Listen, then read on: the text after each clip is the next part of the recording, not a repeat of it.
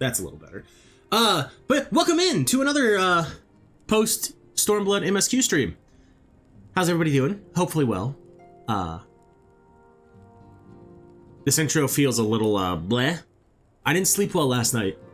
My littlest one is sick, and it's made life hard. Let me stop the music. Not that you will be able to hear it when it hits YouTube because of the way I do things. But let's hop on over to gameplay. Let's just get right into it. Hopefully we're going to get through patch 4.3 today, and a little bit of 4.4.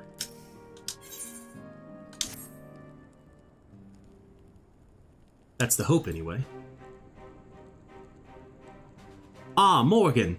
Impeccable timing. We have just received a letter from Lord Morrighan. He writes that the Domans are coordinating their efforts with the Blue Kojin to maintain a constant watch over the Red. By staying on the lookout for signs of crystal hoarding and the like, they mean to nip any summoning attempts in the bud, thereby satisfying the conditions for peace set down by the ambassador.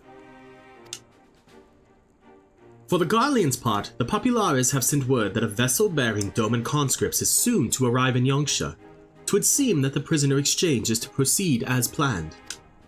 Lord Morrighan requested your presence, and I share his view that you should be on hand at this critical juncture.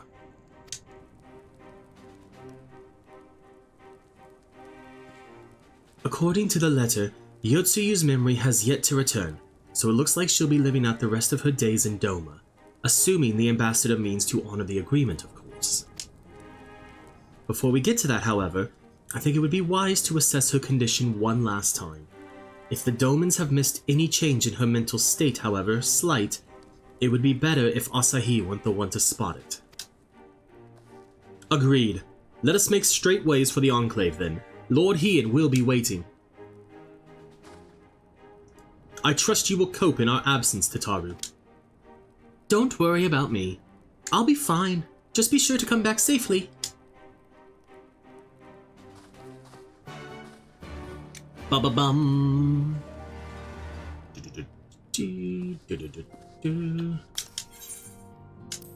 Why are we going this way? We can just teleport to the Doman Enclave. Which is what we should do.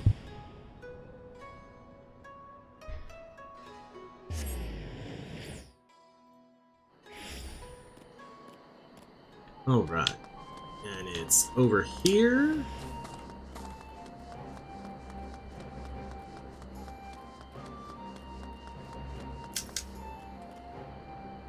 Lord Morrighan is expecting you. May I show you in? Yes, please.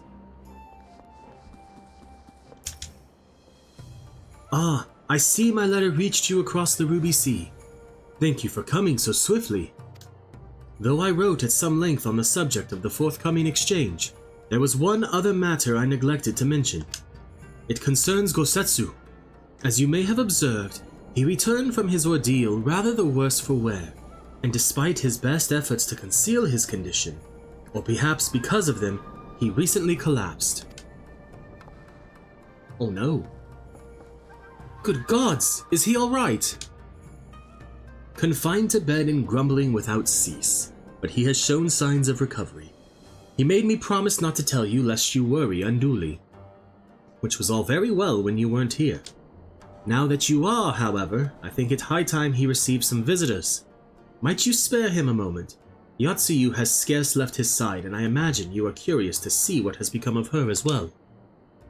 We will visit him at once. Morrighan, Alize, shall we?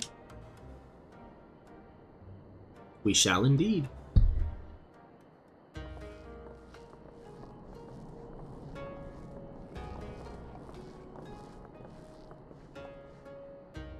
Open wide now. Oh, that's adorable. Please, Tsuyu. I'm not so frail that I cannot feed myself. I grow weary of the taste of gruel. You don't like it? Can I fetch you something else? Aye, wine. Or if that is not wholesome enough, I don't know. A sweet persimmon from Namai? I enjoyed them in my youth. A persimmon. Nay, pay me no mind. I am full. Besides, we have guests.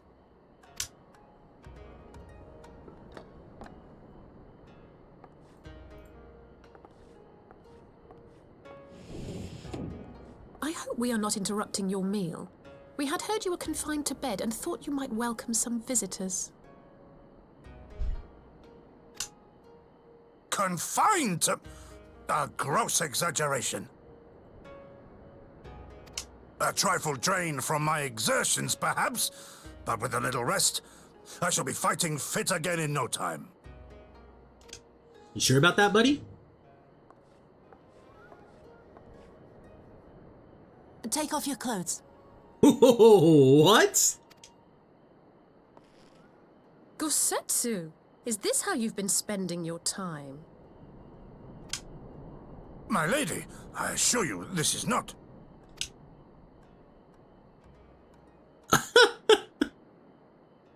Off with them. We need to wash you. You stink. There it is. Alpha, no, you're pushing your luck, buddy, by laughing.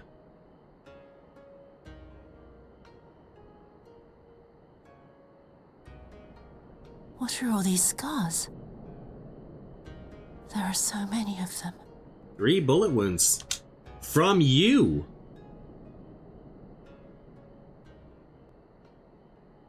A life of battle will leave its mark upon a man. There. Ah, she's remembering.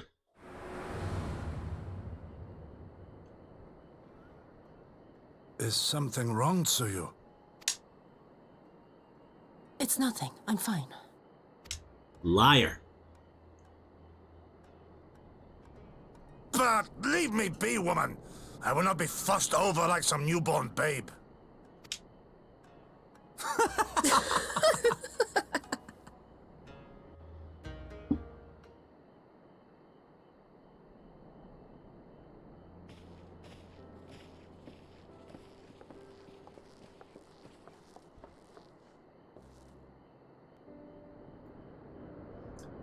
They make a convincing pair, do they not? On first acquaintance, I would think him a doting grandsire, and her a model grandchild. Indeed, had someone told me a year ago that I would live to bear witness to such a scene, I would have declared them mad. That aside, I am relieved to see Gosetsu has lost none of his spirit. But what a turn of events. I mean, for her to suddenly be watching over him. You couldn't make it up. Although I suppose Gosetsu is an old man. With the way he charges through life, it can be easy to forget.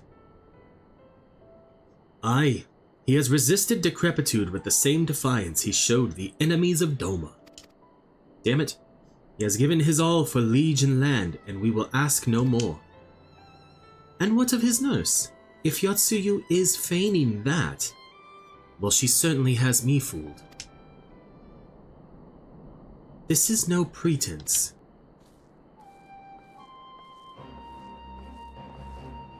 Yugiri, out of all of us, I would think you the hardest to convince. So what makes you so sure?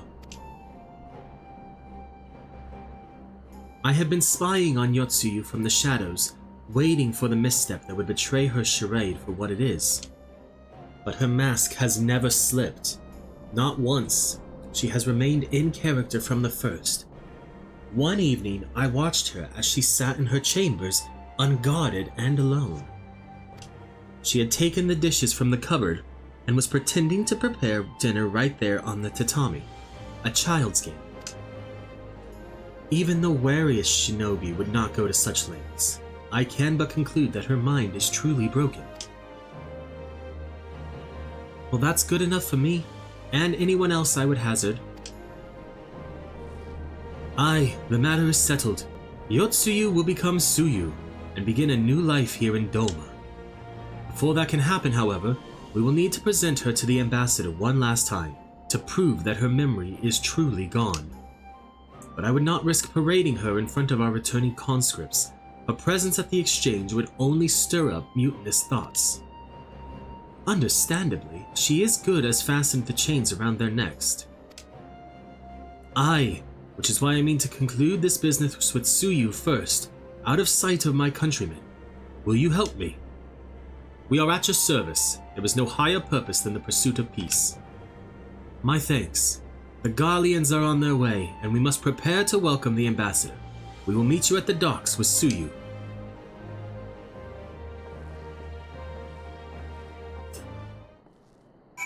I'm not sure, Ian, that it is in your best interest to keep this a secret from your countrymen.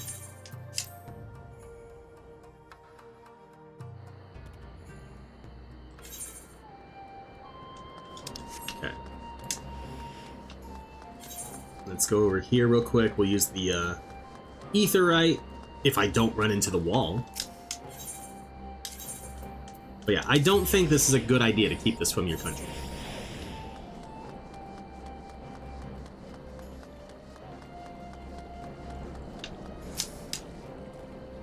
Shall we wait here then? Lord Ian should not be long. That's what you think.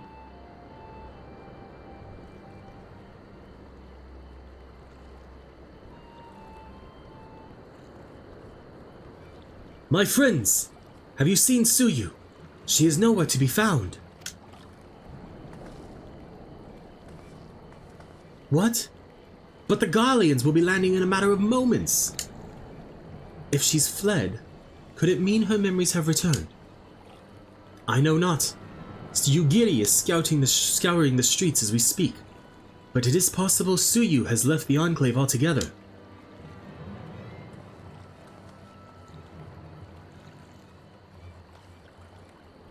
Captain, a word.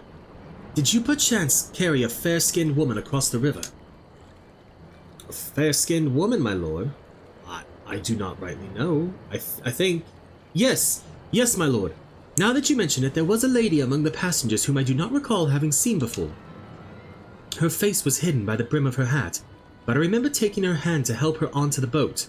White as new-fallen snow it was. Was she someone important, my lord? Have I done something wrong? Wrong?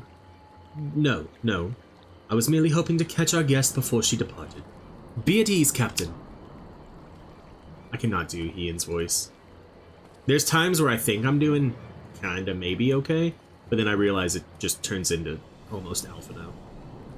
'Twould seem that Tsuyu has crossed the river. Kami, help me. No good can come of this. Alright, we'll take the healer coffer, because I have a healing class at level 70.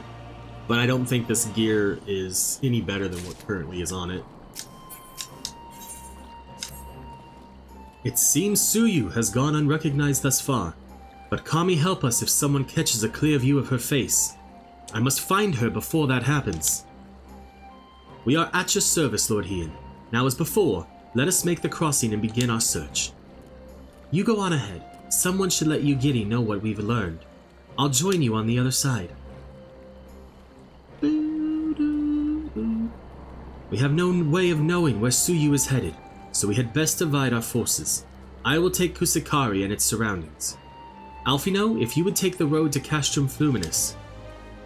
Morrighan, forgive me, but could I ask you to interrogate the residents of Yazuka Manor? One of the Namazu may well have seen our quarry. If everyone is in agreement, let us board the skiff, and hope the Kami smile upon our efforts. I don't think interrogate would be the correct word, though. Like, I feel like that implies a little bit of, like, negative connotations to it. So maybe we say just question. Ask around. See if they saw anything.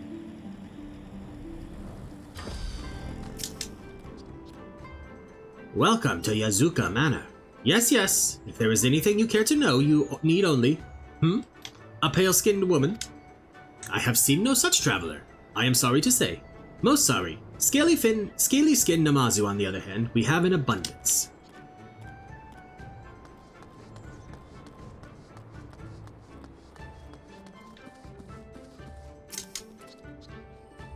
Unusually pale skin? Yes. I saw this woman on the way back from my fishing trip. She had just crossed the shadows east of here, and was heading in a northeasterly direction for the most part. Her steps did not seem certain. If you hurry, you might still catch her. Alright. It's because she's trying to do what Gosetsu said. He said he wanted a persimmon from Namai, which I didn't know was a thing. But apparently it's like a fruit. And from what I gathered in a quick Google search while that cutscene was playing, it's like a mango, sort of. Maybe?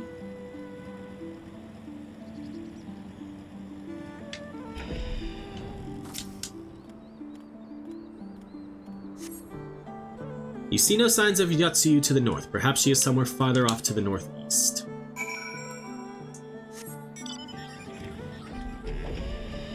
Bum-ba-ba-dum-bum-bum.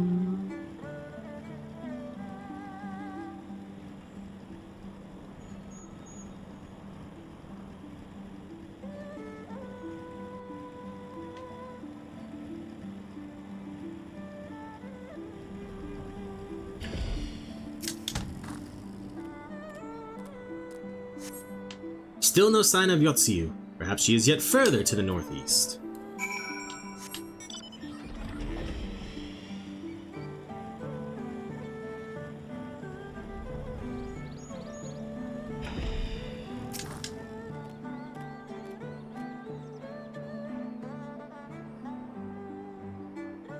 I think this one triggers the cutscene. Nowhere to be seen, but lying on the ground a short distance to the north, you spy a familiar-looking, wide-brimmed hat.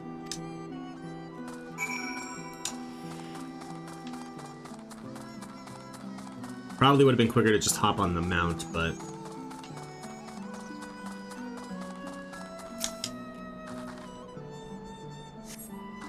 cursory glance is all that is required to confirm. Yep, it is the same hat Tsuyu was wearing when you found her in Sakazuki. She wanders into the village.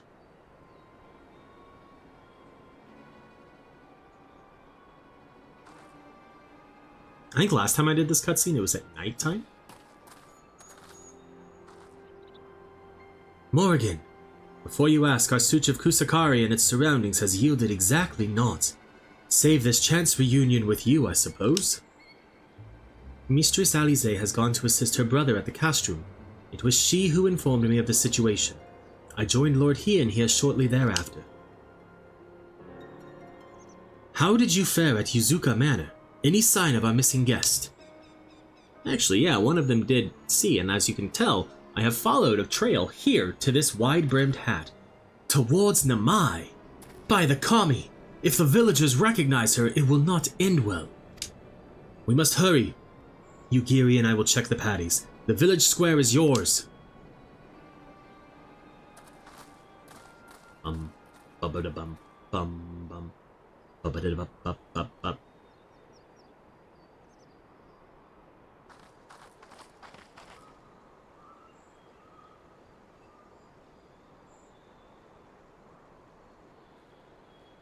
Oh. Greetings. Might I have one of your... Wait! Please! I only wanted a persimmon.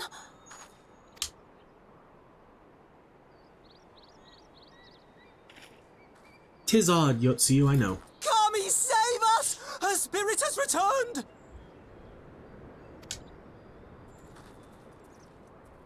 She's back from the dead to seek her revenge!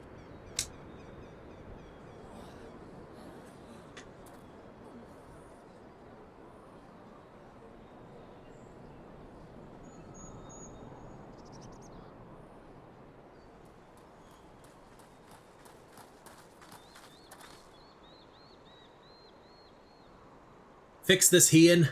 Fix it!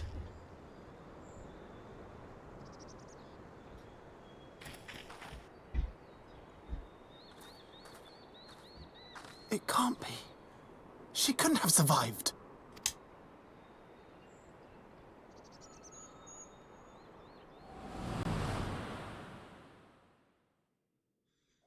More flashes of her memory. What did I do? As if you don't know! She doesn't, Issei. Good people of Namai, be at ease, I pray you. You have naught to fear.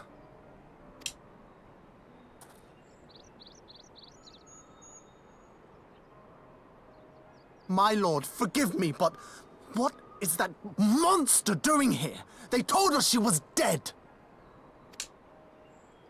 I too was surprised to learn of her survival. More even than you, I would hazard. 'Twas I who cut her down, I who left her to her fate. But it would seem the Kami had other plans. By some miracle, both she and Gosetsu were spared when the keep collapsed, though Yotsuyu's preservation came at the cost of her memory. You're saying she's forgotten? Forgotten everything she's done? Aye. Lies! Lies! My lord, she would say anything to escape punishment! What does it matter? We have not forgotten her crimes, and we demand justice! I beg of you, Lord Hien, draw your blade and rid us of this canker!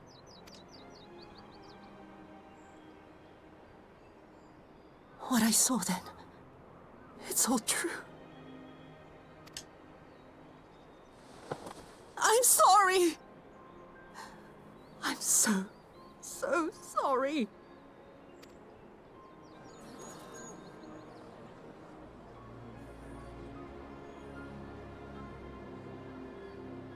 You're sorry? And what?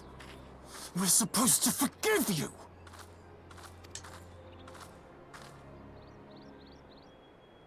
Here, there's no need to cry. Fucking course it's the child who sees, like, the truth.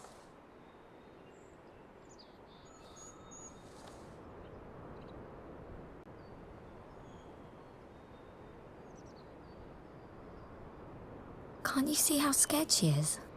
How can you be scared of her? She's not the same.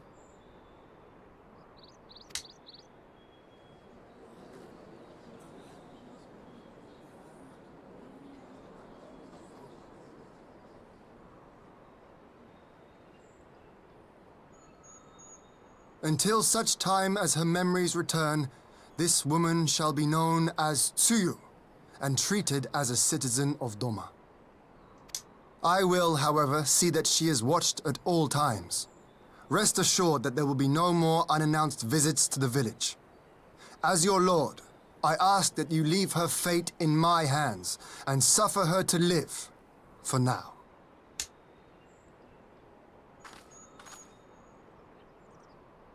Please, Issei.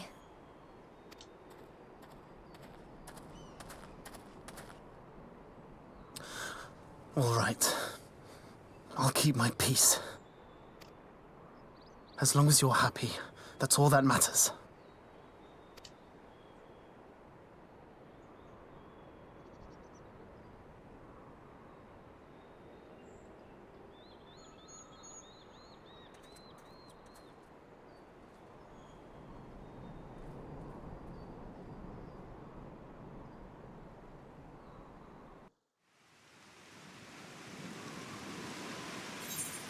Is it raining now? Critical hit. Anything that has... yeah, we'll take it. It's not exactly what I wanted, but... it's not terrible either.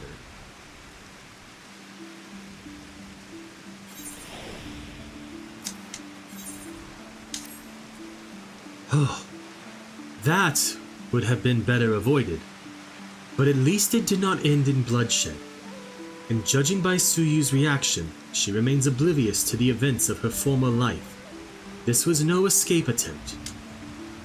Nay, it seems it was an offhand request of Gosetsu's which brought her to Namai. She came in search of a personal. Huh! And they say fruit is good for the health. I do hope Gosetsu finds the taste to his liking.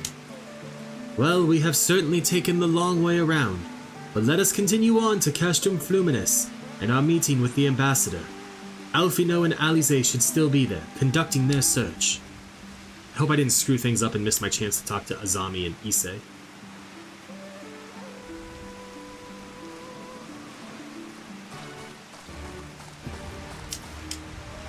I'm not scared of her. Not anymore.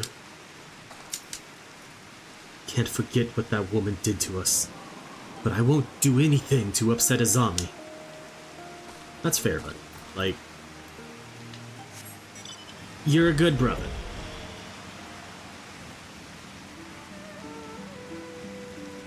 Doing your best to figure out how to work in a world post being an orphan.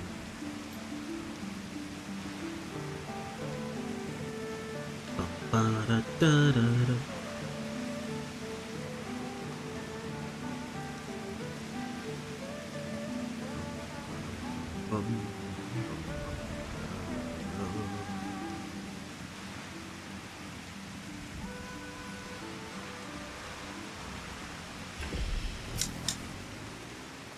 It seems our Imperial guests have already arrived.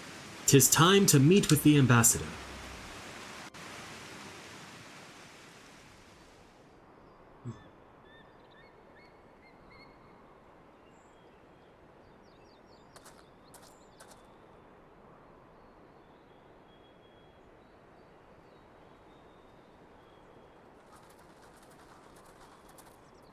Now it's suddenly sunny. And I bet you when we get out of this cutscene it'll be rainy again. What a pleasure it is to see you once more, Lord Hien. Not to mention my dear sister.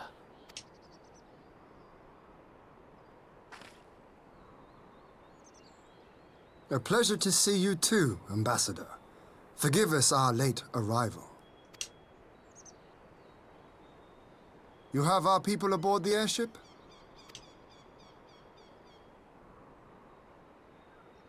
Exactly as agreed.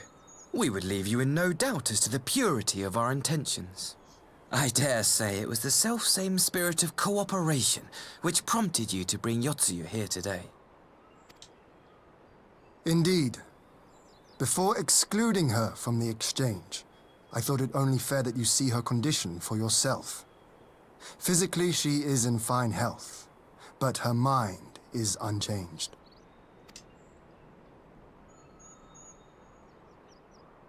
So I see. God, I hate his smirk. But all need not necessarily be lost.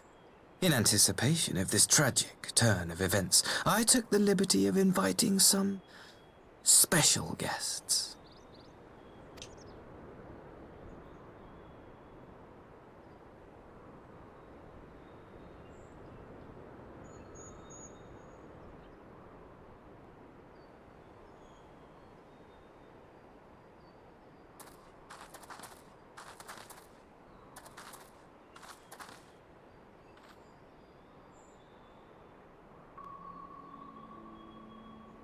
Ah, Yotsuyu. You look, well. Fucking asshole.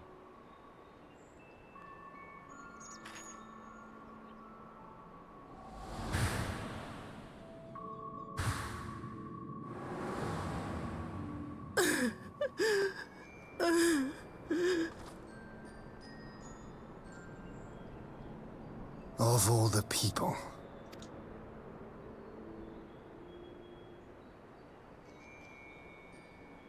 Is something wrong, dear sister? These are our beloved parents.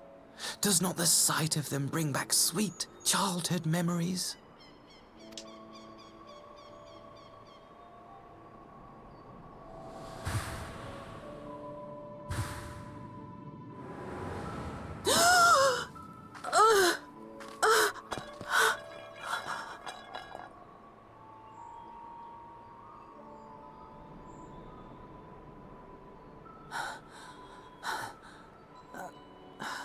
Gosetsu.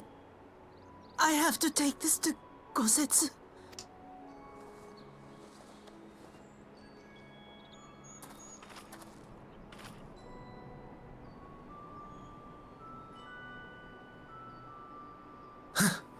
It would seem my little surprise was not sufficient.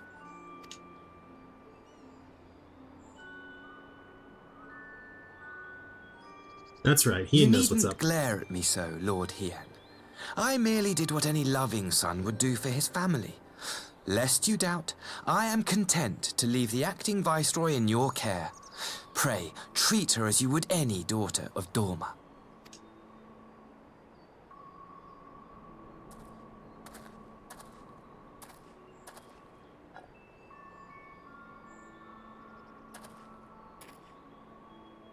Do not grow too fond of this place, dear sister.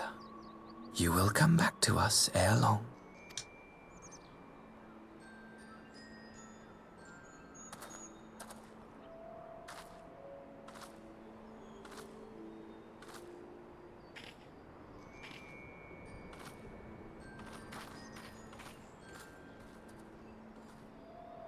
We continue with the exchange as planned, then. Very good. The structure across the river should serve our needs. We shall await you there with the conscripts. If you would bring your captives. Agreed. Until then, Ambassador.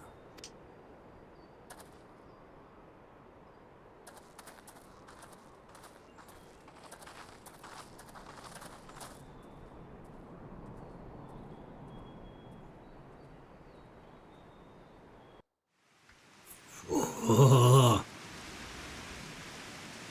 I cannot stand him. And they do a very good job of making you not like him. I knew better than to trust Asahi, but that was a dirty trick.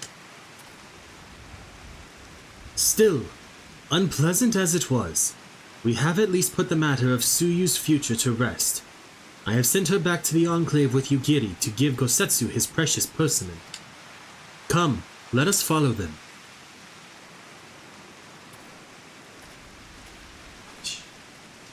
You have that look, Alfino. What is it? Oh, nothing of consequence, most like. We can discuss it upon our return. Take the mirror away from her, boy. Do it. You know what the mirror is. We should pay a visit to Gosetsu and reassure him about Tsuyu's fate. He will want to know that the Empire has finally relinquished its claim on her.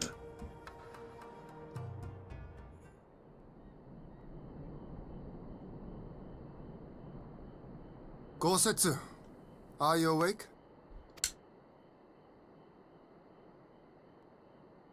My lord, come in, come in.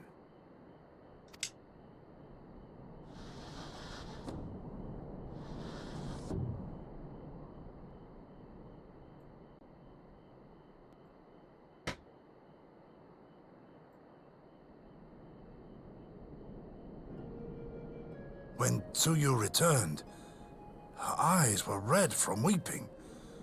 She spoke not a word, simply sat and peeled some fruit she'd brought for me.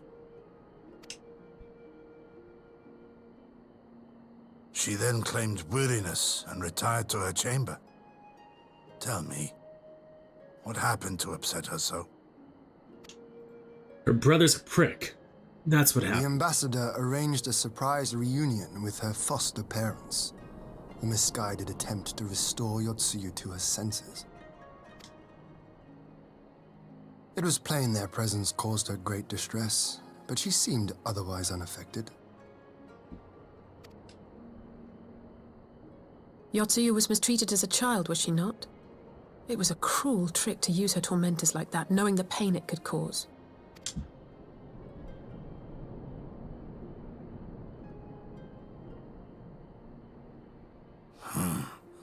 I like this Asahi less and less. Agreed. Be that as it may, he has agreed to allow Yotsuyu to remain with us in Doma. Our primary concern now is to hand over the prisoners without incident and bring our people safely home. There was one other detail at the meeting which caught my attention. I assume you all noticed the rather suspect crates within the castrum. The Imperials were quick to retrieve them afterwards, but I wonder...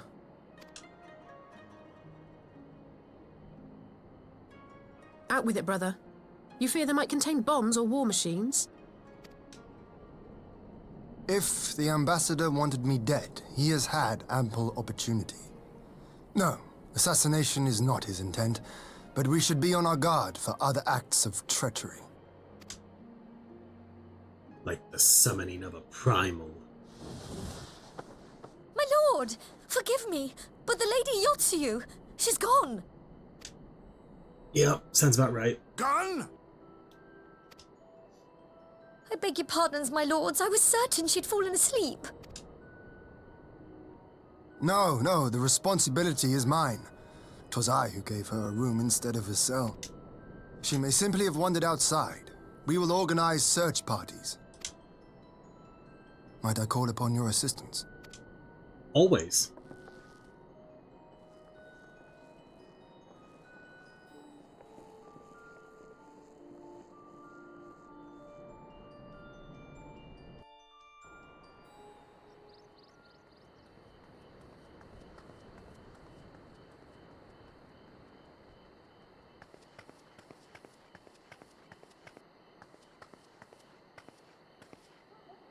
Help! Help!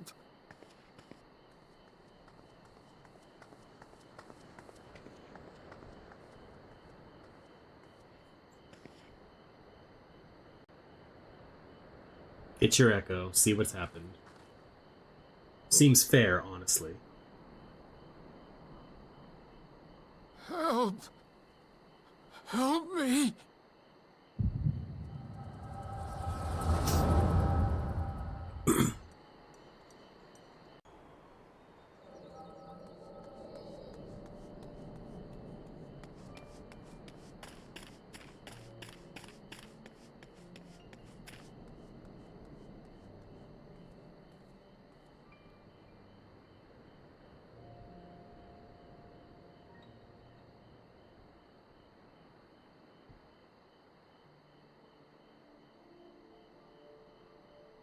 If only I hadn't remembered.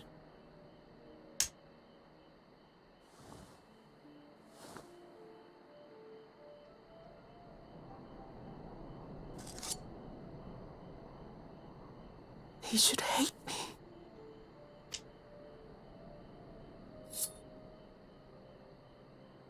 But I will not suffer his kindness. Not after what I did to him. It's unfortunate, honestly. Who's there? It was such a good character arc for her. Oh, it's you. What are you doing out here in the dark?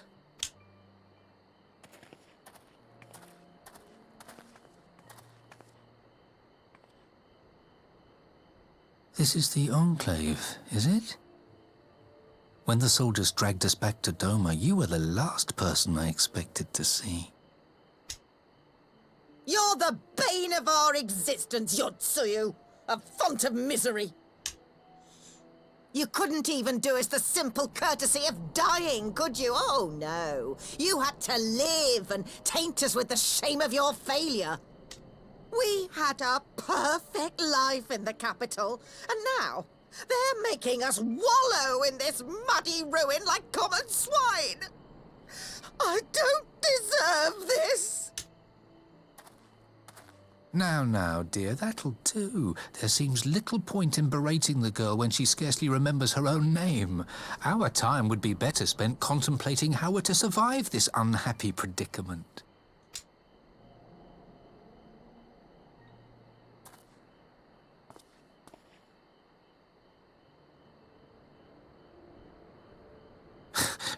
You've kept your looks, at least.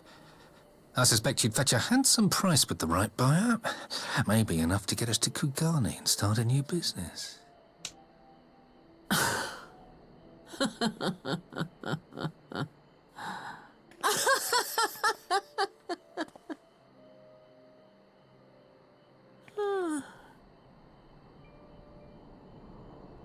Ah, my beloved parents. No sooner do I wake from gentle slumber than the world returns in all its cruelty. Yes, this is how it always was. How it was meant to be.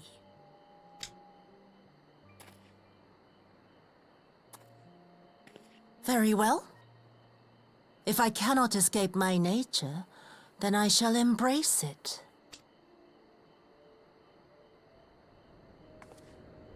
To the very depths I have sunk, my soul steeped in spite and rotten to the core. The self-righteous hide behind justice, but I need no such mask. Father, Mother, was it not you who made me into this monster? Who taught me the truth of this miserable world?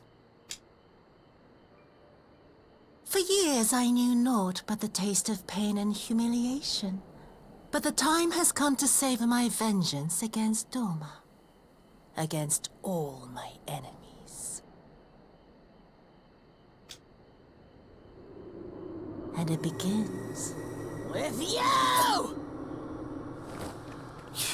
Tsuyu! What?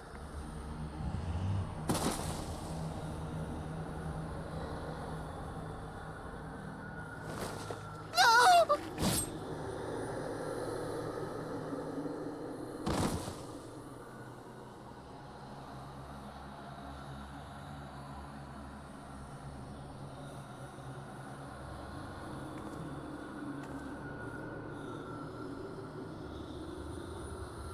Honestly, deserved.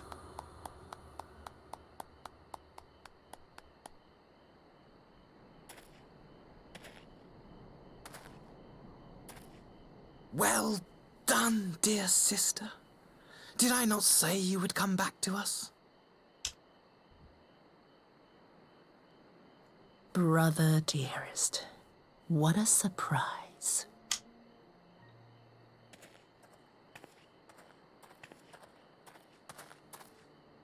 You always were a cold-blooded little worm. I doubt you thought twice about sending our parents to their deaths. Your dagger yet drips with their blood, and you presume to judge me? To be frank, I didn't think you had the strength to slay them so cleanly. A single thrust each. I'm impressed. But surely you can't be satisfied with murdering a pair of doddering elders. You yearn for a deeper vengeance, and the power to see it through.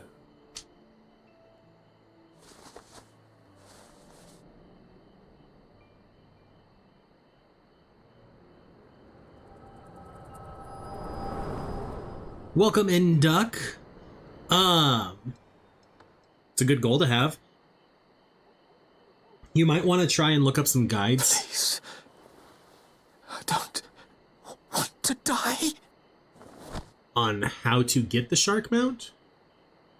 Because I do know it took me a little while. Like my character, my fisher.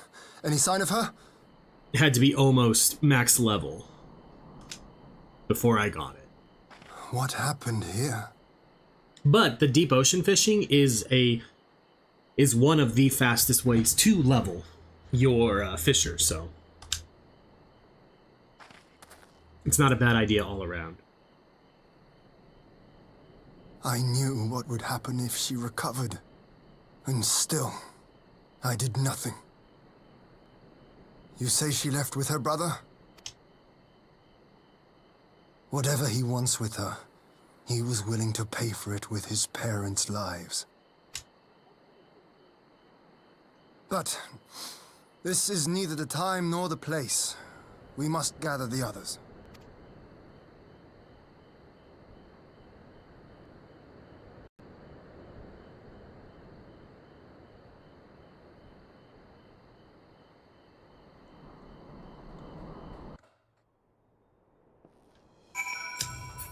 Bring back the webcam.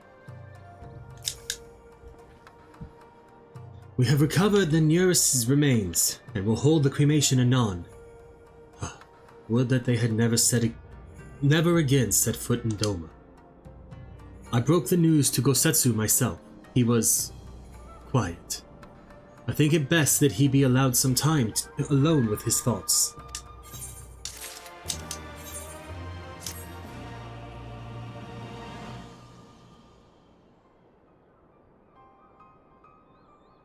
So, my friends, that which we feared has come to pass. Tsuyu has regained her memory and returned to the Imperial fold. It is, by any measure, a cruel twist, not least for Gosetsu, but one which does not invalidate our agreement. According to the terms of the contract, we were bound to surrender Tsuyu into the Garleans' hands should her condition improve prior to the hour of exchange.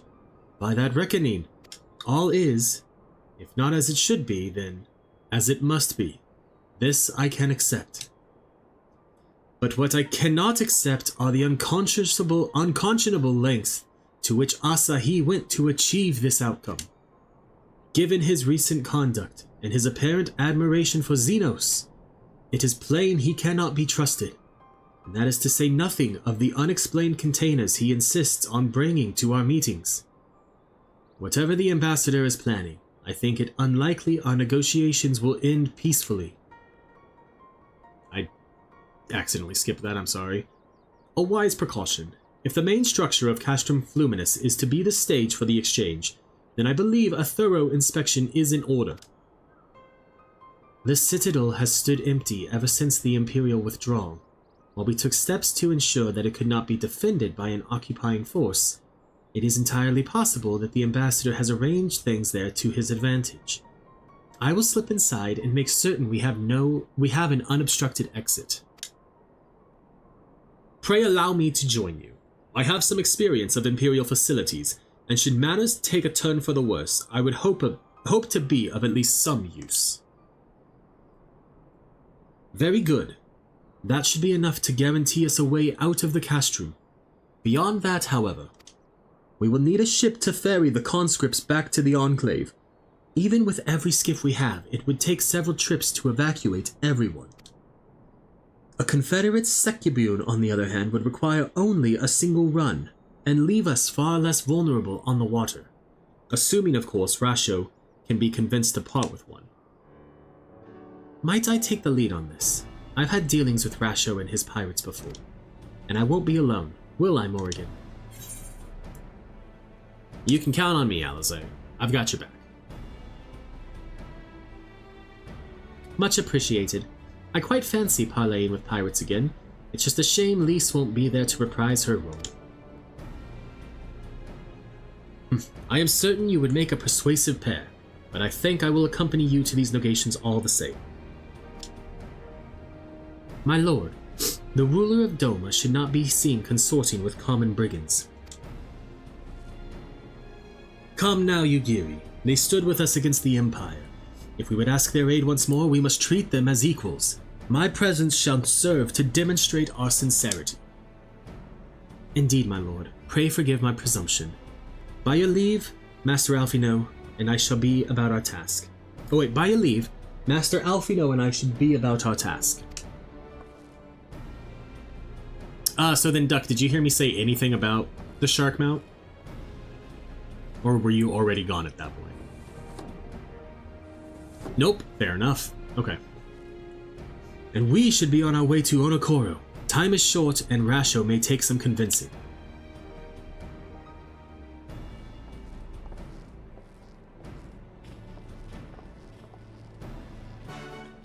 Basically, what it boiled down to was look up some guides on it, because it's not as easy to get as you would think. It's also, it's not incredibly difficult. That's fair. But it is a little involved. Like my fisher on my main was, I think, pretty close to level cap before I unlocked it. And now granted, I didn't look anything up for it. Like, I just knew that you had to get like 10,000 points or higher. Why did I go here? That was the wrong teleport.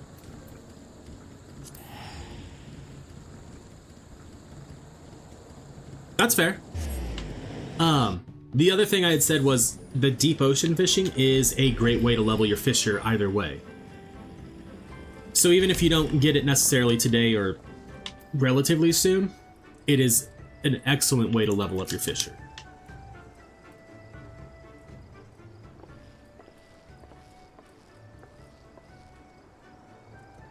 Now there is a face I did not expect to see.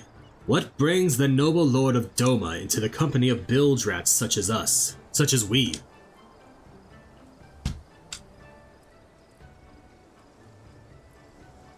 If you've come to offer Doman chains in place of Garlean ones, then I'm afraid you've wasted a trip. MGP gambling for a minute? That's fair. The gold saucer is a ton of fun. And what fine subjects you would make. With your fleet at our disposal, our restoration efforts would be hastened tenfold. But let us speak seriously. I stand before you not to demand your fealty, but to request your aid once more.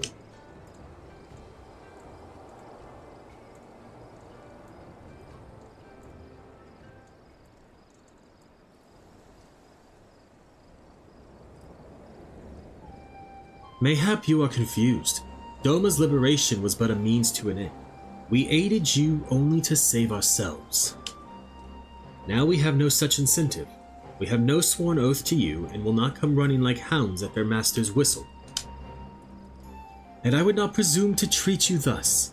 I come to petition your cooperation as an ally of equal standing. Equal standing, you say? Seems a bit lopsided to me. Where's the profit for us in all of this? Profit? Must you always think in such short-sighted terms? Have you ever heard of doing the right thing?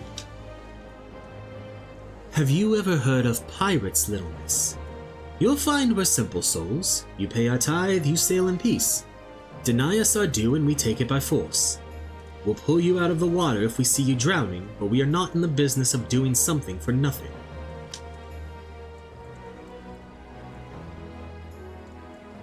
Calm yourself, Mistress Alize. We did not come here to moralize, we came here to talk, and there is more to be said. According to records recovered after the liberation, relatives of your Doman-born brethren were among those conscripted into the Imperial Army. And as you may be aware, we recently negotiated the return of said conscripts. Many, alas, will arrive to find no families waiting for them, no homes to grant them shelter. I would ask that you offer them a place in the Confederacy. You would not be rescuing strangers, but welcoming brothers and sisters into your ranks. And has not the Confederacy been in need of new recruits? I mean, it's not a bad idea, boss. What do you think? You seem well informed of our affairs, Lord Hien. The losses we suffered at the Garleans' hands are no secret. But since we drove them out of Doma, the Ruby Sea has come alive with traders and travelers. So many vessels to tax, so few pirates to tax them. We could do with some more hands on deck, and doubly so if they're familiar with the inner workings of the Empire.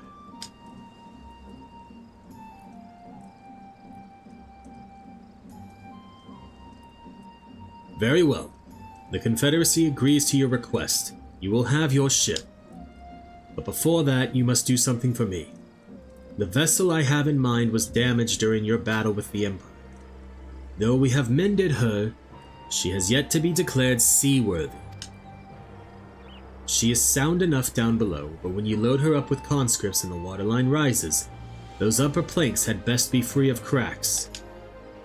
Assuming you want your people to stay dry, you will do me the favor of swimming around the hull to check for weaknesses. That is, if Doman lords are not averse to getting their robes wet. Not this Doman lord. If we each inspect a third of the ship, it shall be done in a trice. That is the spirit. The ship is moored at Quickscape Pier.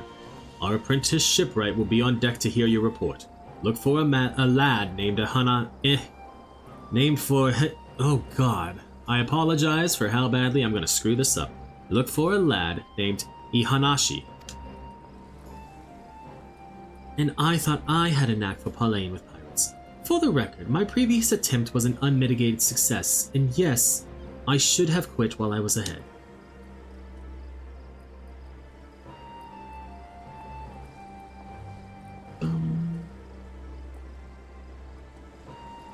Well, I thought the room was exaggerated, but the young lord lives up to his reputation.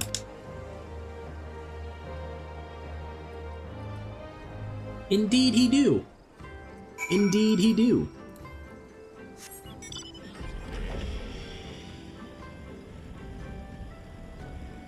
I gotta inspect the hull.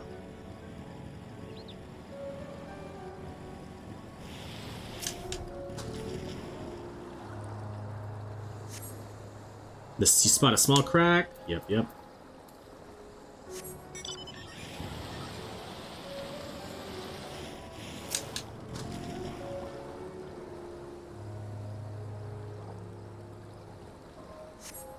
No signs of damage there. Back on the motorcycle, up and over.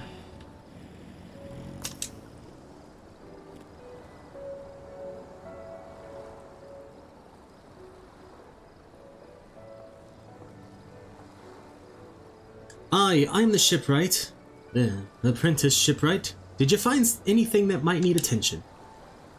The section I inspected seemed solid enough. I found one cracked board up on the front. On the port side near the bow, you say? Yes, I definitely said the ship positions. Alright, I'll have a look and see what I can do. My apologies. I seem to have lagged behind. I could float in that gentle sea all day. Otherwise, I am happy to report no visible cracks or holes in my section of the hull. You're Lord Ian. The captain sent you to inspect the hull. Kami, have mercy. Forgive us this discourtesy, my lord. Huh, 'tis quite all right. I rather enjoyed it. I take it you are of Doma. Yes, my lord. The Imperials took my father away after the uprising, and I had nowhere else to turn. The Confederacy became my family. But someone told me they're releasing the conscripts now. Maybe my father will be among them. Not that I can go back. There's no leaving once you've joined. How fares our lady? Is she seaworthy? Captain, we found a small crack in the port side, but I'll have it fixed before you know it.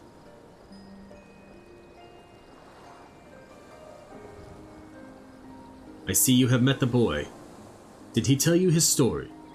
He babbles when he is nervous. Should his father be among the conscripts as he hopes, I mean to give him the choice to leave this life.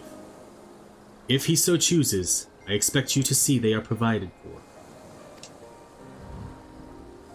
I have heard that those who joined the Confederacy forswear all ties with kin and homeland. Is that oath so easily put aside? If I allow it. I see in him the lad I was 25 years ago. You say the words, you mean them, but the yearning for home still lingers. My family is long dead, and I know this life is my lot, but he has scarce dipped his toes with us. If there is a life for him in Doma, he should have the chance to live it. Well said. The Empire's conquest has uprooted many and more, be it in Yangsha or out on the Ruby Sea. We have a duty to ensure that Ihanashi and others like him are free to dwell where they desire. Then the matter is settled. I will make preparations to cast off. Well, my friends, it seems we have our ship. Let us return to the Enclave. Okay. Back to the Doman Enclave.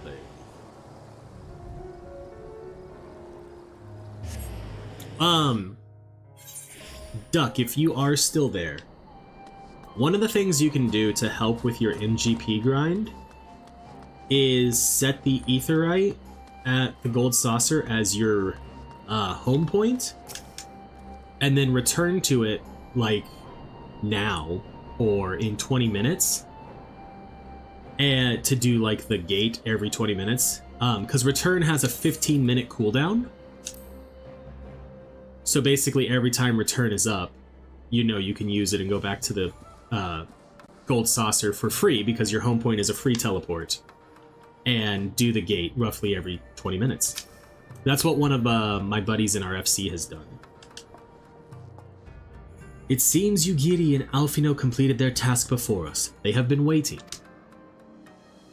We scouted the structure and determined the swiftest path to safety. In the event of hostilities, we will lead the conscripts outside with all possible haste.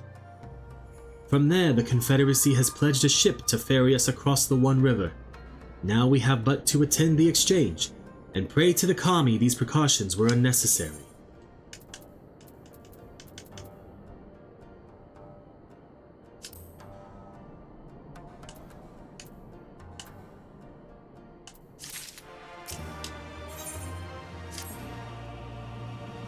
While we were putting our contingency plans in place, I left Hakuro in charge of organizing transport for the Imperial prisoners. He will see they arrive at the appointed hour, leaving us free to rendezvous with our Confederate allies. Come, they await us on the riverbank not far from the castrum. Sounds like a plan.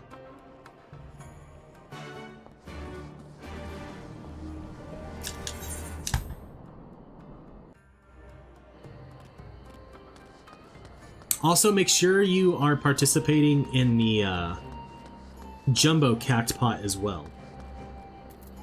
I mean, it is literally like real life lottery, so the odds of winning it are small, but you can put into it up to 3 times a week. Oh, you do, that's right. Fuck, I forgot about that. I mean, it's not that big of a deal to travel back to your home planet every Saturday night to check it. But it makes sense that they would limit it to your home planet, otherwise you could go to every world and get 3 new chances on every single world. And greatly increase your odds. What am I doing? I don't have the ability to go to the One River yet from here, but I can go to the ferry docks.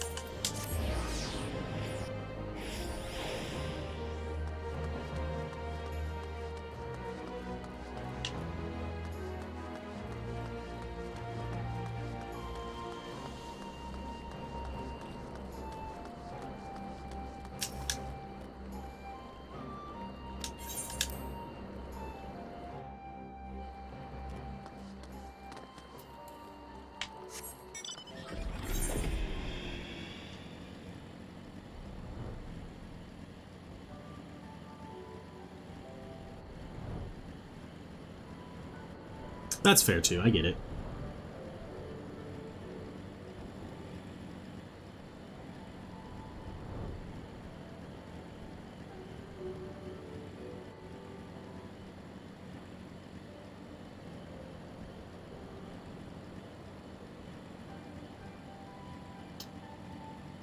We're getting close to the trial for this patch.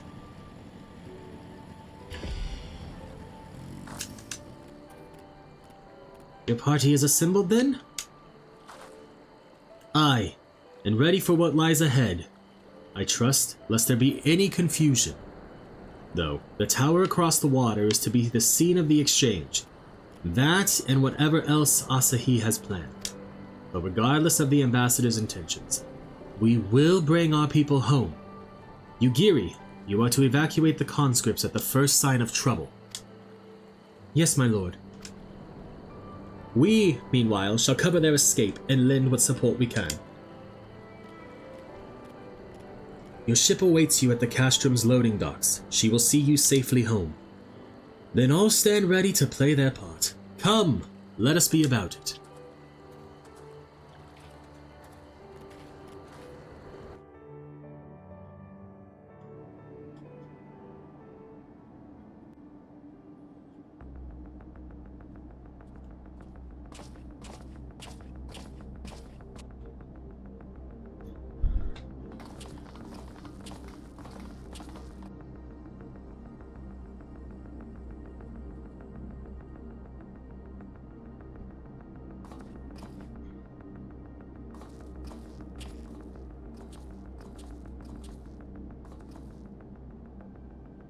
At last, the hour has come.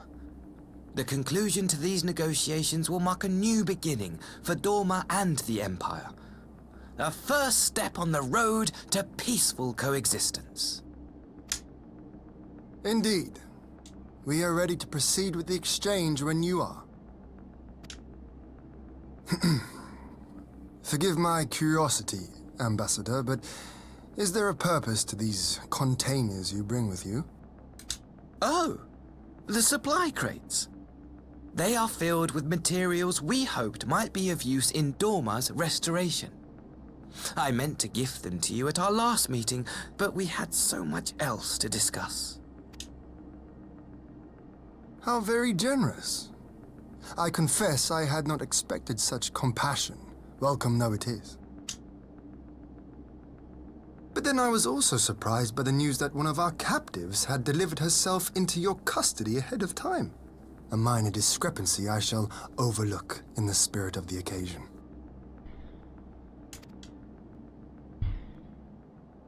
Are you perhaps referring to me, Lord Hien? And she's back. Tsuyu. Orphan of the Nairi, widow of Sashihai, and acting Viceroy of Doma.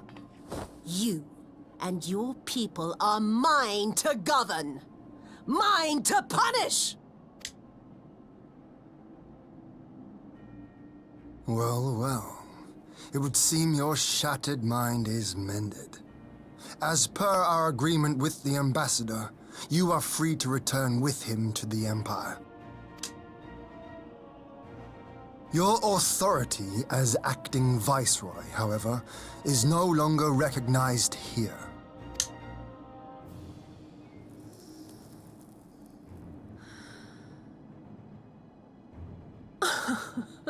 My position is not for you to decide, little lordling. All who resist the rule of the Empire must be purged. Such was the order given to me by Lord Xenos himself.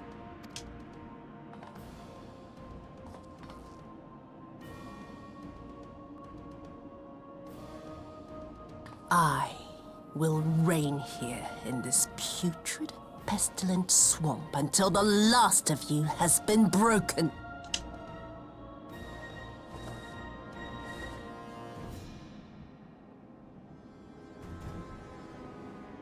This land shall know no dawn.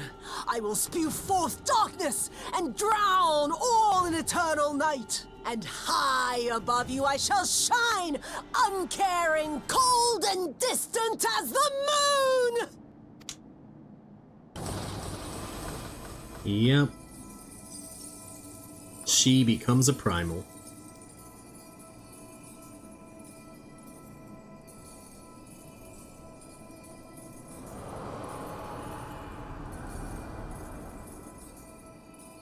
What has she done? Oh gods, this is a summoning.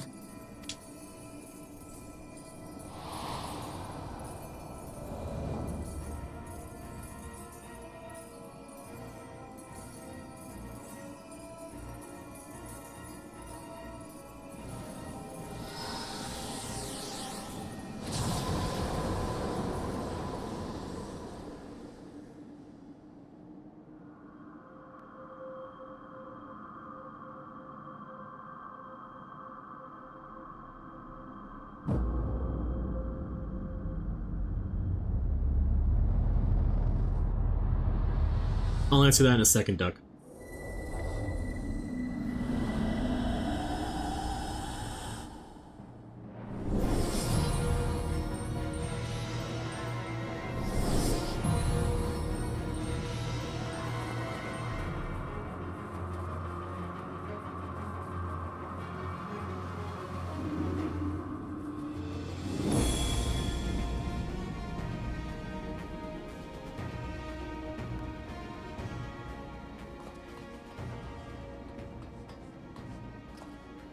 A Doman citizen has called forth an icon in direct violation of our primary agreement. The negotiations have failed. Abandon the captives and make preparations to withdraw. I love this part because I remember, like, because of things that happened with Maximus, I think he realizes here how fucked up the Empire is. But Ambassador! Disobey me, Pilus, and you disobey the Emperor. Make preparations to withdraw! Now! As you command.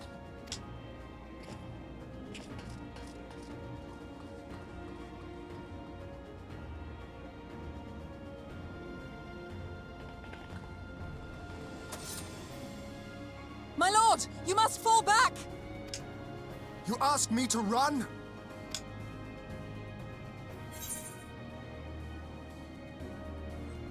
Strategic withdrawal. Spare my pride, would you? I know this foe is beyond me. The field is yours.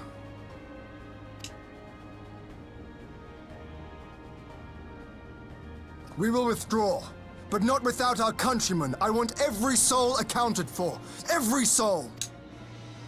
My lord.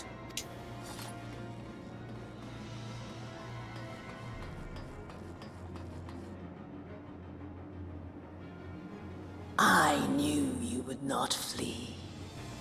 I see now the strength which flows from that baleful light of yours. But I am become Tsuyu, goddess of the moon and divinity of night. What power can compare to such celestial majesty? I shall plunge all I despise into darkness. And within that black abyss, even your light shall flicker and fail. Come, let us cast the stalks and look upon the fate of Doman. I see a future in which the sun sets on this wretched land. Once and for all! She is, in my opinion, not the hardest trial, but just from personal experience, first off, you're right, she does look so cool. One of the harder trials in this game. Mostly because the first 2 times I ran it, parties I ran with wiped at least once. As for your question about 2 Black Mage quests, is it the level 45 quests?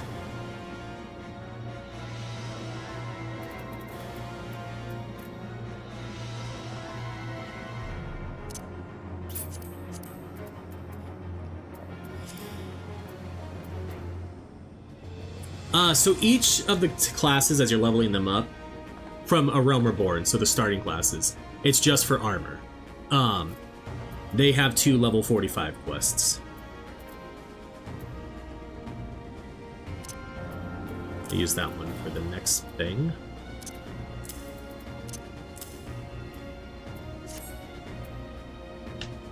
And now we wait for this queue. Which hopefully doesn't take too incredibly long. Because this is something, unfortunately, you can't run with a trust. Because it's innate.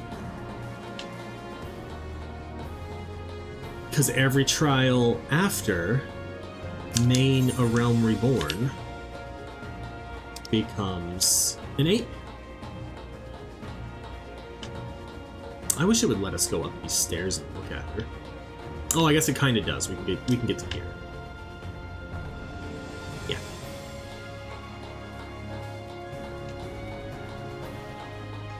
The hardest, like, normal trial that isn't an extreme or savage, I think that goes to the post-game trial of Shadowbringers.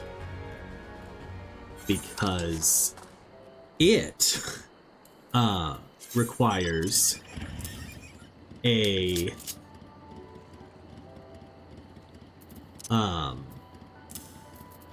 tank LB3 and has like a quick time event where if anybody fails it, the whole party fails and it's a wipe. Oh, there we go. Woo! Okay, let's put a marker in there. Q pop.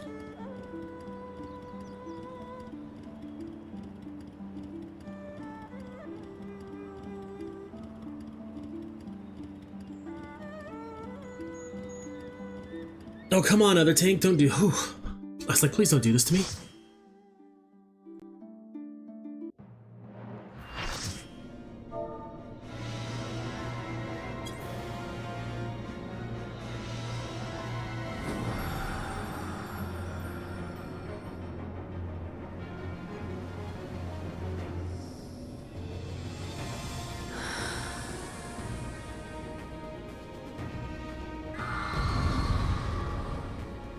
Have they already stand still? No. Alright. Then I will. Oh, it's going to be a long night.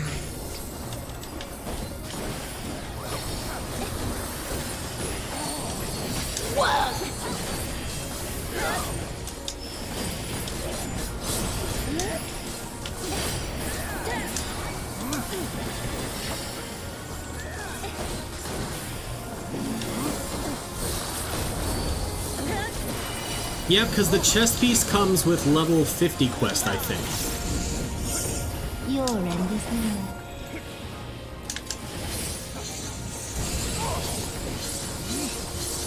Well, that was unfortunate.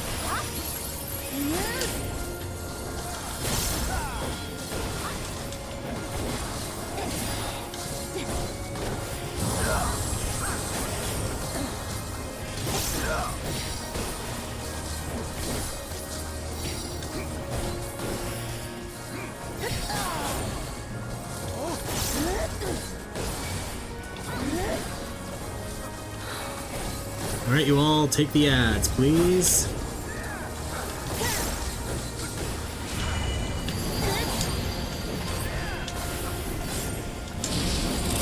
That's the mess.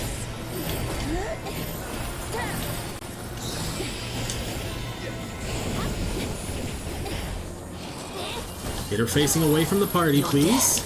Will be all the sweeter. And here we go. Ad phase.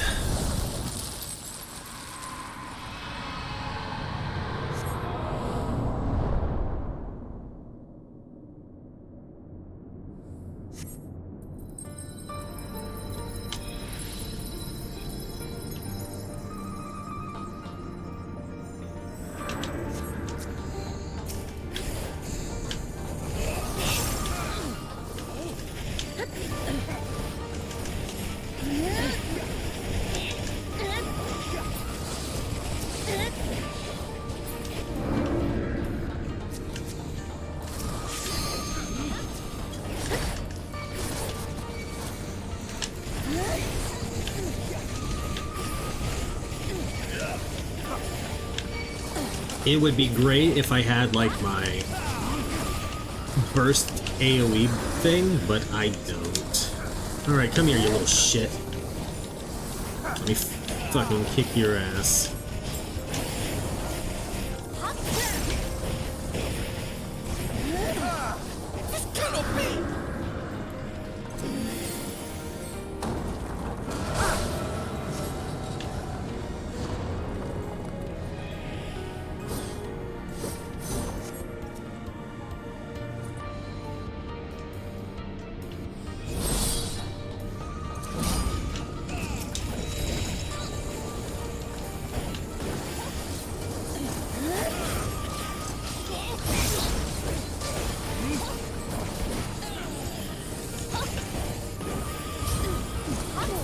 Alright.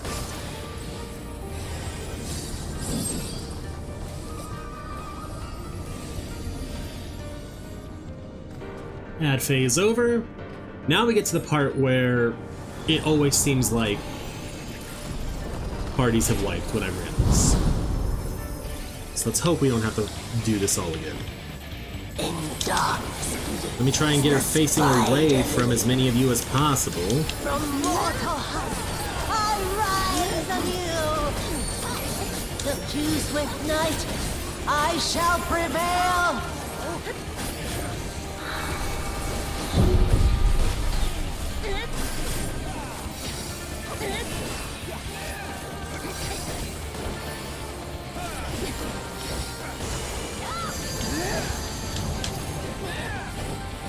I need to swap sides. Beg the mess.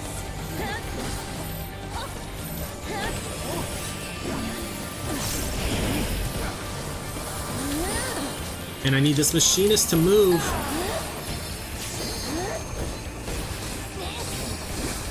In moonlight's chill, shine petals pale. Like they are standing right where they're gonna get cleaved.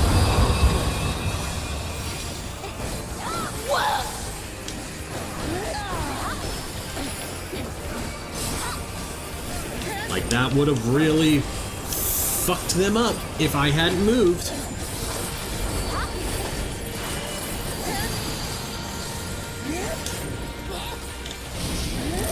Beg for mercy.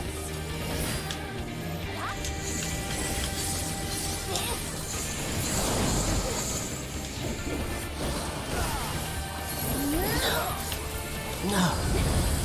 Not yet. Not yet. Okay, we're in like phase 4 now. Multi-hit tank or multi-hit stack marker.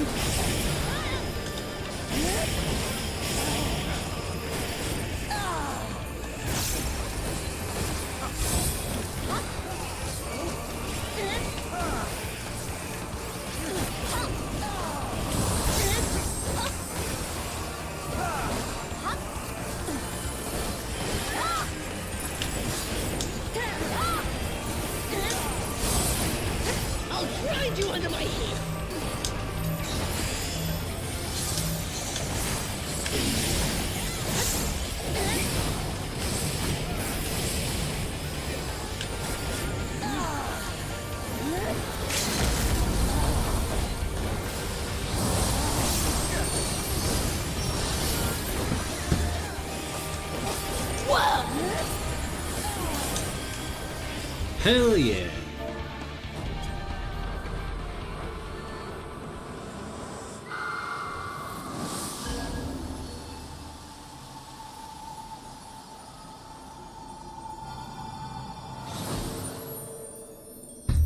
And they let me main tank it even though they knew it was my first time.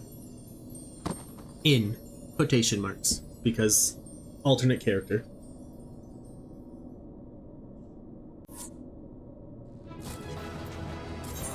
I will give it to healer.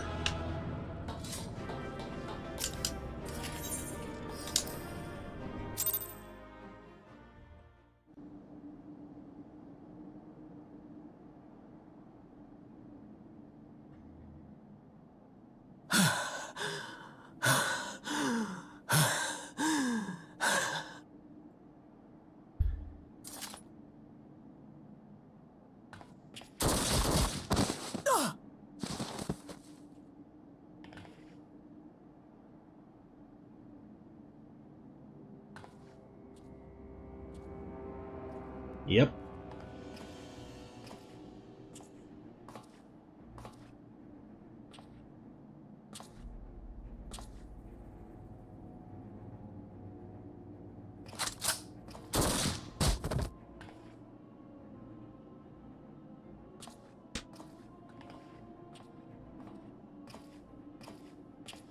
God, I can't stand him. You really must learn to finish the job. 'Tis true that a gaudy mirror and a handful of crystals make for a feeble summoning. But even the weakest icon is a god of sorts. A threat that must be put down.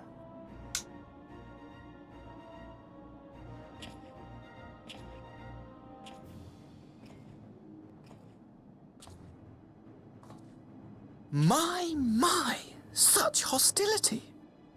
These beings are the sworn enemies of the Empire. I merely did my duty as an Imperial officer.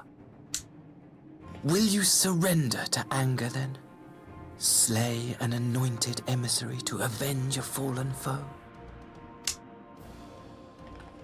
Ha! You cannot, of course! To do so would burn the bridges we have labored so hard to build. Oh, but I'm forgetting. They're already ash. This Doman woman has seen to that. The Empire cannot ally itself with any nation that refuses to renounce summoning. I believe I was most clear on that point.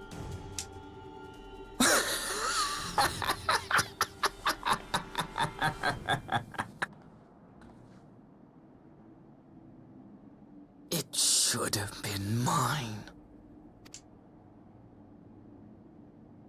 The power he bestowed upon her. I should have been the one to govern Doma. I would have repaid his faith. No one alive loves him more than I! Instead, this harlot betrayed his trust. Useless piece of filth! Worthless whore!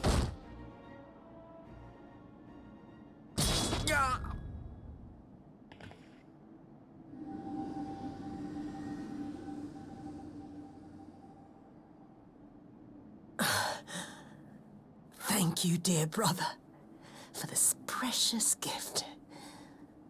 Vengeance.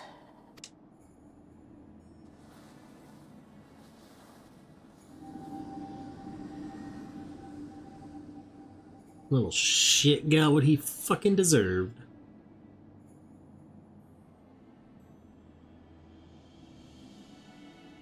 These people, our people, they ignore the corruption which festers beneath the surface. Cast aside that which is dirty and broken. Speak not of things which would disrupt their dreary little lives. Sounds good, Duck. See you in a bit.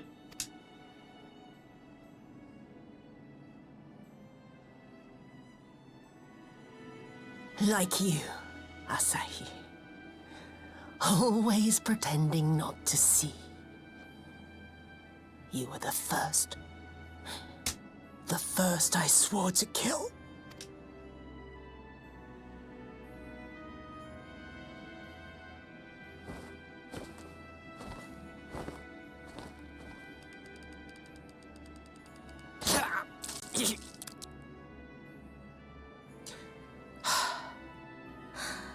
Such bliss. I had thought my hunger insatiable. But now I am satisfied.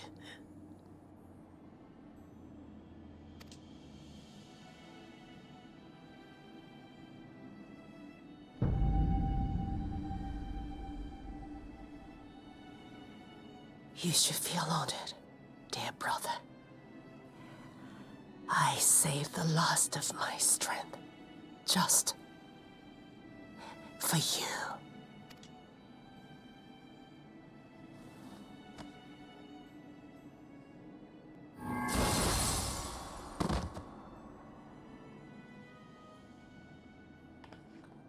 And honestly, from the Warrior of Light standpoint, I think she's very happy that Yatsuyu did it, because she was going to. She absolutely was going to. What's the matter? The Witch of Doma will soon be dead.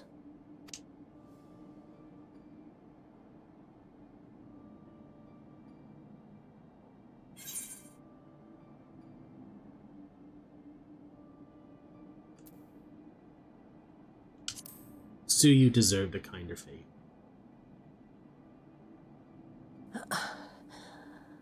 Her happiness was never to be. Not in this world.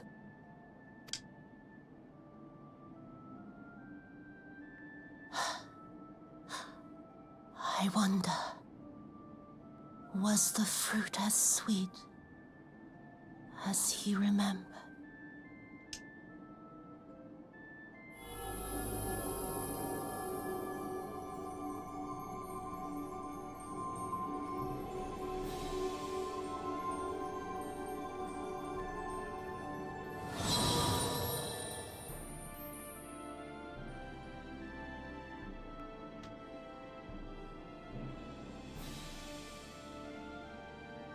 It was such a good story for her. It still sucks. And it still hurts. Xenos.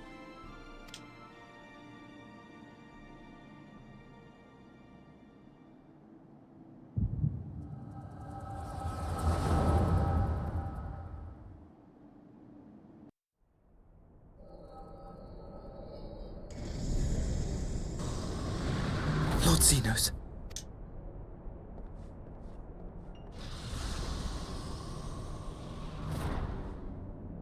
I am at your disposal.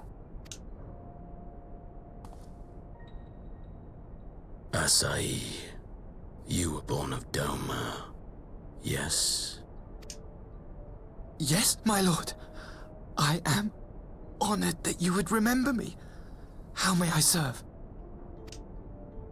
You are hereby appointed Ambassador Plenipotentiary, and empowered to speak with the voice of the Emperor. Return to your native land of Doma, and announce your intention to sue for peace. For peace?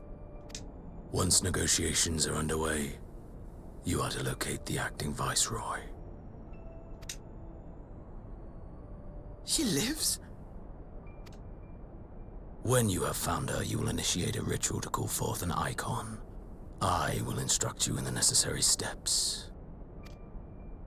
Your Tsuyu's faith is unreliable, but as a child raised to believe in the Kami, she will serve as a vessel for one of the Kojin's gods. She need only wish it to be so.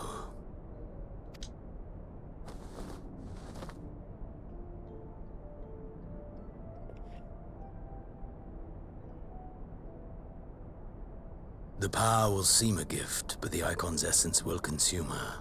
She will be no more than a husk, a slave to whim and desire.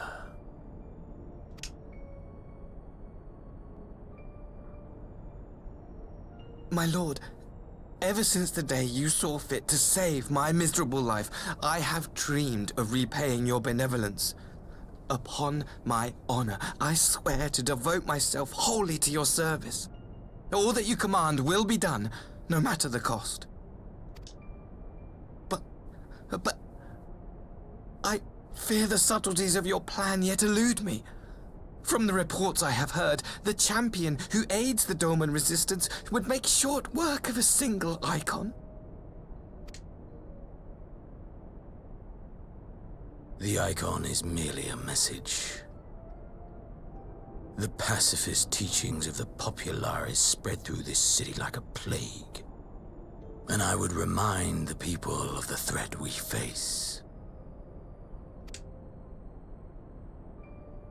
You will be my chosen agent. The hand which tolls the warning bell. The salvation of this world will not be won through the signing of treaties.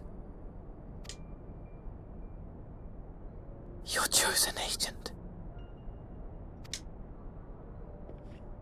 I will not fail you, my lord.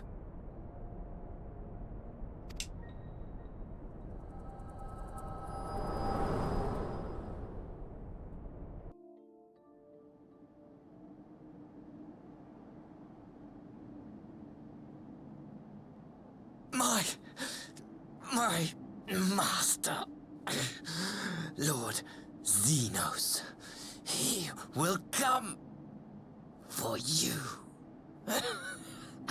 I mean, my sister Folly hopes he will. But she might spell that word a little differently. She might use a U instead. You have prevailed, I see.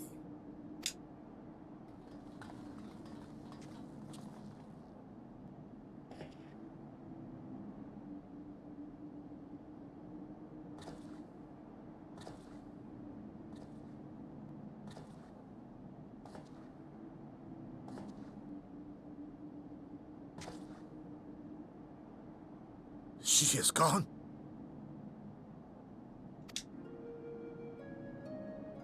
Wherefore did the Kami spare us, only to inflict this pain?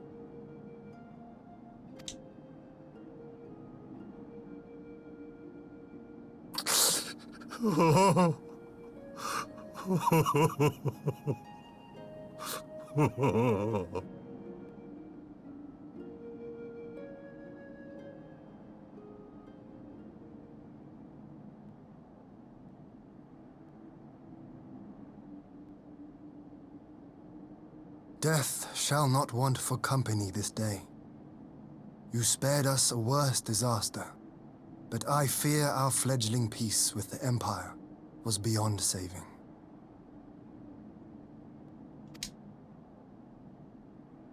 Lord Hien!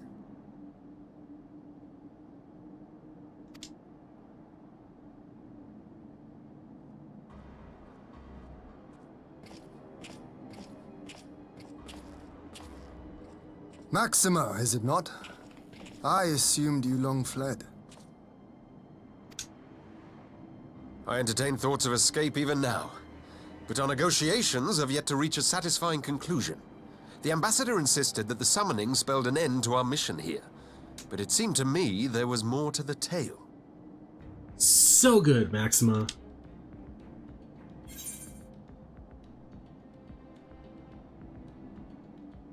I saw a vision of Asahi's plan, or plot, or whatever it was. I have heard tell of this power you wield.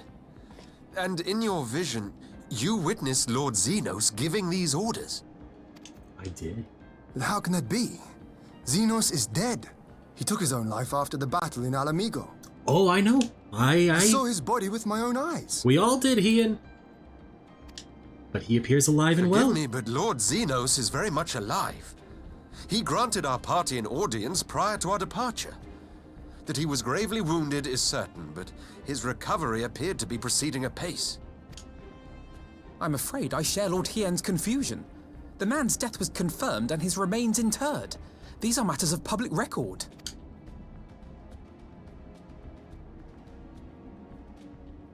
I have no doubt you believe what you say. But what then is the explanation? That an impostor has infiltrated the innermost circle of the Imperial Court? The idea is inconceivable, absurd. But worthy of investigation nonetheless. Our movement can ill afford to have a highly placed pretender undermining our efforts. Your efforts may yet bear fruit. Tell me, what is to become of our prisoner exchange? Though we have already taken custody of our conscripts, we have yet to release your Imperial comrades. Do you still intend to collect them? Yes. As the late Ambassador's second-in-command, it falls to me to speak on the Empire's behalf. And I'm happy to confirm our intent to proceed according to the original agreement. Then let us be about it. 'Twould be a pity to abandon such a promising beginning. Indeed. You have my thanks, Lord Hien. As soon as our people are secure aboard our airship, we shall depart straightways for Garlemald. Tread lightly, Pilus. I sense treachery awaits you there.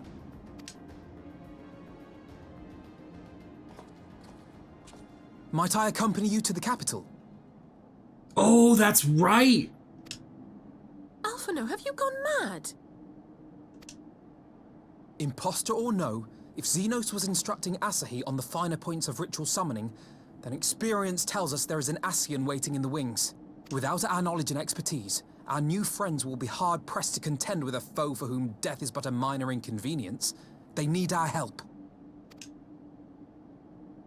Were you indeed willing to share your knowledge of this enemy, we would not shun your counsel.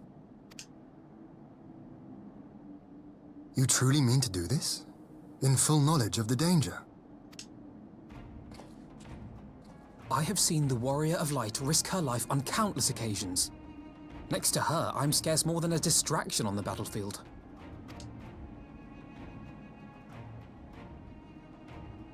But in the meeting room or the audience chamber, there I can make a difference. I can strike bargains, forge ties, and change minds. And where better to do these things than in the home of our old enemy? This is your moment, Alphino. Don't let us down.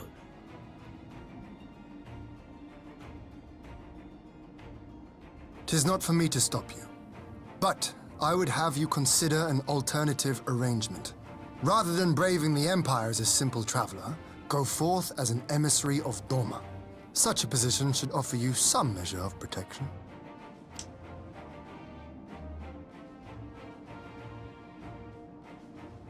Go then. You've obviously made up your mind. Just try not to do anything reckless, all right? I shall be on my best behavior. Farewell, my friends.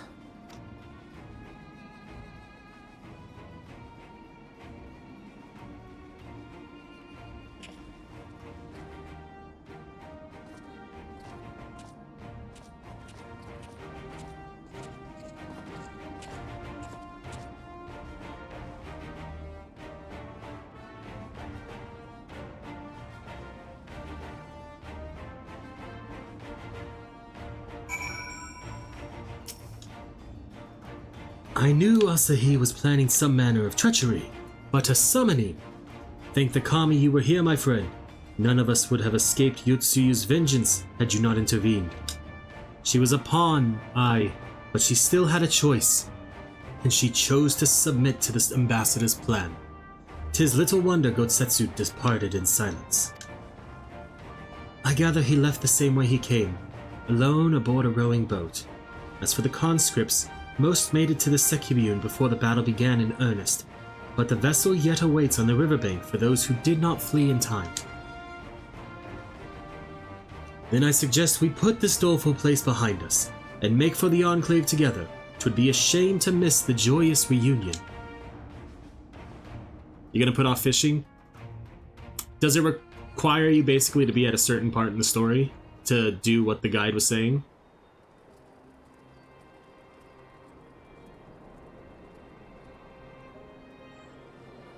I feel like this is gonna be another voice act cutscene, so my camera goes bye-bye.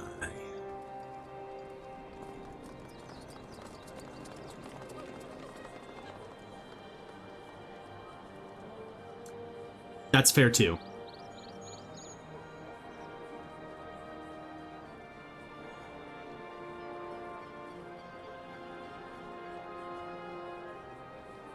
How often have I imagined this moment? Thank you for helping it come to pass.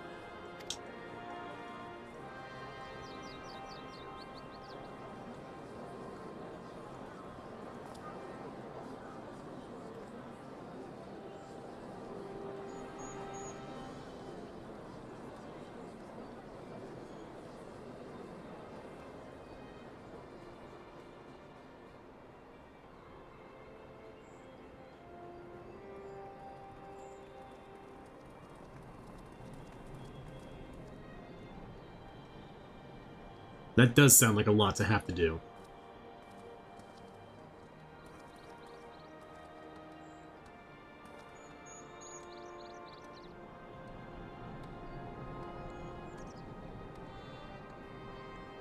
They all bow.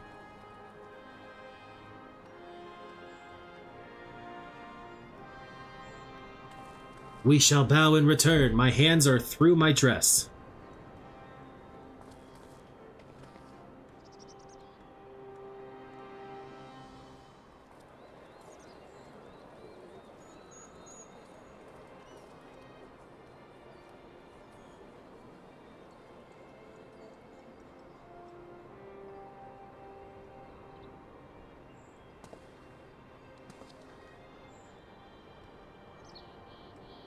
Ah, there you are.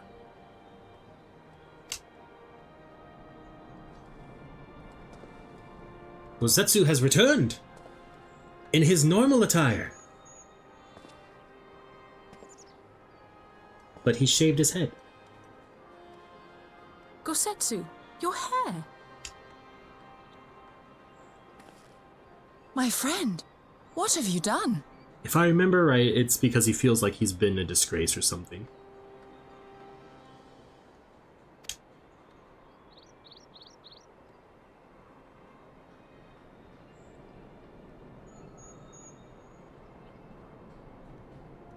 An old man who cannot raise his blade has no place in the service of a young lord. Thus did I decide to devote my remaining days to pilgrimage. I will walk this land, offering prayers of repose for all the souls who left this life in suffering.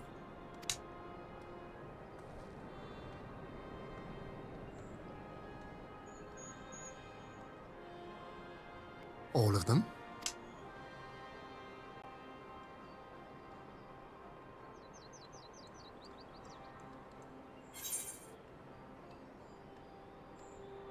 Safe travels, Gosetsu.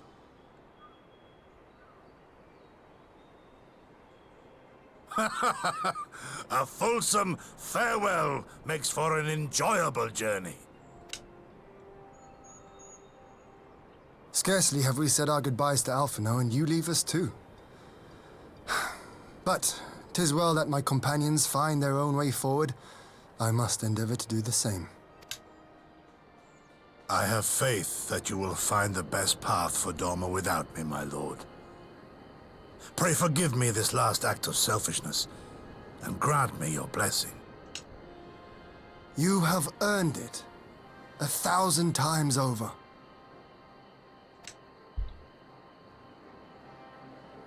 Go in peace, my friend. I shall make of Doma a land where children laugh and none need live in fear. There is no better way to honor those who went before.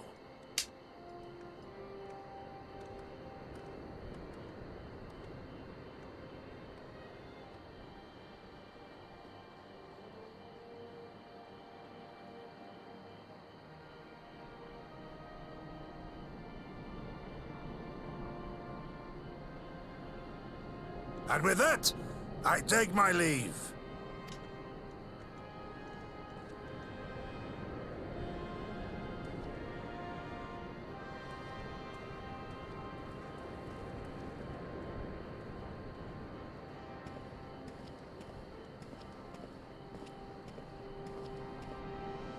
Goodbye, Gosetsu.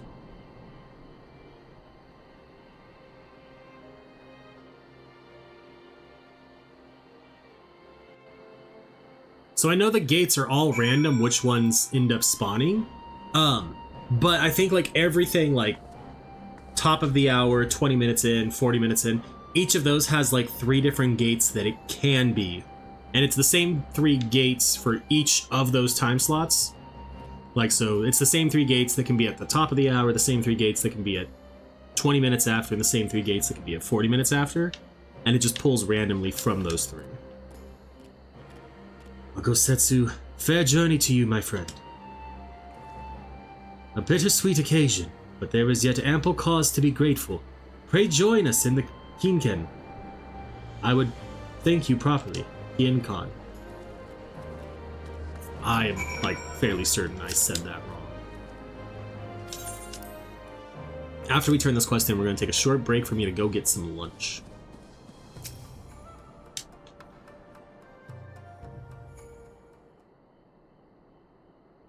Our brothers and sisters are returned to us, and the dream of Doma's restoration is that much closer to being realized.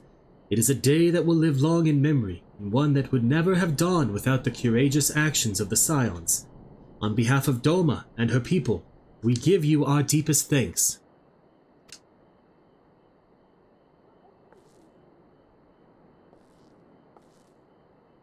Lest you think me complacent, I assure you, I have not forgotten the dark cloud on the horizon. That Xenos lives is a source of grave concern, mayhap the gravest. Yet there is little to be done but wait for Alfino to send word. Until then, I plan to devote myself to fulfilling the promise I made to Gosetsu, by building a nation in which none need live in fear.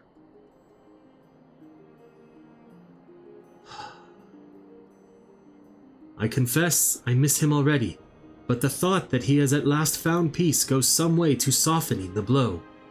I wonder, why did you ever stop to ask yourself why he showed Yotsuyu such kindness? Or, I wonder, did you ever stop to ask yourself why he showed Yotsuyu such kindness? I believe the answer lies in past tragedy, specifically the death of his wife and daughter during the invasion. Though he hid it well, they were never far from his thoughts. And in Yotsuyu's childlike mind, I believe he saw not a fallen tyrant, but the little girl who was lost to him. After the loss of his family, Gosetsu devoted himself wholly to the service of his country. He suffered any hardship, strove beyond the limits of endurance, and without hesitation or complaint. Though Tsuyu could never truly replace his daughter, I had hoped that with her at his side, he might live out the remainder of his days in relative contentment. Real quick, Duck. Quickest way is probably going to be to teleport to Camp Dragonhead in the Kawortha Central Highlands. Or no. Teleport to Falgord Float in North Shroud, and then from there travel to the Kurthus Central Highlands, and then follow the left wall as soon as you get into there, and it'll take you to an exit that'll drop you right into Revenant's Toll, which is the main area of Mordona that you can teleport to. The other way to get there is to go to northern Thanalin and just travel north, but that is a much longer way and requires you to go through an Imperial Castrum.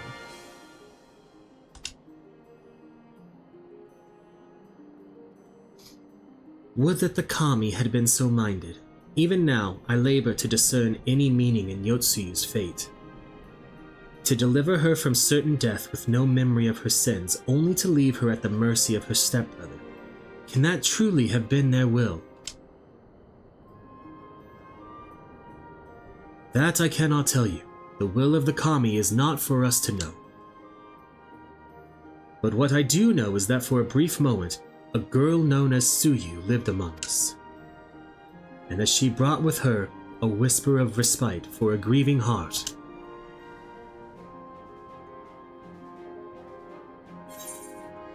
The other thing, Duck, with because I saw that you missed one of the silver cactuses. So, cool thing with Leap of Faith. You can jump. If you get to the end and you, like, just touch the goal, you don't even have to interact with it, just, like, run through it so it, like, does its little flashing thing.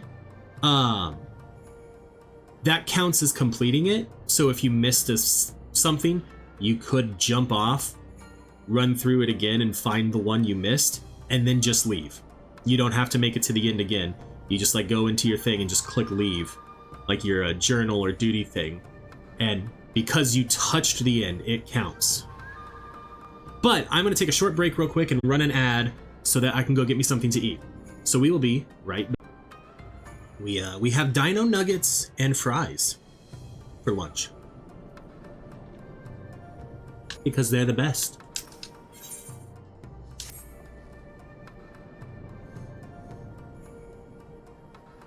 I think it's time we were going, don't you? We've done all we can here and we have a lot to report. But before we head back to the Rising Stones, let's call in at Rogger's Reach. We should be the ones to tell Lise about Xenos.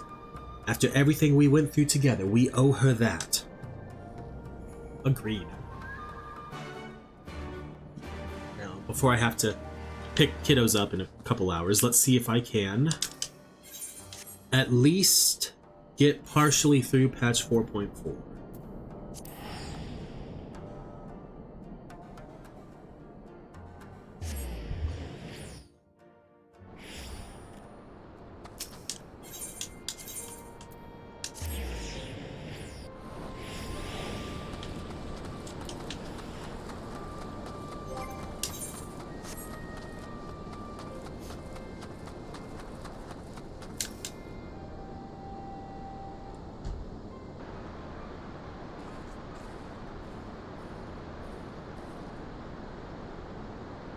Morrighan, Alize, you're back.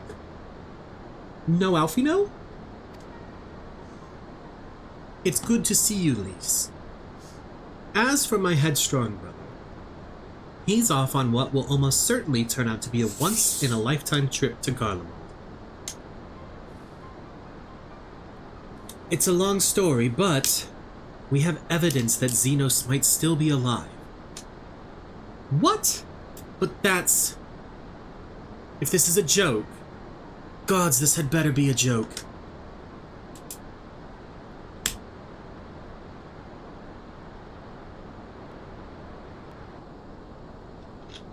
Wish I could say it was Lise, but... Look, I know what I saw. Alright? We all saw it. And here you are saying he's alive and well and living the high life back in Garlemald? I know how ludicrous this sounds. I'm still having difficulty believing it myself. But while I might doubt the word of an Imperial envoy, I'm inclined to trust Morrigan's. She saw the Crown Prince through the Echo, in a meeting that could only have taken place in the recent past. Xenos is alive.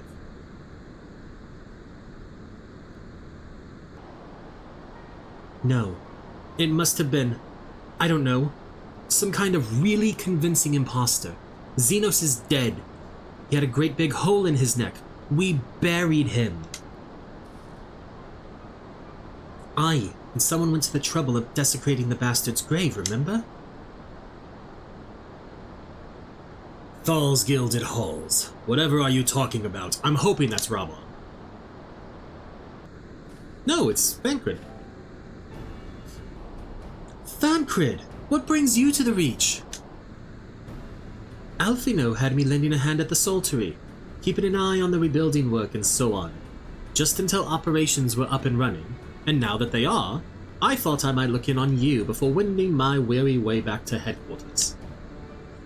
Forgive me if I misheard, but is there some suggestion that the late Crown Prince could have gotten better? If so, might I suggest a quick look inside his coffin as our first order of business? Ugh. As much as I hated the man, it doesn't feel right defiling his grave.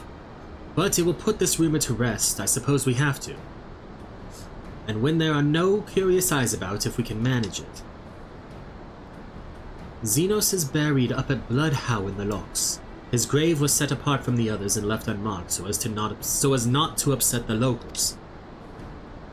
Then it shouldn't be too hard to find. Nago, you're in charge until I get back.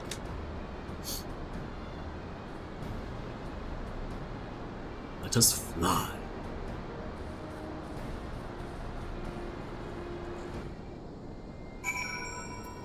Speak with Lisa at Bloodhound. Okay, so then we go Porta Praetoria. Take a bite of Dino Nuggy.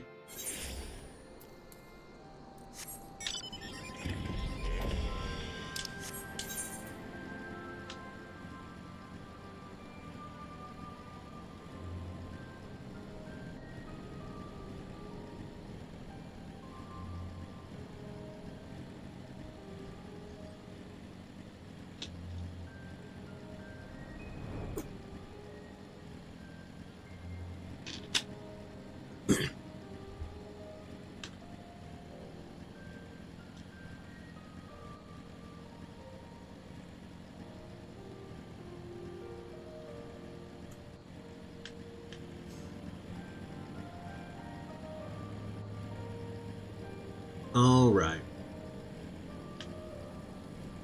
The unmarked grave. This is it. Gods, he'd better be in there. Someone scrawled all over the stone a while ago, but I had it scrubbed off. And thought no more about it. So no one thought to check if the coffin was still occupied. Well then, we are presented with but one course of action. Oh, are you finally doing it? I hope it goes smoothly. And we had best to be sure we are not observed in the doing of it. Shall we begin? Most leveling roulettes do go pretty smoothly, but sometimes... ugh. Sometimes.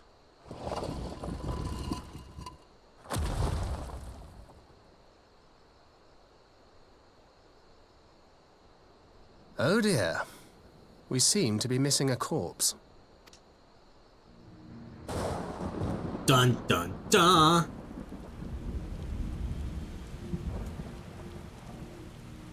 Well, it must be somewhere. I only hope it isn't walking around.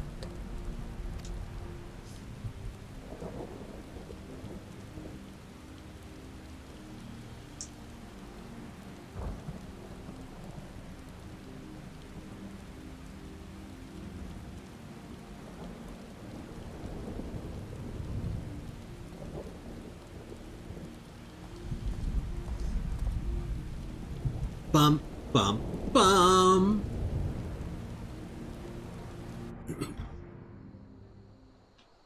Yeah, DPS queues can be a little rough.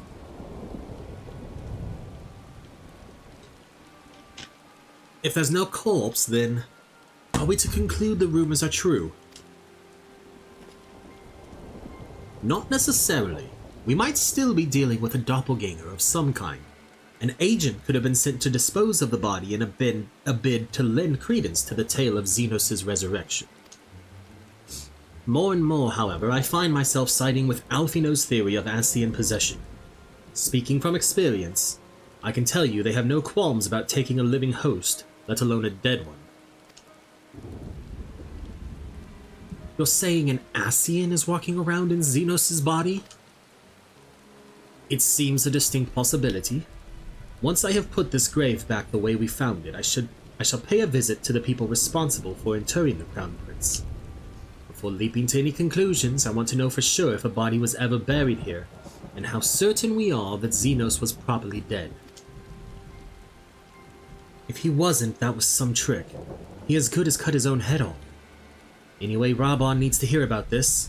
If you find anything out, send word to me at Rhalger's Reach.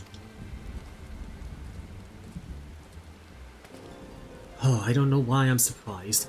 With matters settling down in Doma, we were due another crisis. Shall we make for the Rising Stones, then? It's past time we shared these developments with the others.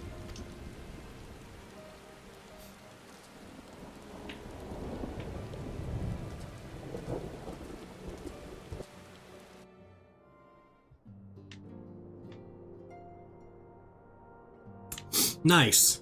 So typically that's how dungeons should be ran, or how, like, general. It's considered like you pull wall to wall. If you're tanky. While I was waiting for you to arrive, I spoke with Urianger over Link Pearl and gave him a full report. Y'shtola is on her way and should be here any... Unless, of course, you have a new tank, and then it's generally considered courteous to let them go at their own pace. Alize, Morrighan, 'tis good to see you safe and well. What news have you from the east? No, the AI does only go one pull at a time. But the AI is not great.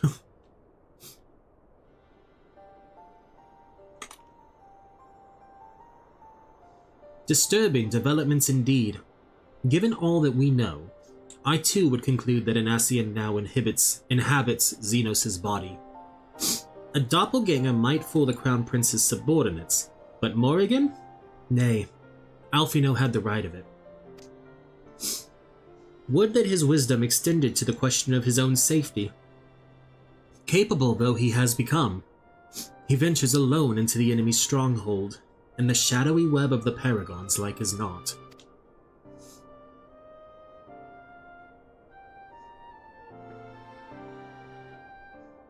When it comes to making rash decisions, I'm hardly in a position to criticize, but I'm worried. I just wish there was something I could do for him besides pray. The other problem with the AI is your party in things like that doesn't AoE. They will focus down a single enemy before moving on to the next one.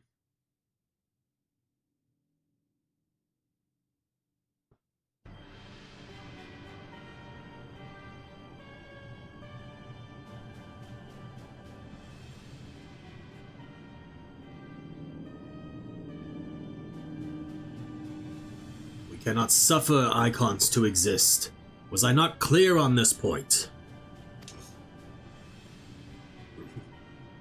More than clear. The icon in question was summarily dispatched by the Warrior of Light. The summoner is dead and the right beyond repeating. Everything proceeded according to plan. Every party behaving exactly as required.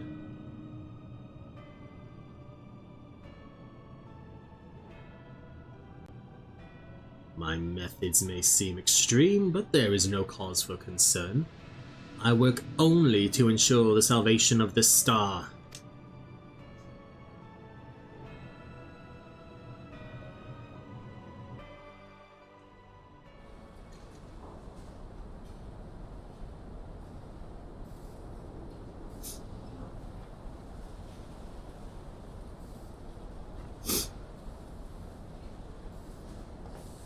It does, but you have to roll greed. Which means if anybody rolls need, they will get it over your greed. What are you doing fiddling with that thing?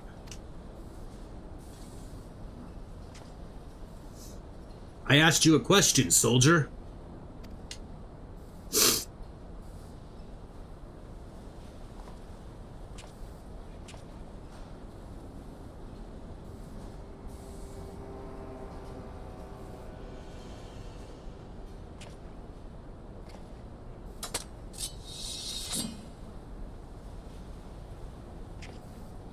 What are you? Have you lost your mind?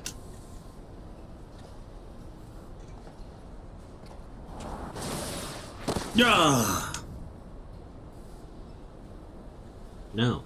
Well, I mean, yes, that particular person has lost their mind, because they are no longer themselves. I have lost many things, but my mind is yet my own. There upon the stage I stood, prepared to take my final blow, only to find that the finale was but an intermission.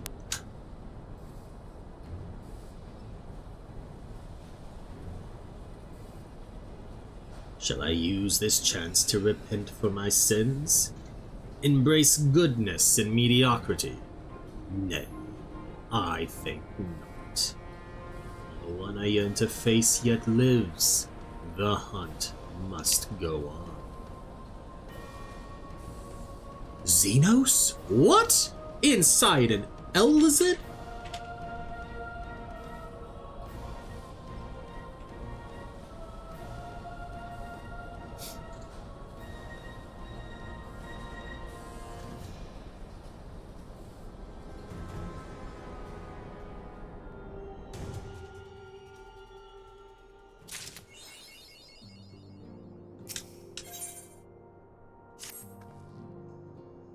It's been an eventful few days, hasn't it? But I suppose all we can do now is wait for word from Alfino. I don't recall the last time I had nothing pressing to be getting on with. We should probably make the most of it. Shall I put on some tea? Tea would be lovely. You may regale me with the tale of your adventures in the Far East, and of your encounter with this new primal especially. I'll put the kettle on. I'll put the kettle on then. That table looks free if you'd like to take a seat.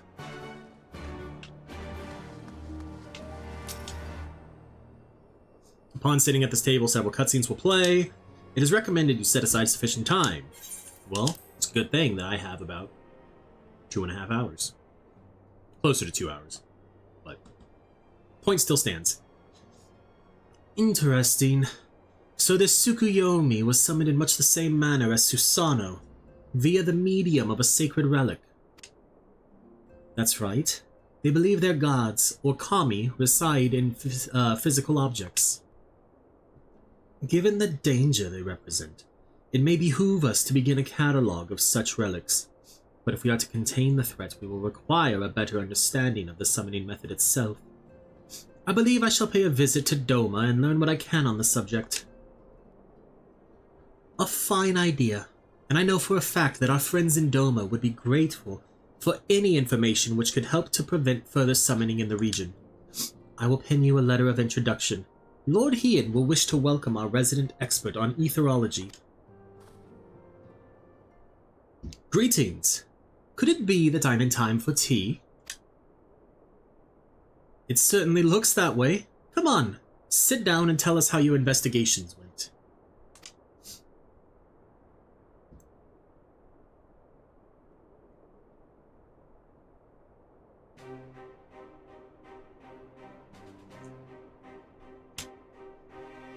After you left, I went about questioning Bloodhouse gravekeepers. They all told me much the same story. Once Lise and her officers had confirmed Xenos dead, his corpse was interred under strict supervision.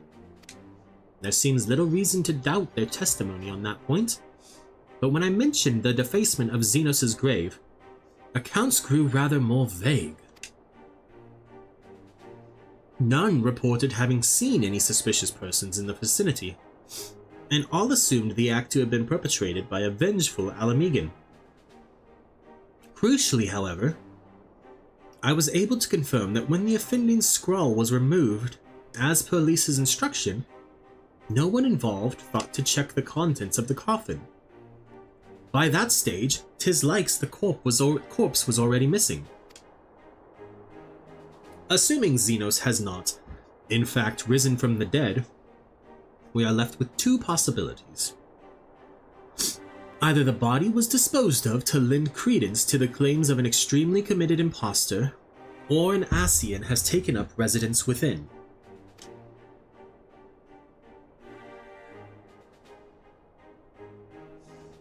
If Asahi were as fervent as a devotee as you believe, he would not have been fooled by an impersonation, however committed.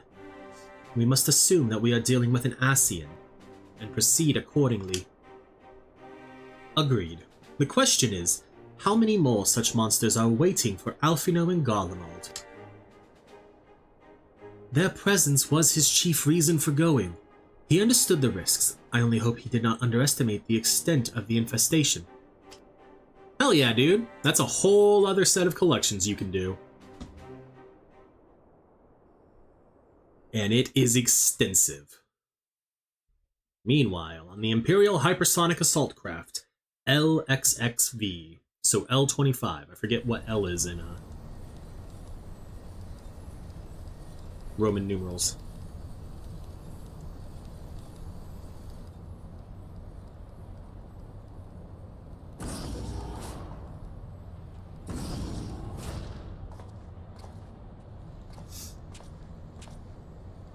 Master Alphino, we are making good speed towards our destination. Is aught amiss? Nay, 'tis just... I can see naught from my cabin and was curious to know the land over which we flew. Ah, I am afraid our military craft are built with little thought for such niceties. I am happy to indulge your curiosity, however. We are presently passing over the burn on the western edge of Arthur. Even with the benefit of a porthole, your gaze would have been greeted with naught but malms upon malms of lifeless earth. I have read something of the burn. It was described as a desolate wasteland, bled dry of every last drop of ether. Aye. It is believed that a succession of icon summonings was responsible.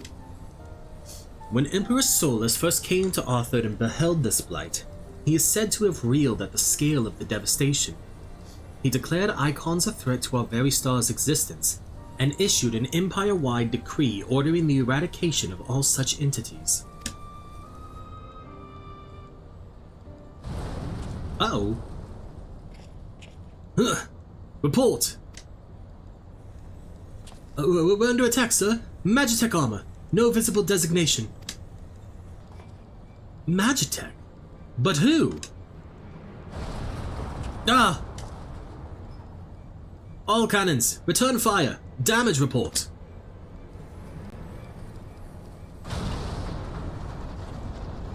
The main reactor's been hit. Helm unresponsive. We're going down, sir.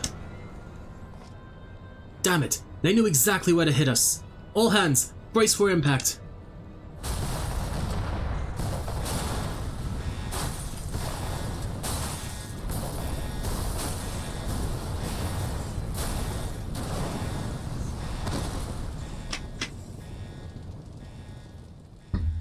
This is one of the first, if not, I think this is the first time. Glad to have you back, Master Alphino. We have landed in one piece, more or less. But the air filtration system is damaged and the ship is filling with smoke. We must gather the survivors and get out while we still can.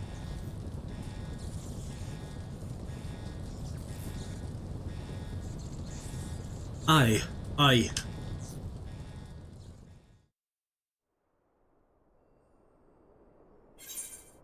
Yep. This is when you, one of the first times you get to play as a different character. In the coming battle, you will fight as Alphino. Keep as still as you can. Master Alphino, might I ask you to search for survivors? I will see to our injured helmsman. My leg, it's caught.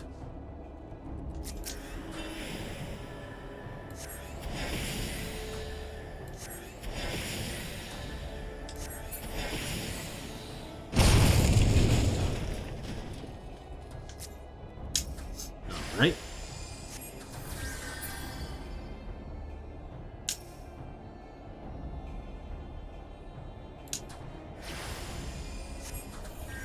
Oh wait, am I supposed to, oops. Just supposed to aid him. My thanks. I don't think I would have made it. Yes, you very likely saved his life. The question of who would try to take it remains, however. Put these last few out of their misery. The prince wishes none alive. The prince? They've not come to parley, I fear. Ready your weapons.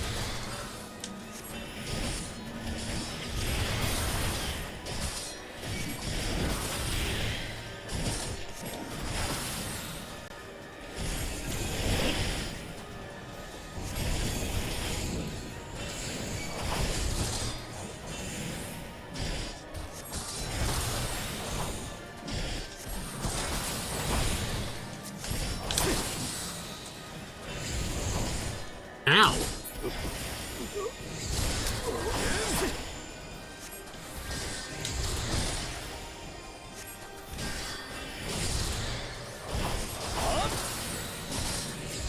Okay. Let's take out the stranger first. Let's focus our attacks on the one that'll die easiest.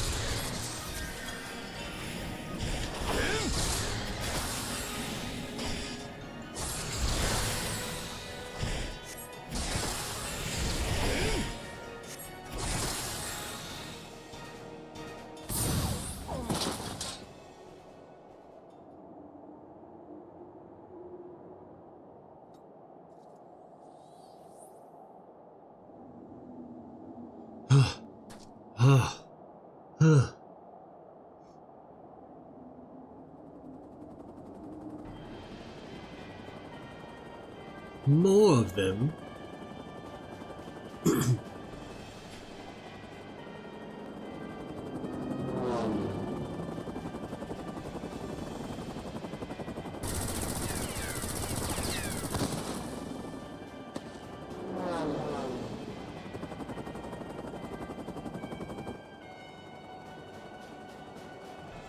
Confound it! Not here! Not like this!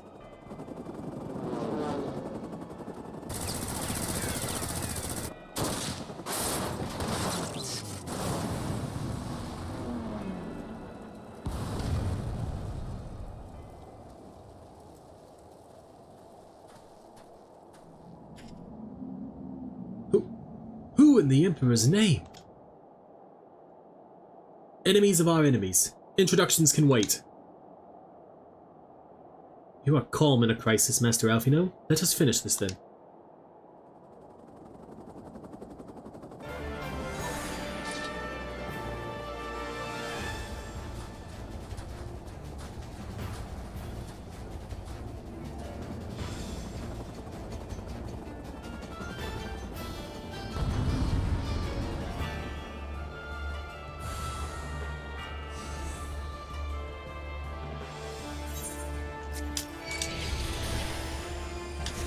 Why did I...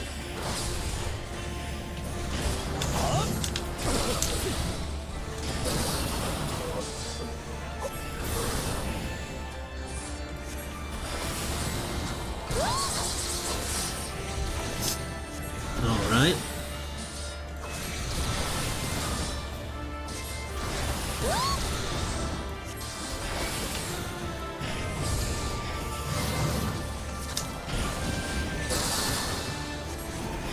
Upon learning who this character was pretty fucking cool. And I'm excited to see if I can pick up on more of how you could have figured it out ahead of time.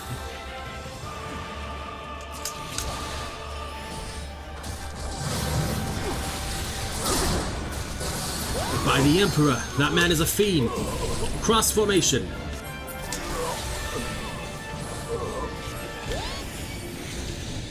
A child's trick.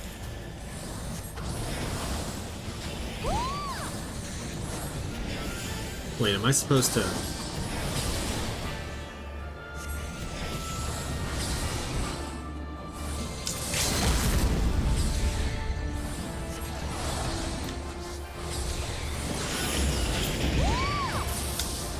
Yeah, there we go. Grr. My thanks, boy.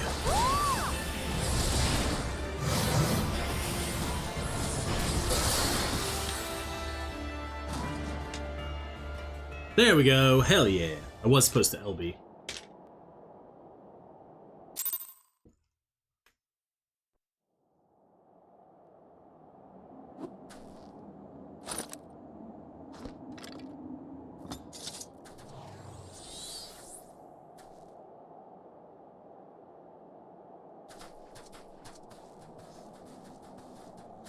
My thanks. My thanks. Your intervention proved most timely.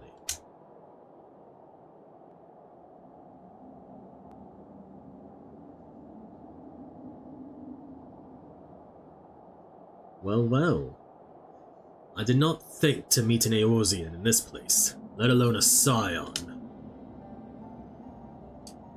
You know of me, sir.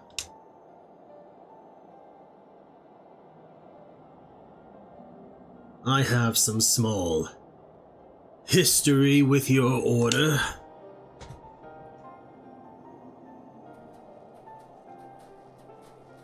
But I would speak of the present. Know you your assailants, and the severity of your predicament? The soldiers bore the insignia of the Emperor's personal guard. And I could venture a guess as to their motive, but you yet have us at a disadvantage, sir. Will you not tell us who you are?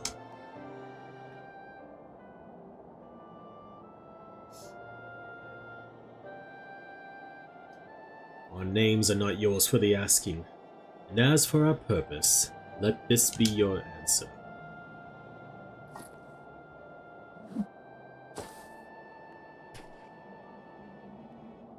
An Asian mask! The face of our prey.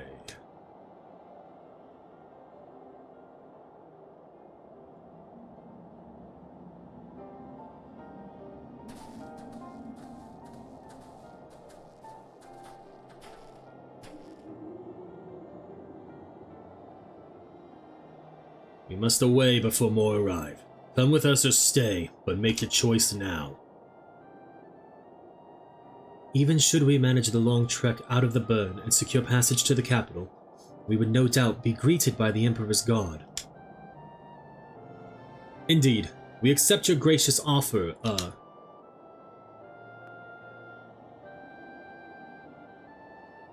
Shadow Hunter will suffice for the present.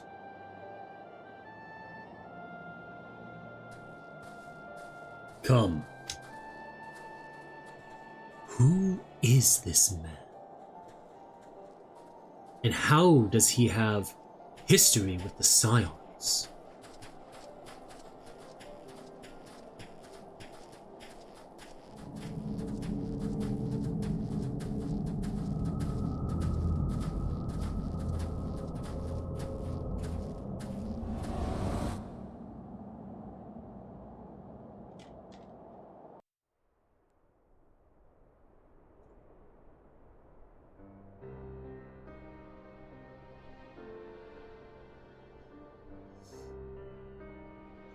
No, this is intolerable. But as much as I wish it were otherwise, there is nothing we can do for Alfino now but pray for his success. It really does start to slow down around 40-ish. Well, that is not entirely true. While your brother journeys to Garlemald from the east, I could make my way there from Alamigo and find out what there is to be learned in the Empire's western provinces. Then I'm coming with you. I can't very well sit here sipping tea if there's action to be taken. Forgive me, Alize, but the provinces are hostile territory, and stealth is all important. It is safer, that's the second time I've said safer. It is safer that I go alone. I can sneak well enough when the situation demands it. Don't patronize me. We should leave this to Ben. Not you too. I understand your frustration, Alize, but Morrighan has the right of it. We must defer to Thancred's expertise in this matter. Oh, fine. Just promise you'll be careful.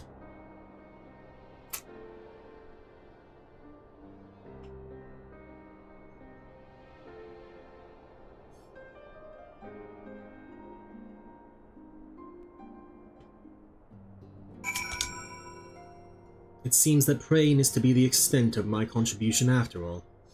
But I will stay behind, as I have been bid. We all have our talents. Mine just happened to involve a silver tongue and soft souls. I promise to send word the moment I learn aught of consequence. See that you notify me too. I mean to depart for Doma as soon as I find a suitable East Aldenard vessel to bear me thither. But I shall return if I am needed.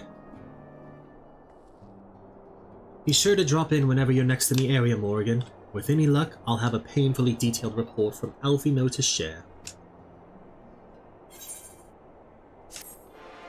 Leveling also slows down a lot during the post-game. Like I'm currently right now in Post-Stormblood, and the quests give very little XP, because when they were current, they gave no XP.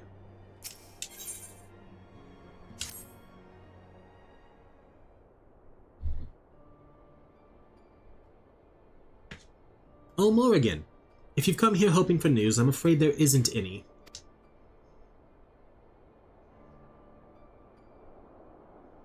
Everything is exactly as it was.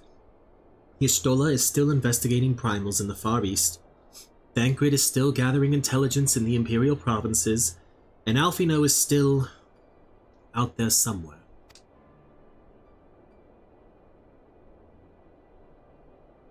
There's been no word since his first scheduled report, nor does he respond to calls. And all the while, I'm just meant to sit around here waiting. It's driving me mad. Begging your pardons. I bear a message from the Eorzean Alliance. Thank the gods for that. We have a visitor.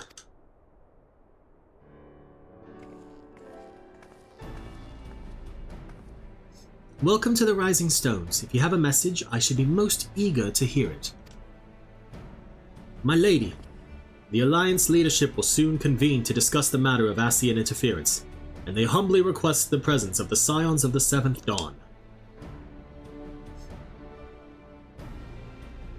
Having assessed intelligence provided by the Alamegan Resistance concerning the whereabouts of Xenos' remains, they too suspect Ascian involvement and wish to deliberate a suitable course of action. As the foremost authorities on our foe, your orders, Council, would be most welcome. Of course, we should be glad to assist in whatever way we can. With almost everyone else afield, I'd say this one falls to us. By which I mean I'm not going on my own. You'll come with me, I trust. Of course I will. I'd rather not, but it is Alize, so... There you have it. We accept your invitation. Thank you. The time and date of the meeting will be shared in due course, but I can confirm that the council will take place in Alamigo. By your leave.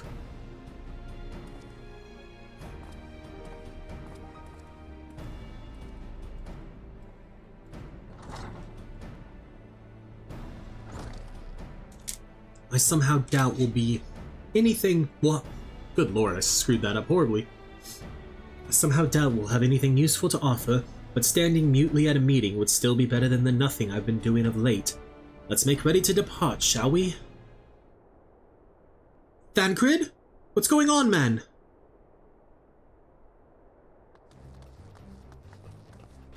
Alright, just be careful on the road back, you hear? Did I hear right, Rael? Is Thancred coming back? Aye, that he is. Says he's acquired some important intelligence. Being in Garlean territory, though, he couldn't risk sharing the particulars in case the Imperials were listening in. So he said he'd be back as quick as he could, and to make sure someone was waiting for him in the Alamegan Quarter. Understood. Morrighan and I will go. We're bound for Alamigo anyway, and there's sure to be time before the council begins. Come on, let's be off.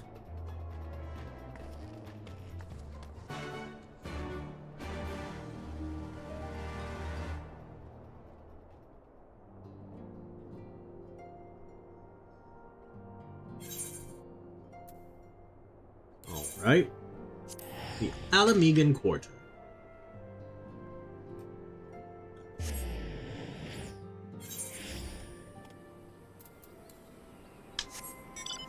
And we fly slightly to the north. And then down here. There's Thancred. Why do you look so rough, buddy?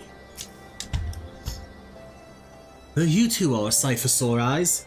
Now all I need is water for my parched throat. Fetch me a cup, will you? Traipsing through Imperial territory is thirsty work.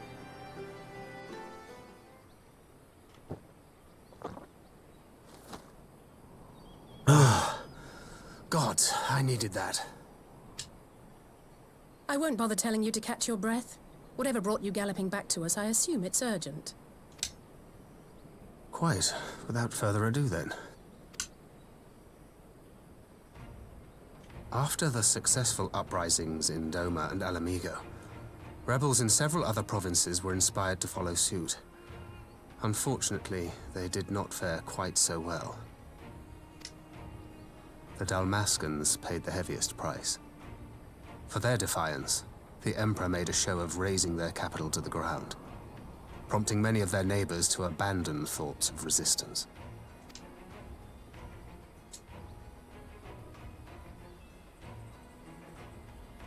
But not all have given up on liberty. Heartened by the news of Doma's prisoner exchange, some still believe that the Empire may one day be amenable to negotiation. We have the shinobi to thank for spreading the good word. They have worked tirelessly to keep the subjugated informed, and a little knowledge can go a long way. There is at least a spark of hope, then. A spark in want of kindling, yes. The Alliance has already begun supplying materiel to resistance movements abroad, many of whom would otherwise struggle to continue the fight. The support effort has been led by the Sultana and the Elder Seedseer, who have both seen enough Alamigan refugees to know the consequences of oppression. And for their troubles, they have quickly earned a reputation as folk heroes in certain corners of the Empire. Oh, really? That is all for the provinces. As for the Garlean motherland itself,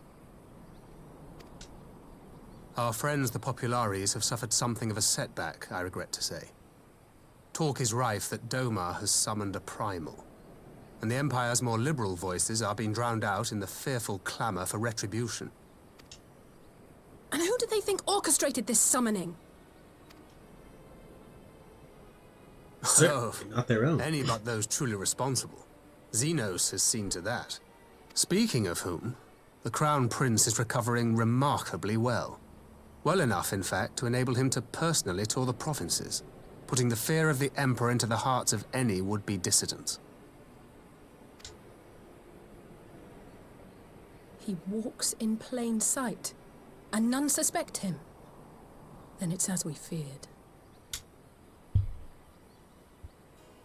Yes. An Ascian wears his skin. But which one? But it was not that which brought me here in such haste. During my time in the provinces, I learned many things. Yet at no point did I hear any report of a Doman emissary in the capital. But Alphonse should have arrived by now. Could they be holding him there in secret? The possibility did cross my mind, but I have reason to believe he never reached his destination. Dun, dun, dun! As you know, Scions assigned to covert operations, such as Riol and myself, are issued special link pearls for communication in the event of an emergency. I mention this because it was originally Alphino's task to coordinate the response at headquarters, meaning he has one. And whose voice should I hear when mine recently crackled to life? You spoke with Alphino? Spoke with, no. I but heard his voice, and none too clearly at that. 2 words were all I could make out. The burn. The wasteland on the edge of Otherd. Something must have happened to them there.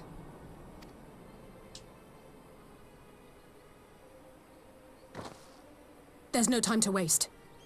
We must make for the burn at once. I had a feeling you might say that. And? I can't very well sit around here drinking tea if Alphino's in trouble.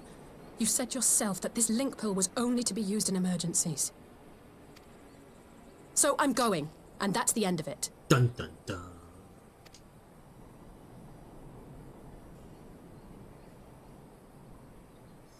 I'll go with her, Thancred. I'll keep an eye on her. Well, far be it from me to change your minds.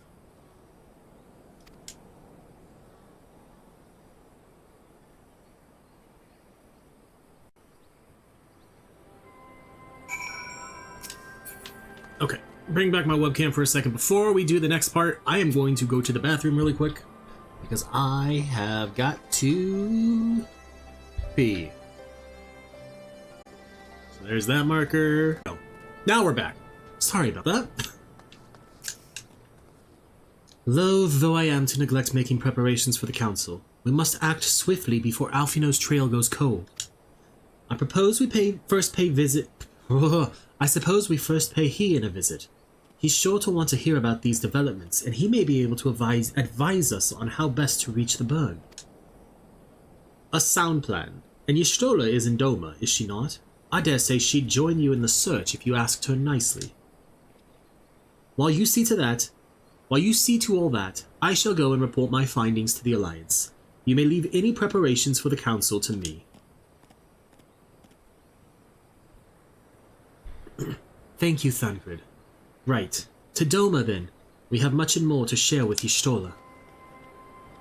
Yep, so to the Enclave.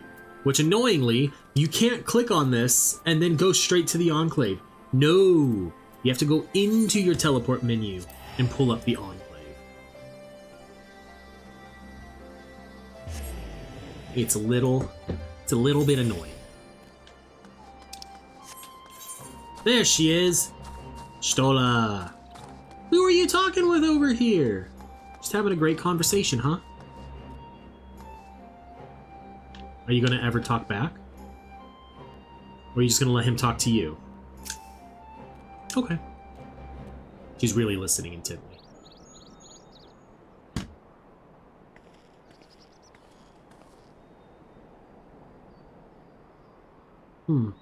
That is curious indeed. While other matters demand my attention at present, I shall bear what you have told me in mind. Should you notice any change, do not hesitate to seek me out. Thank you, my lady. You are most kind. She's very much a listener.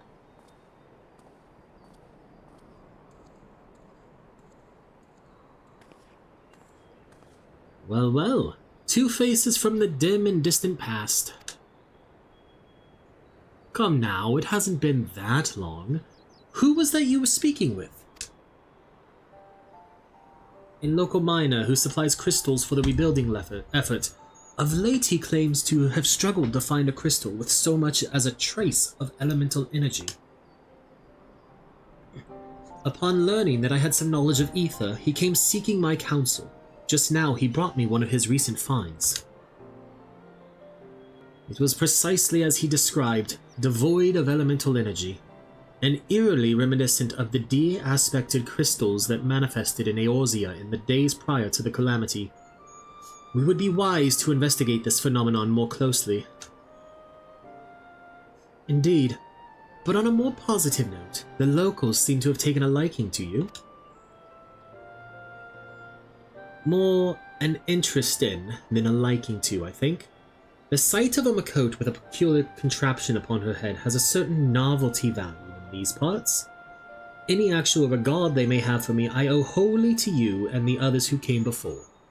Everyone here has been exceedingly cooperative, and I am pleased to report that I have all but concluded my investigation. Simply put, by focusing one's will upon an ether-infused object of worship, it is possible to conduct a summoning.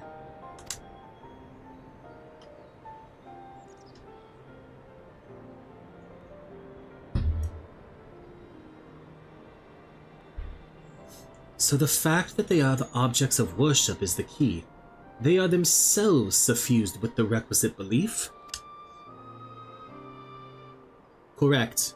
Such sacred relics as the Kojin collect obviate the need for religious fervor in the summoner. Tsuyu being the most obvious example. She had but to associate the artifact given to her by Asahi with the divine, and it served to amplify her desires and give them form. Dude, the quest names are good. I love all of the little puns in them. Every little thing she does is Magitech. So, what's the level of that quest? A form nourished through the power of crystals also provided by her brother, and thus was Tsukuyomi brought into being.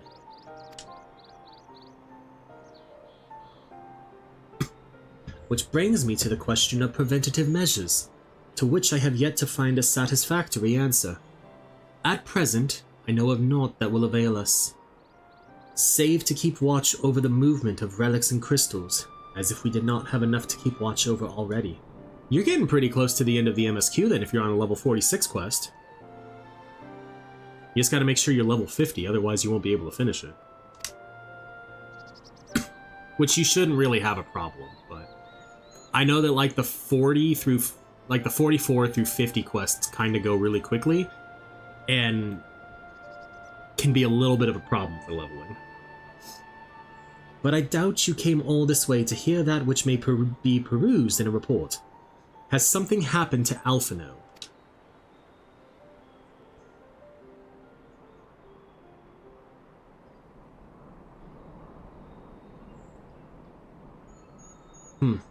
I shall join you in your search, of course.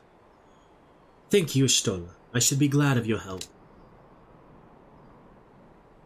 Now, if there is nothing else, I shall go on ahead and request an audience with Lord Hien.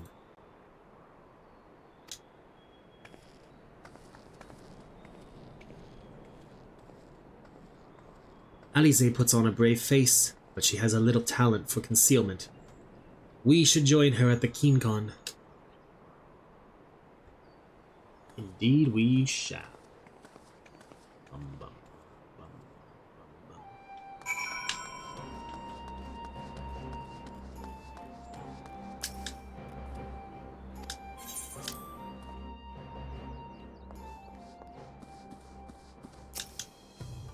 Greetings, my friend. Alize has explained all to me. Needless to say, you shall have our full cooperation in the search, even if Alphino's trail does lead to the burn of all places. Okay, tenacity, vitality, determination. Alright, fine, we'll take that. Like this quest, where you unlock the burn dungeon, this quest is called Feel the Burn. The region known as the Burn occupies a special place in Garlean history. Every child in the Empire is familiar with the tale. In the distant past, it was a verdant land teeming with life, but successive summonings saw it bled dry of ether and reduced to a desert. It was upon beholding the devastation that Primals had wrought that Emperor Solus was spurred to embark upon his crusade against their kind. The burn offers a glimpse of the future we seek to prevent. Know you of any reason why Alphino might have gone there? Aye, mischance. Though it lies on the route to Garlemald, it is no place to make a stop. My guess is they encountered some manner of trouble there.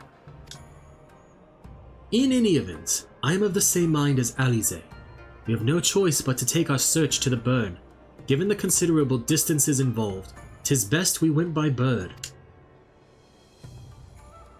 Morrighan and I have our yawls. Yugiri, will you ready falcons for the others?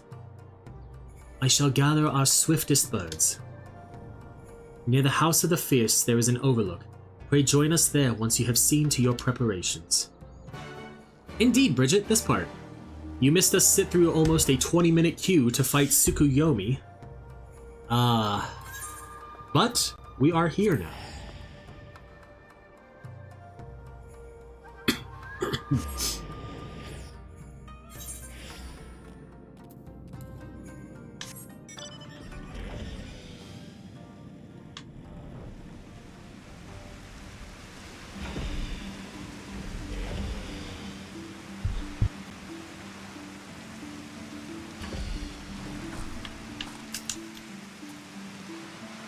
If everyone here is here and possessed of a bird, let us away. Remember, our destination is a barren wasteland. There is no civilization to speak of for 100 malms in all directions. Take care you do not lose your way. I did make a joke, Bridget, that you will love after the fight with Tsukuyomi. So, you're gonna have to watch it to see. Or I'll just tell you when you get home, but, you know. Party of other players is what we'll try. Clear selection. But if it doesn't pop within 5 minutes, we're running it with the NPCs. I did. It was a joke in reference to Folly. Actually. From Morrigan's point of view. Why has it been so rainy here the last few days? Like, I swear, every time I am in here doing MSQ, either on stream or in recordings for straight to YouTube, it's always raining. Oh, I'm gonna actually put a marker in here.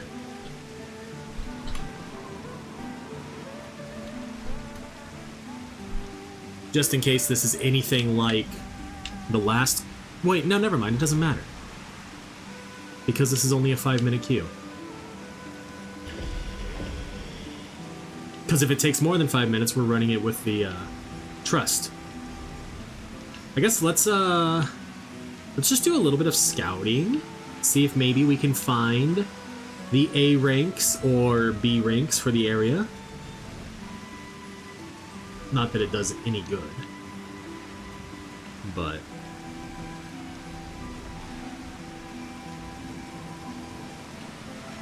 and they will probably already have been scouted. I don't know why I'm way over here. They don't spawn way over here. Gyorai could be here, but he's not.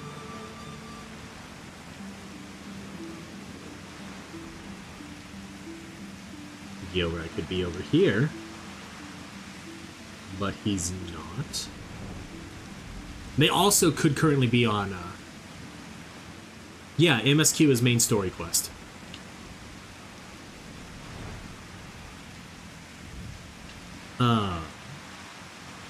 They may still be on cooldown from this morning's trade.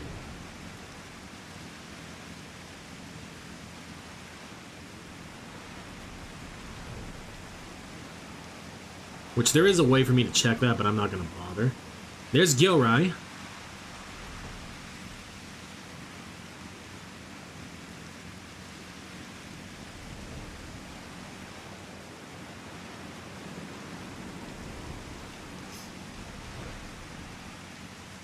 That's fair. I'm going to be honest, until this like very moment, I hadn't really given much thought to what MSQ actually stood for.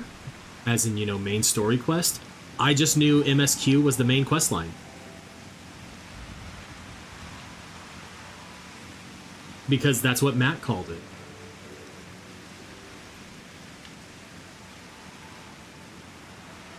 But seeing you put it out, you know, specifically main story quest, I'm like, yeah, you know, actually that makes perfect sense. My brain must have just auto-translated that in my head.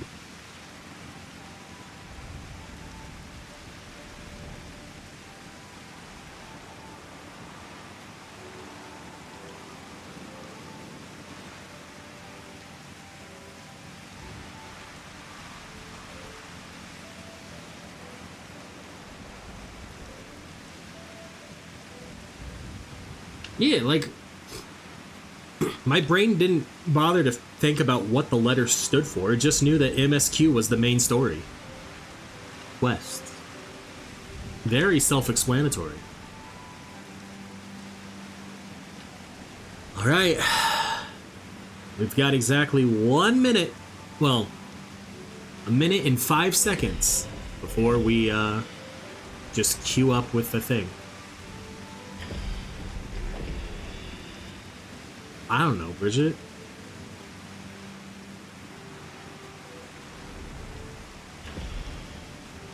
Well, he gave her a list of things he wanted her to, like, pick up. Also, let me know how much it's going to be, because if it's going to be more than, like, $5, We need to move some money over.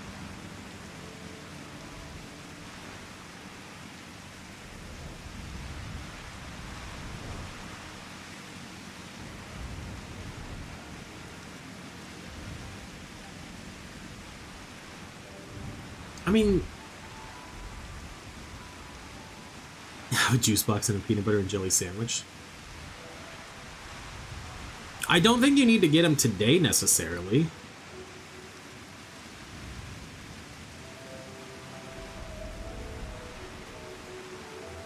Tom and Friends puzzle.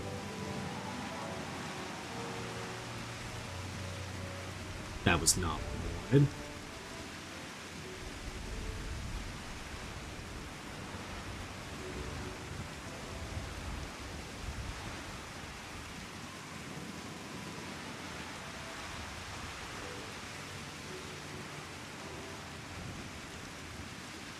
Yeah, you know, like the Talking Tom thing?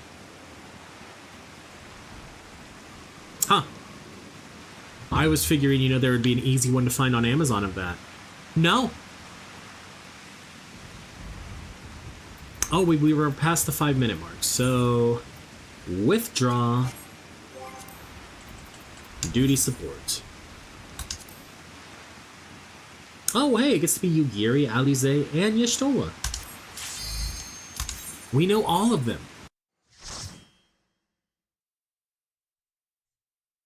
You might have just been forced to give a map to someone.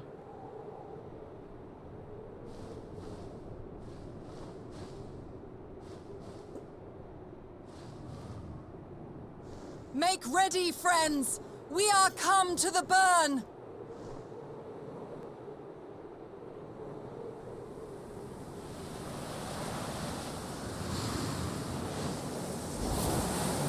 Everyone, land where you can! We must wait out the storm!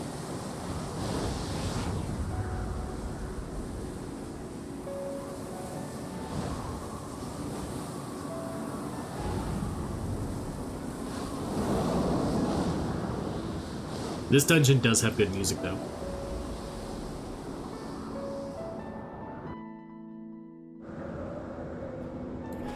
Alright, stance up.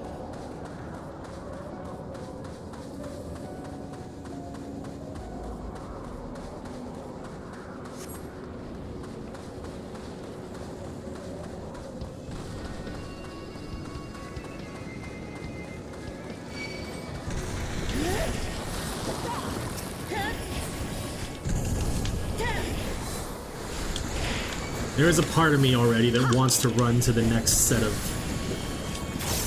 ads, but I know better.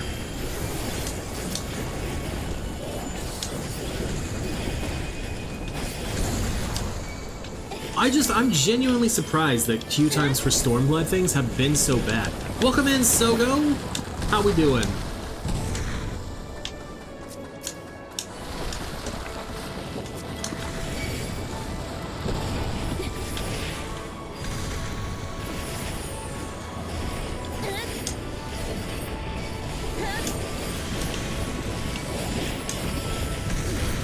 Hey, Y'shtola, you want to get up here and heal me, please?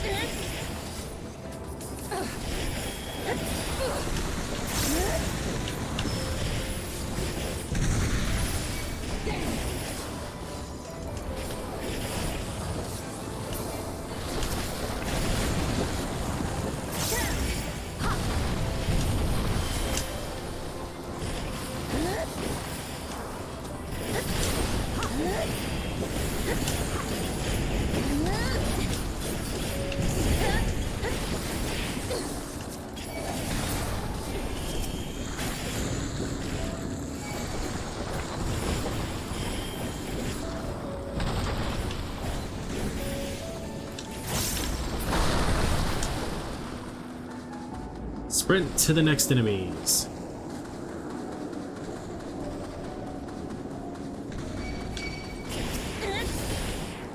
We got 4 enemies. Once we get this group down to 2, we're gonna move to the next set.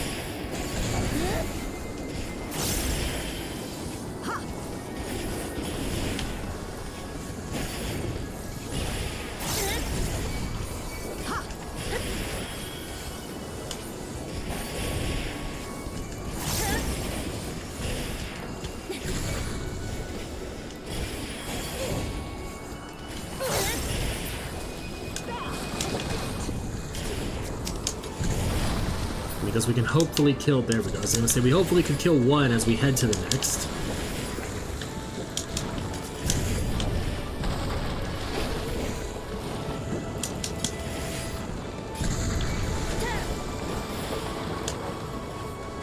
Come here, you all.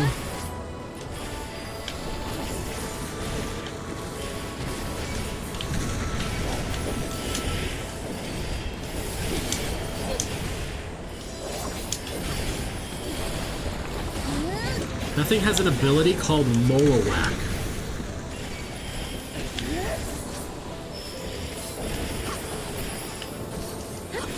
You shall fall soon enough.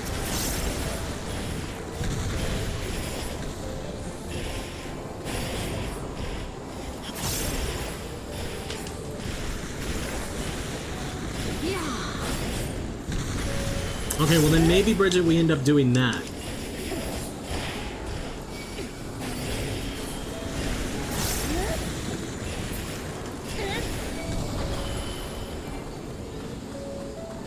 Really? You're gonna fall down as just one final guy, huh?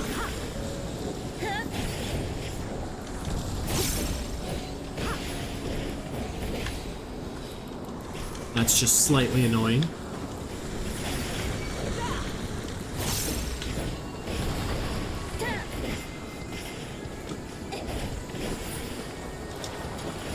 Come no closer. Follow the rock.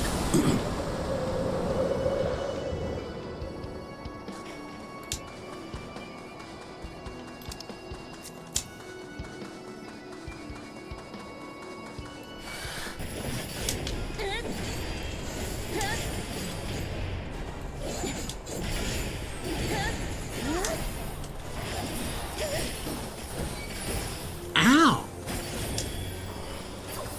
Now fall. That fucking hurt.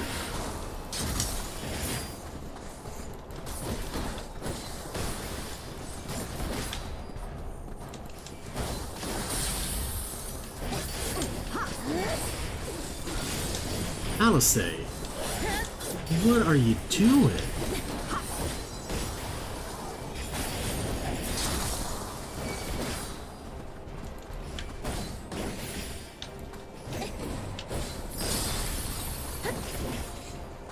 I definitely almost got a little greedy on that one. Donuts sound good right now. Damn it, Bridget.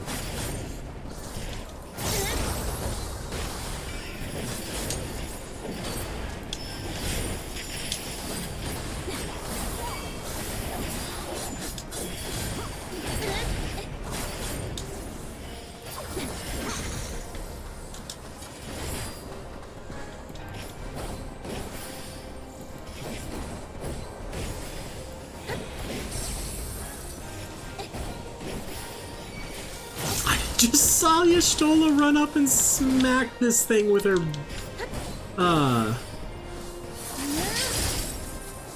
stick.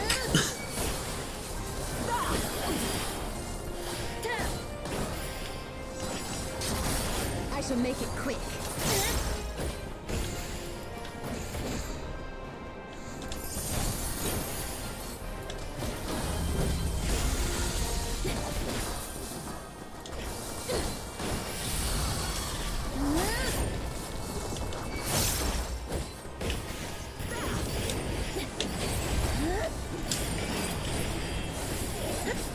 I'm just gonna eat this tank buster.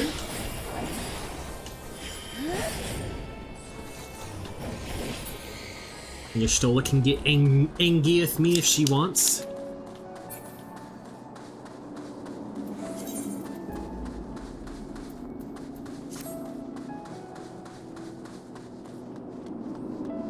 Alright, charred droids. You know what? Fuck it, let's go big.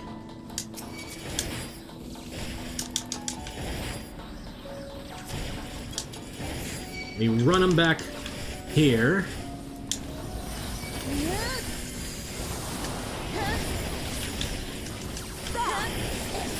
There we go. There we go, Y'shtola. I just need you to keep up that healing energy.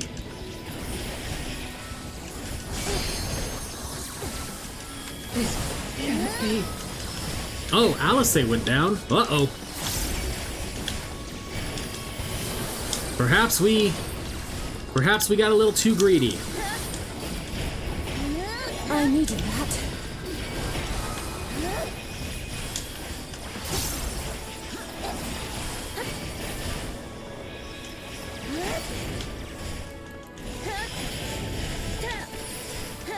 Nah, we're fine. Alice just stood in too many AoEs, but she's back now. She's fully healed.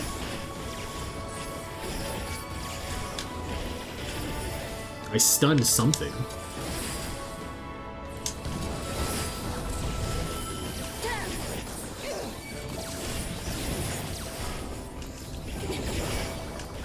Hey, we succeeded. She does tend to do that, doesn't she? Or, you know, you drop a tank buster on her.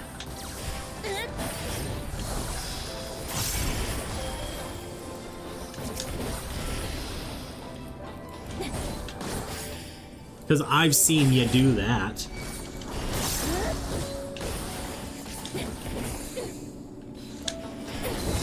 Alright.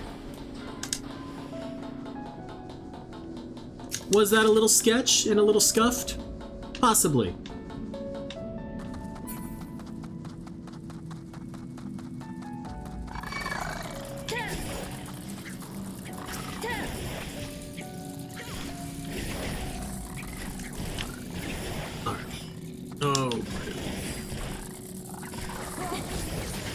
It was the big fight, Bridget. Alright, we're doing it. Come on, y'all.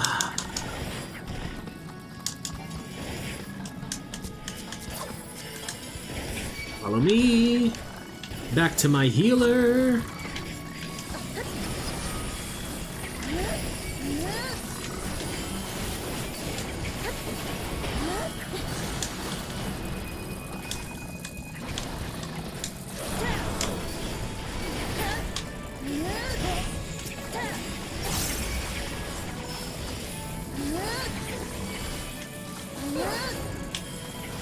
You shall fall soon enough. Alice, get out of all of those AoEs.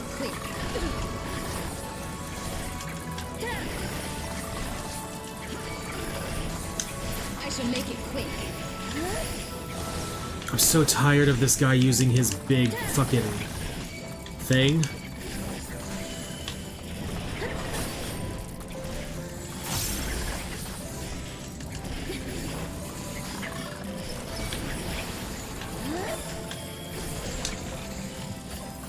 Okay, he's dead now, but we still have all of these.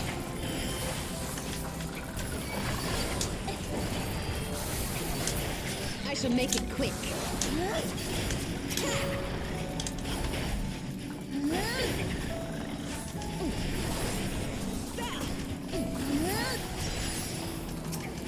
There we go.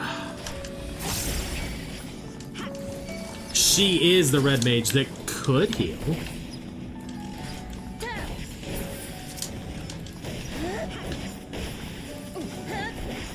I can heal.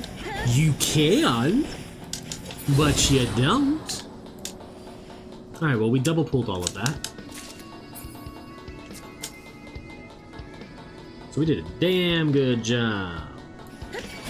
Come here, you. Go, you giddy. Hell yeah.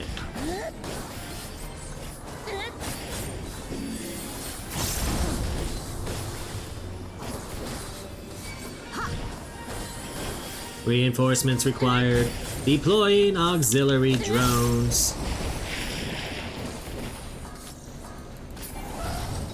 Okay, so he always takes this middle one. Where's the broken one? Right here.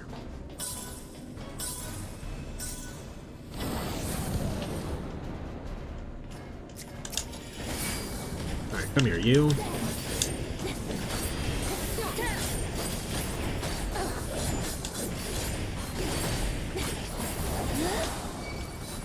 It's all over now.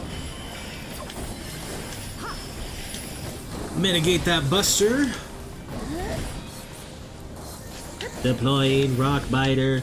Zzz. Initiating obstacle removal protocol. I mean, we're already fine where we are, so.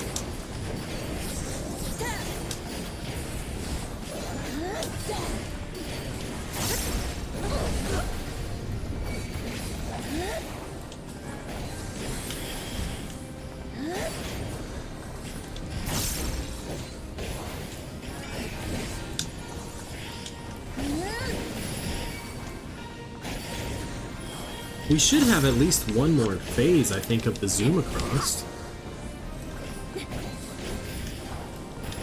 Which is why I was waiting to... There we go. It's why I was waiting and holding on my first phase.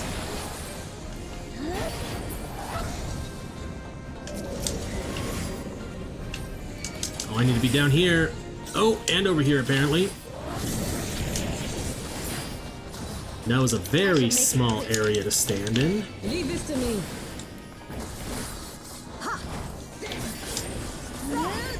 Take that.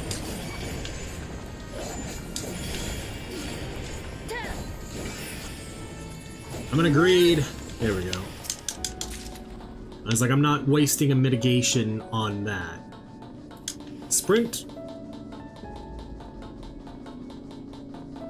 All right. Final stretch before the last boss.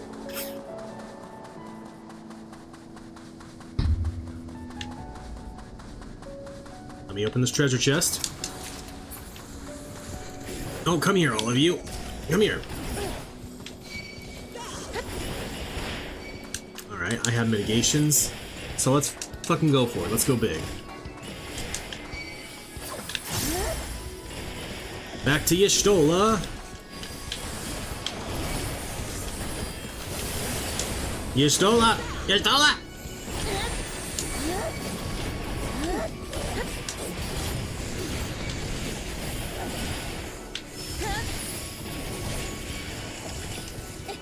Oh boy. Oh, that was poorly timed.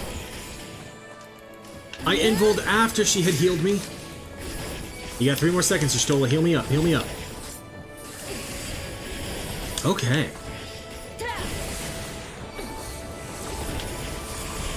That got a little spicy.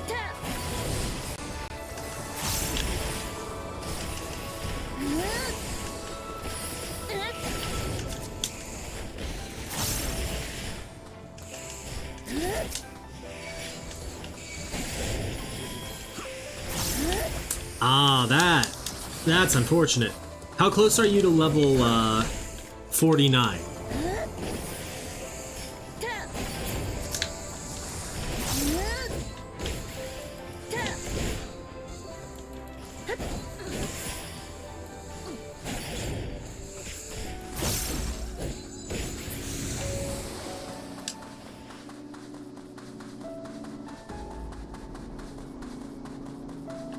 Okay, so we're definitely not going to double pull here because a lot of my mitigations are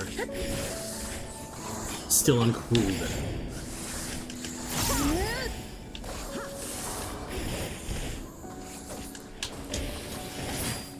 So what you could do is that more or less than half a level worth of XP.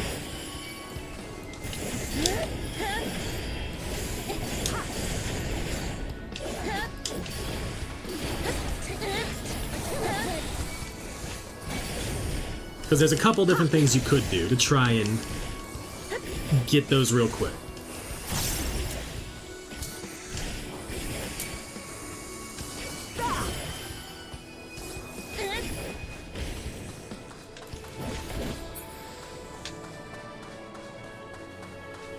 There's the last chest. That's the full level of XP. Okay, well, and there's a couple things you probably need to do real quick. To make it as fast as possible. Holy shit, my health just went down really quickly. You could go to Wolves Den Pier, set up your PvP hotbar while you're there, do like a quick glance at what each ability does, but also just... You shall fall soon enough. run your frontline roulette. There's 24 or 23 other people on your team, so if your team loses, like, it's not entirely your fault. And I wouldn't worry about it. That'll get you about a half a level of XP off the bat. The other thing would be, I think there's a blue quest in the Ul'dah markets that unlocks like a level... Oh no, never mind, not that quest, not that quest. Hunter's Logs. That's not a bad idea, Bridget. That offers a nice chunk of XP. I don't think it'll unlock a full level's worth of XP, but it would get you a nice chunk of XP.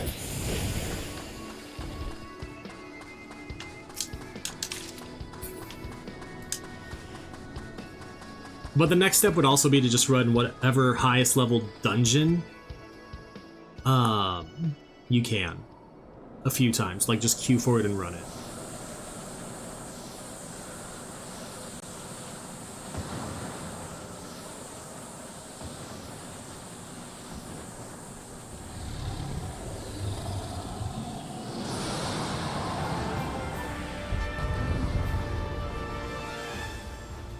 Going for gold. Oh, that unlocks Arum Vale. That dungeon sucks, but it would be actually a really good dungeon for you to run to level, because it is the highest level dungeon you could do.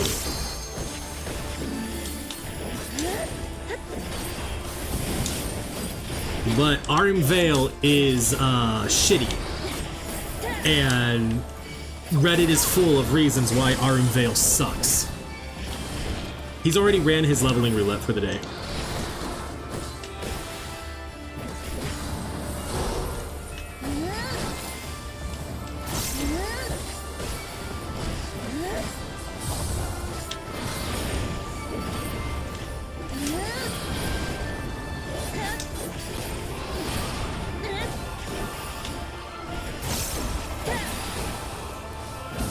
Arum Vale, you don't have a choice. You have to run it with actual people.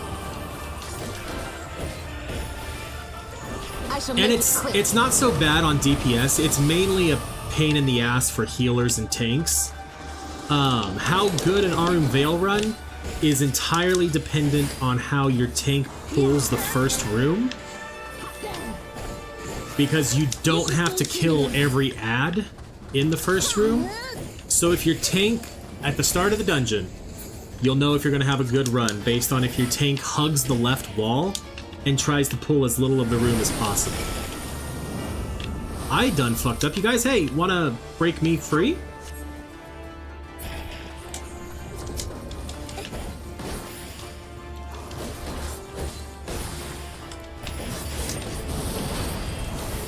Yeah, that's not a bad idea.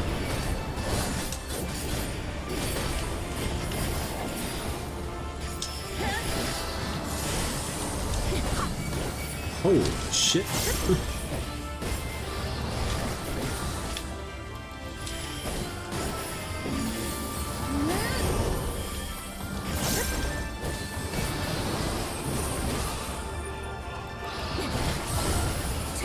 I shall make it quick. Unfortunately, you do. I will take full responsibility for that one, Duck. I forgot to tell you about the hunting log. I know the game tells you at one point, but like I shall make it quick. It slipped my mind to mention it as a good source of XP for leveling. Good news is, you will have it for all A Realm Reborn classes, so if you pick up an alternate class, you'll know to remember to do the thing.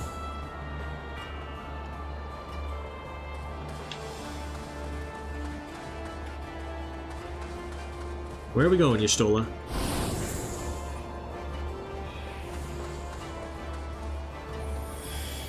Well, and I mean, besides XP, it's also really, like, it's for ranking up in your grand company. And like at some point before you get more of the hunting log, you'll have to run Halatali Dungeon, which is a side dungeon at level 20. And like it's designed to help you get into side content, because there will be some enemies, I think, on the 2nd or 3rd level of your hunting log that are found in Halatali. And then on the 4th one, there will be some enemies found in Cutter's Cry or Sunken Temple of Karn. And then on the 5th one, there's enemies in the other one of those dungeons.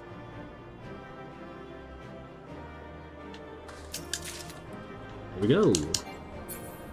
I don't think that is, I know for a fact that is not better than my current fending gear.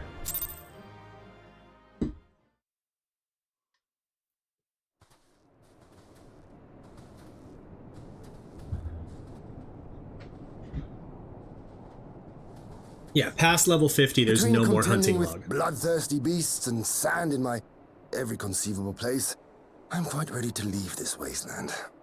But first things first. I'm the realist. Do you see the crashed ship over yonder?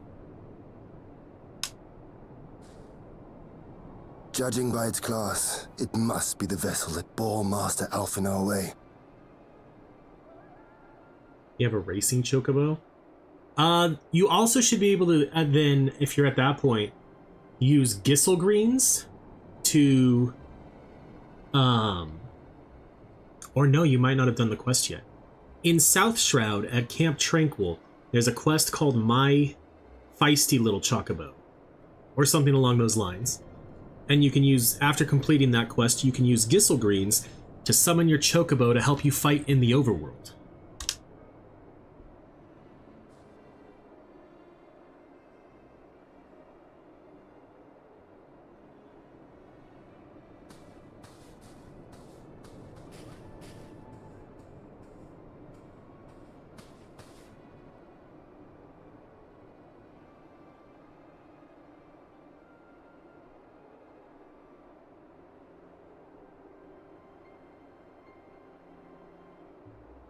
War Machina. It would seem they were involved in a struggle. Good luck. I hope your first run of Arum Vales goes better than mine. There may be clues. We should split up and search the area.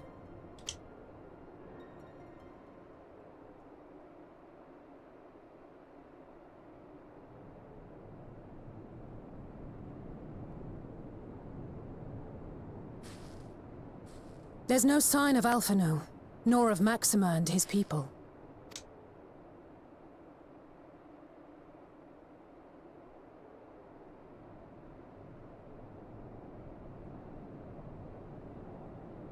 These were no ordinary soldiers.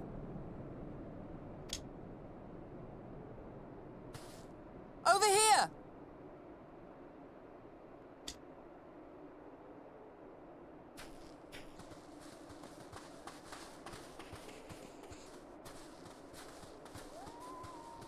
The insignia on this man's uniform identifies him as one of the Emperor's personal guard. Hand-picked soldiers, answering only to the royal family. That would explain why all the casualties are Garlean. They were fighting their own. You're saying the Emperor was behind all this? That Alphino is his prisoner?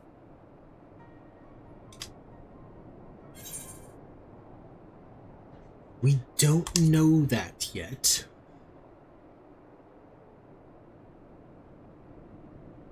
Aye, we must not jump to conclusions. Besides, Alphino is more than capable of looking after himself, is he not?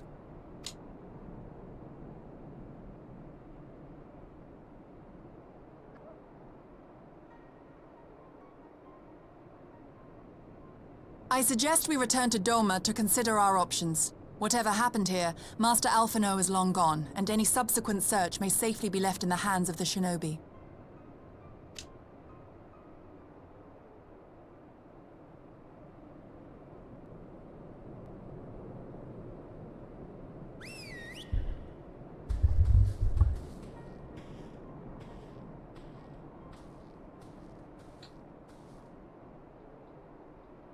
Where in the world are you, brother? If you die on me, I will never let you hear the end of it.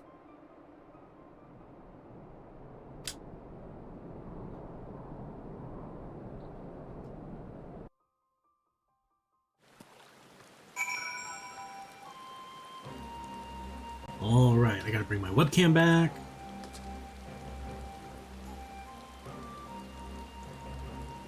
I feel like that is the wrong dungeon? What level is the dungeon?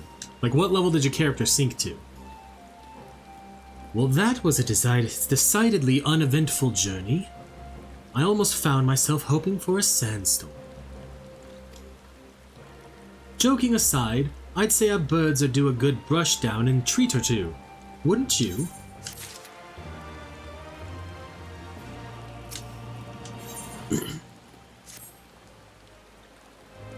Level 34. Okay, then no, I am talking about a completely different dungeon. 34. Is it the Sunken Temple of Karn that you're in?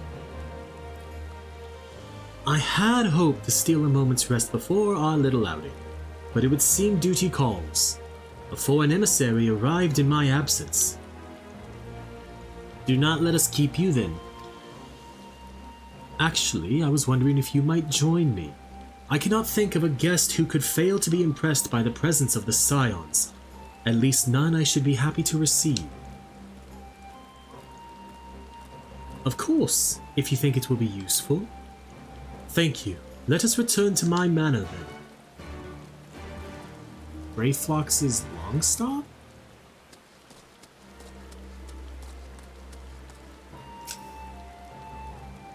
That was a story dungeon, though. Did you not unqueue for a leveling roulette?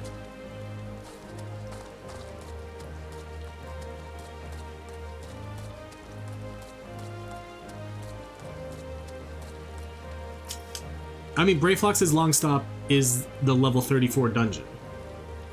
Lord Hean is expecting you. May I show you in? Yes, you may.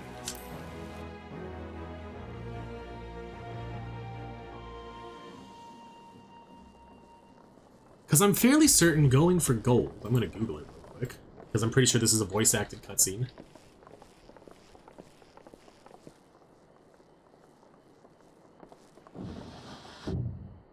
Oh, it's Lise. Lise, what brings you here? Oh, Alliance business. We have a request for Doma. Well, Hean.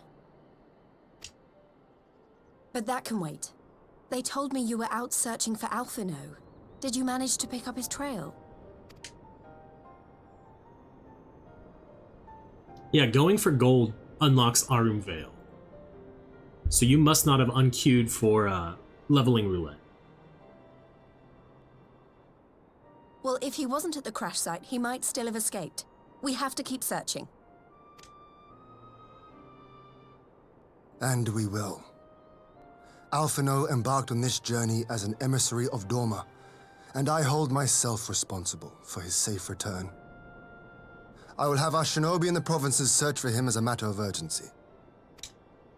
Chin up, Alize. You'll get to admonish your brother for his recklessness yet. Well, someone has to do it. 'Tis a thankless job. I'm sure he's going to be fine. There is one thing I'm not sure about, though. You said it was the Emperor's personal guard that attacked Alphino's airship. But the Popularis would never have been able to arrange the prisoner exchange without Varys' blessing. So why would he sabotage his own mission? They may not have been acting on Varys' orders.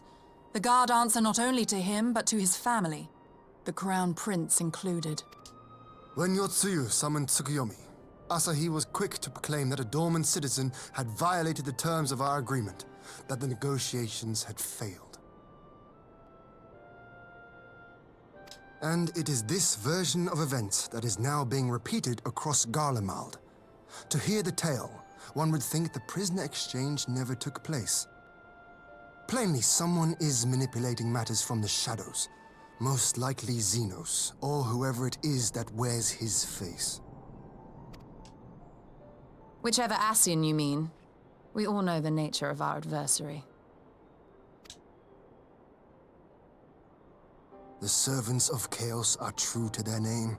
Their meddling has cost Doma a chance at peace.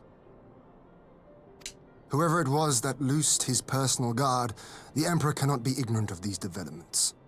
We must proceed on the assumption that our treaty is indeed in tatters.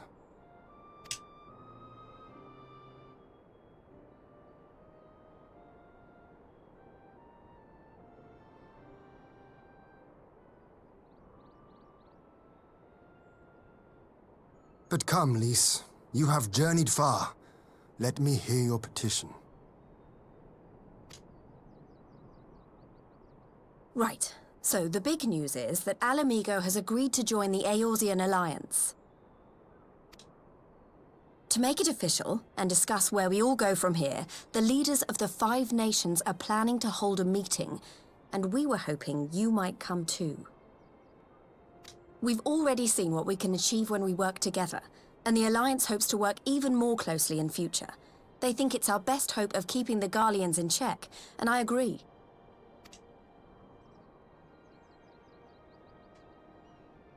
As do I. By coordinating our efforts in the east and west, we may be able to discourage them from committing their forces to a single front. I accept your invitation. I must, however, ask for time to attend to some pressing matters here. In light of recent events, the risk of Imperial reprisals is greater than ever, and I would not leave Doma unguarded. Ere I depart, I must shore up her defenses. Understood. I'll let the Alliance know. We'll wait to hear from you before setting a date. The meeting's to be held at the Royal Palace in Alamigo, incidentally. Do you remember the way? Well enough. Please assure my hosts that I will not keep them waiting any longer than I have to. Good. Consider it done. And thank you for agreeing to come. If we all put our heads together, we're sure to find the best way forward. For everyone. Hopefully. But I have my doubts. For soon, we shall be pulled away from this matter in about 2 patches. My advisors and I will presently convene to discuss the matter of Doma's defenses. You are welcome to stay, of course. Had you not offered, I would have requested leave to remain. Where the Ascians are concerned, naught may be left to chance. As ever, we would benefit from your experience. I thank you for coming, Lys, even if it was on official business. I had hoped there might be time to show you the land you helped to save, but I will settle for a fleeting visit if needs must. There never does seem to be enough time for anything, does there? But I did get to see a little of the Enclave. You've made excellent progress, I must say. And soon you'll have the chance to see how we're getting on too. Till the meeting then. Morrighan, I was wondering if I might have a word with you before I go. In private. Go on, my friend. I will send for Hakuro and the others in the meantime. Great. I'll wait for you at the docks. Alright, Bridget. Have a great rest of the day, and I will see you when you get home.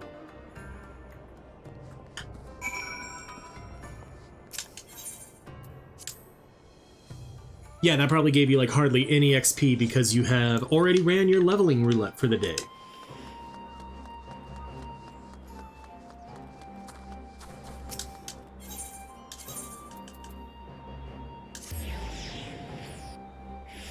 But if you unqueue for the leveling roulette and queue for Arum Vale, that should get you a nice chunk of XP because it will also be your first time running that dungeon.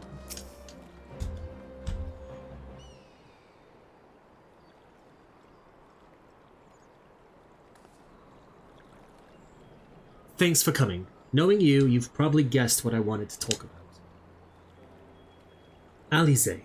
She's acting if everything's alright, but it's clear she's barely coping. The Alice I know is overbearing, willful, and reckless, and that's fine. It's how she deals with feeling weak. She has to keep moving or she's afraid she'll fall apart. A lot like me. But the thing about people like us is that we need someone to keep an eye on us. I had Papalemo, and now I have my friends in the Resistance, and Alice has you in the Scions. Before you start, I'm not saying you're neglecting her. I'm sure you aren't, and I'm sure you won't. But she's a good friend, and when I see her like this, when I see her like this, I can't help worrying. So please, make sure you give her all the support she needs, alright? You've nothing to worry about. Seriously, I gotcha. Thank you, Morrighan. It goes without saying, but if there's anything I can do, you need only to ask. Well, I'd best be off. See you in Alamigo.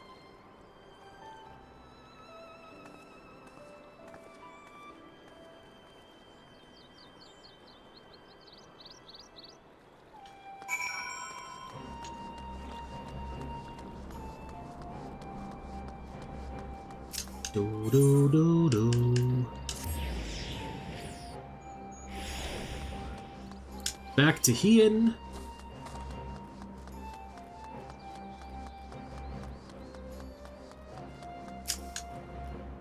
Lord Hien is expecting. Why do I say it every time? Like, that guy's line doesn't change. Ever. Oh, there you are, my friend. Everyone has assembled, so let us begin.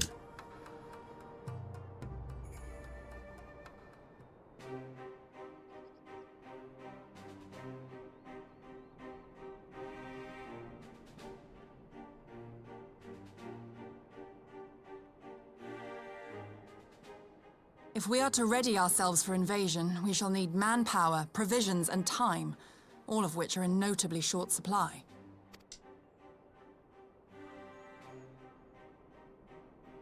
Candid as ever, Yugiri, and correct, I concede. Fortunately, I have an idea.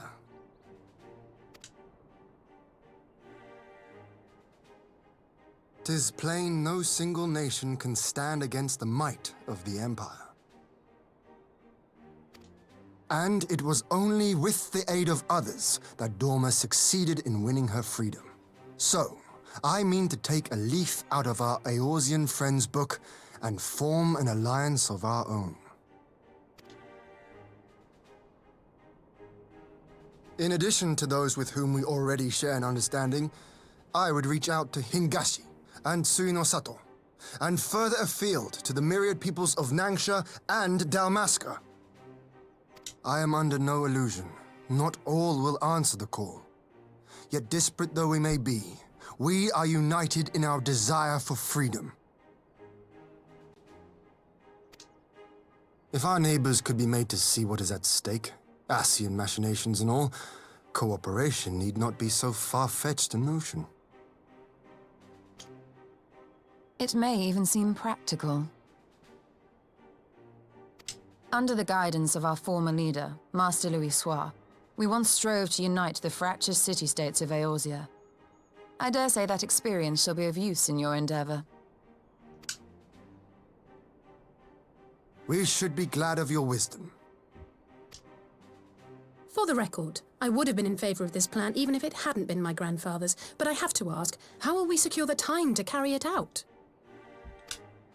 Not that anyone has forgotten, but the Garleans have airships. Lots and lots of airships. Should they catch wind of our plan, they could send an armada to overwhelm us before our alliance had even begun to take shape. Not if we deny them access to the skies. During our time in the Burn, the Warrior of Light and I chanced upon some Allagan ruins. Oh? As such ruins go, they were not particularly unusual. But something about the surrounding land struck me as odd. Faint though it was, its ethereal residue was uncannily similar to that of Azizlar. For locations so far removed to share a single etheric signature is all but impossible.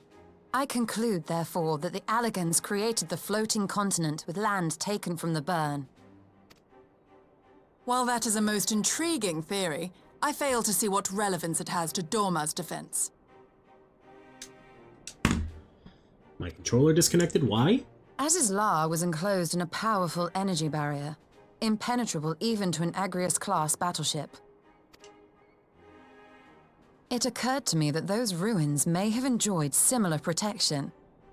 I have no proof, but the Warrior of Light did report seeing a structure resembling other known Allagan field generators. True that. All right. But even if we could put up such an energy barrier, it surely wouldn't extend beyond the limits of the burn. So what's to stop the Garleans flying around it?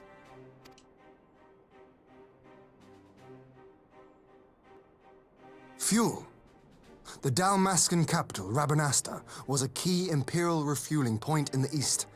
By laying waste to it as a lesson to the rest, the Empire greatly hindered its own operations in the region. If an Imperial fleet were to advance upon Doma, it would now have little choice but to travel, as the crow flies, over the burn. I see. A word of caution. Even assuming the generator still functions, raising a barrier of such a scale will require a prodigious amount of energy. And few places are so bereft of suitable crystals as the burn.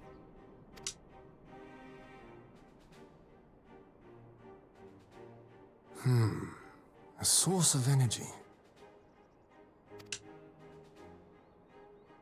Tell me, did the Allagans make a habit of launching things into the sky?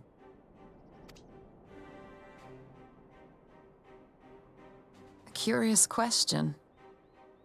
Besides Aziz's Lair, I know of only one other notable instance.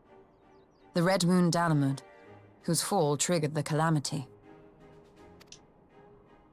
Just the 2 occasions, you say? Then I believe I may have a solution to our energy problem. You do? I may. To find out for sure, we would need to visit the Azim Steppe.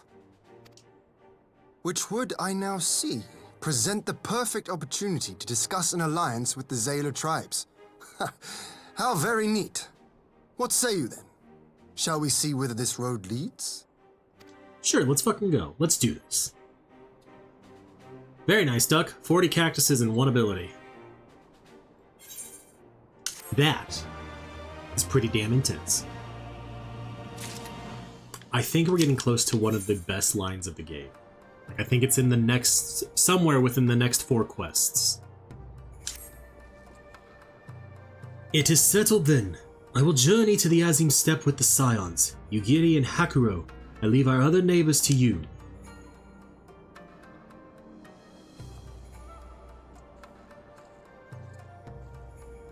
My apologies, but I won't be joining you.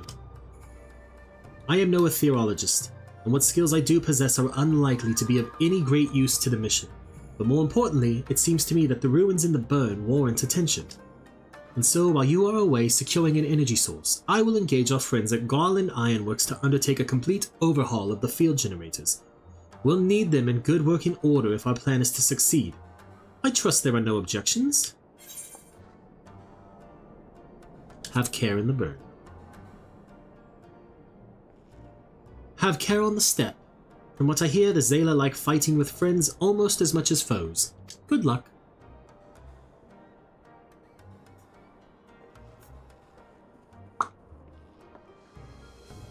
Just the 3 of us then.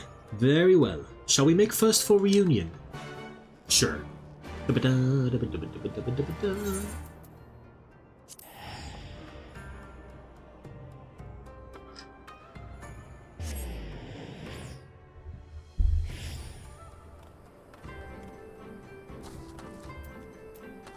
This way. We probably should have hopped on our mount, but we'll just sprint over here to Y'shtola, why not? So this is the Azim Steppe. The tales do not do it justice. If you think the view is impressive here, wait until we reach higher ground. Actually, seeing as it's your first visit, Permit me to show you my favorite spot. You mean that spot over that way? Indeed. It is quite the view.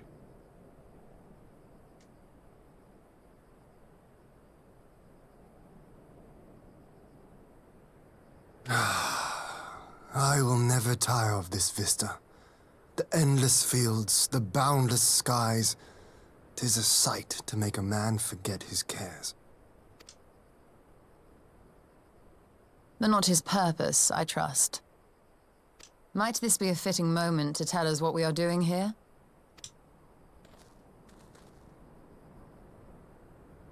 Of course.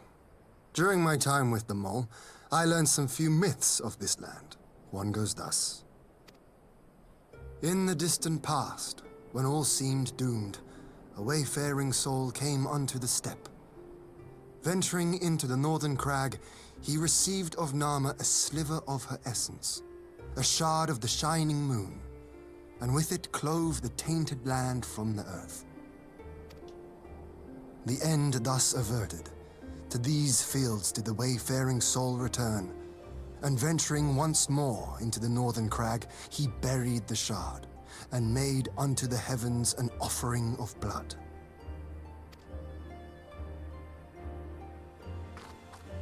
A tainted land cloven from the earth and an offering of blood to the heavens. Azizlar and Dalamud. That was my thinking, yes. And you believe that yonder mountains hide an artifact possessed of sufficient power to raise Azizlar up to the heavens? I suppose that might suffice. Worth a closer look, would you say? I would.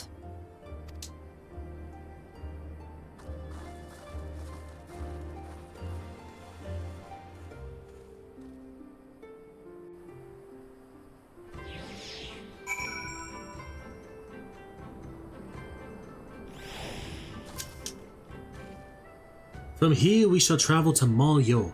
There we may ask Surina about the particulars of the myth and raise the matter of an alliance with the rulers of the steppe. Then let us fly. Meow.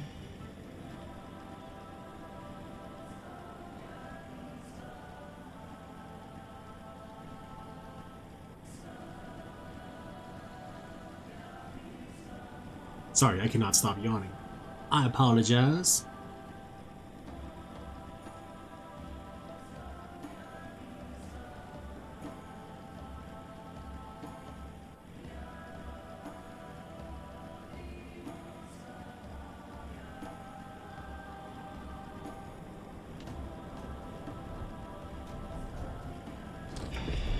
Here is Surina.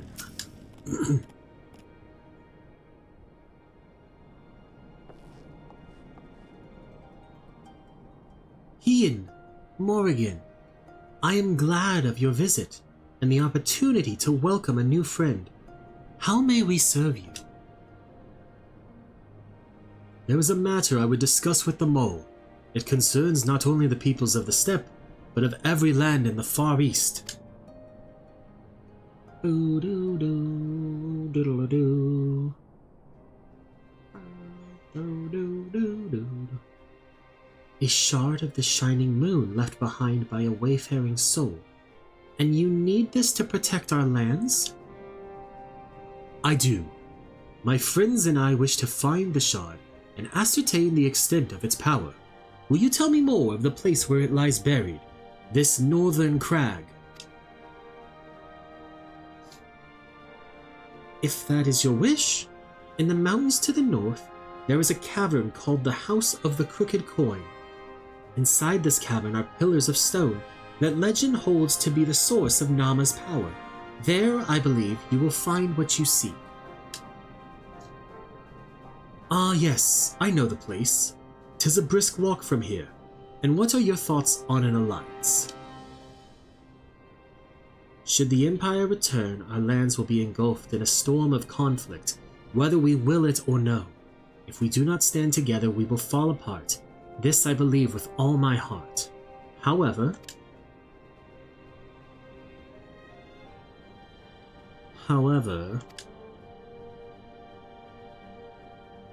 among the tribes of the steppe, there are those who revere Nama above all else. To them, the pillars are sacred and not to be disturbed. Should you proceed as you propose, such tribes are like to spurn an alliance, prompting others to follow their example. That is my concern. But it is by no means certain that the pillars will provide the power you seek. Ere you risk the ire of the followers of Nama, might you not first visit the House of the Crooked Coin? If all is as you hope, we may then consider how best to earn their blessing. I thank you for your counsel. We will do as you suggest. I have no desire to give offense to those with whom I would join hands. Thank you for your understanding. Though the mole may reign over the steppe today, this decision will shape the days to come, and we would not force others into war against their will. Nor we. 100-fold stronger are they who choose to fight of their own accord. He has turned into Alphino's voice. Like 100%.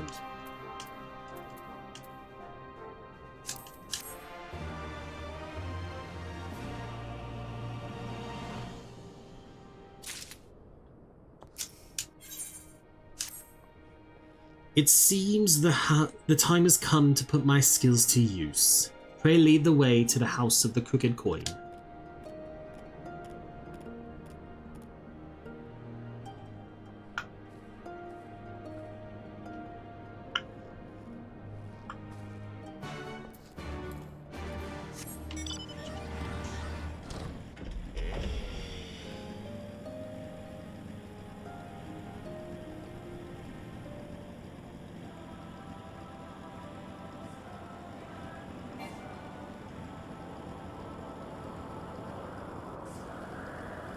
Is that the B rank? That is.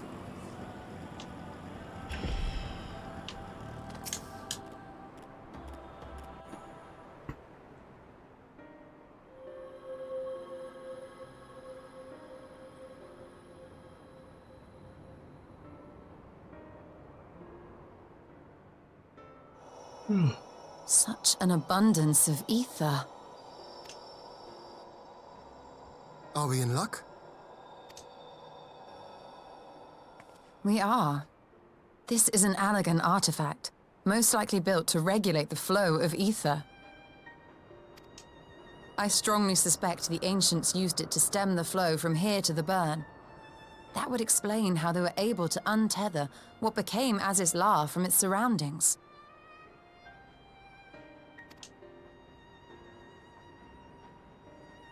But were we to throw open the floodgates, the resultant deluge would surely be sufficient to raise our wall. And in restoring the flow, we may also restore life to the wasteland.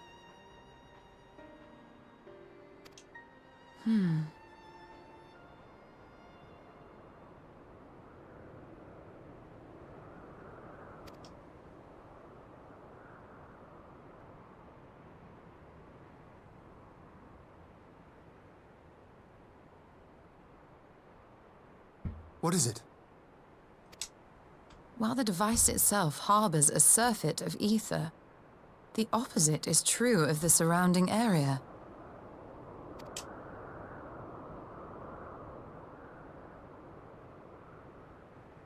An effect of regulation, perhaps.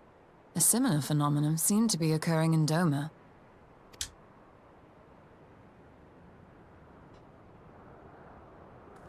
Whatever the explanation, the answer will not reveal itself here. We have seen what we needed to see. Let us return to Mol Ilo. Oh, Mol Ilo. I have been pronouncing it horribly wrong. Because I assumed that was two L's right next to each other. But now that I look at it, the words don't get any bigger. Over here, I can see that that first L is a little shorter, which would make it an I. Molly Low. Here, since we can see this one real quick, switch to Dark Knight, and look out! Back to gun. Ow.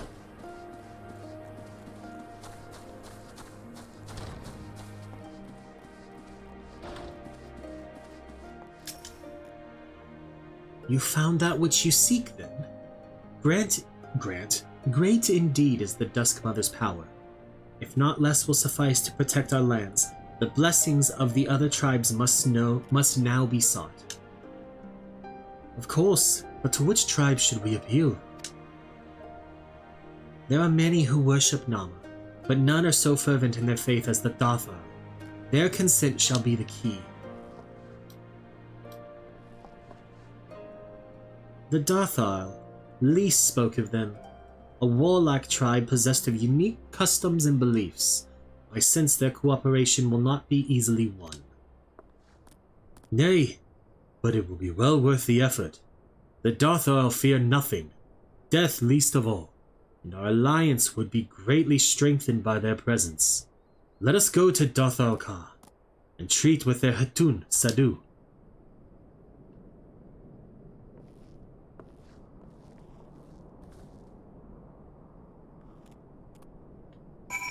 That was a very long pause as we wait for the game to load and let us go this way.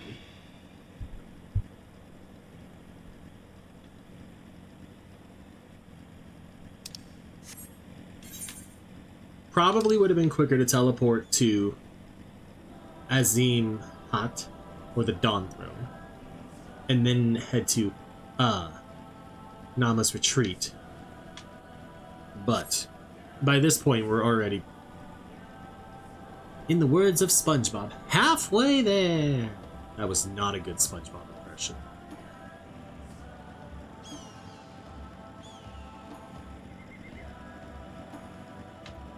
But it was an attempt, nonetheless. Doodaloo.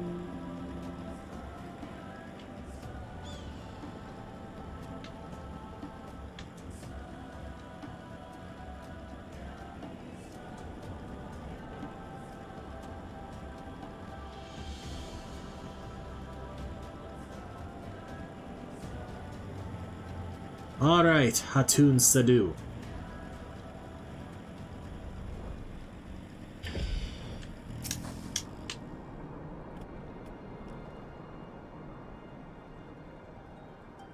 You again.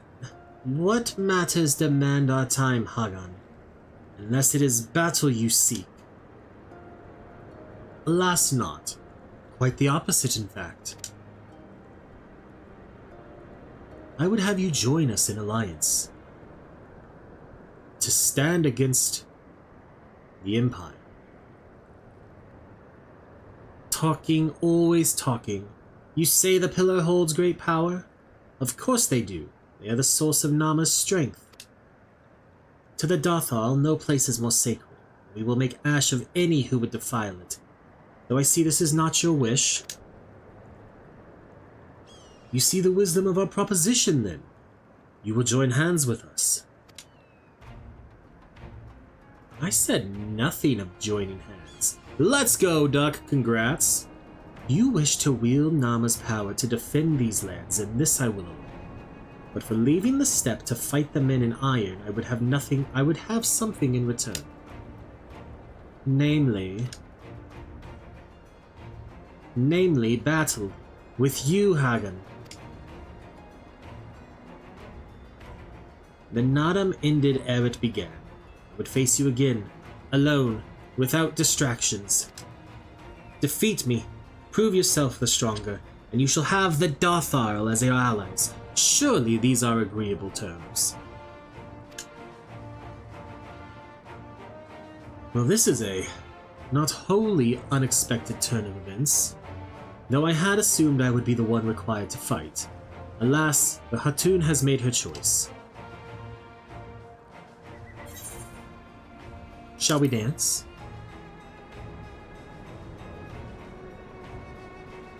Huh. It shall be a battle the steppes shall not soon forget.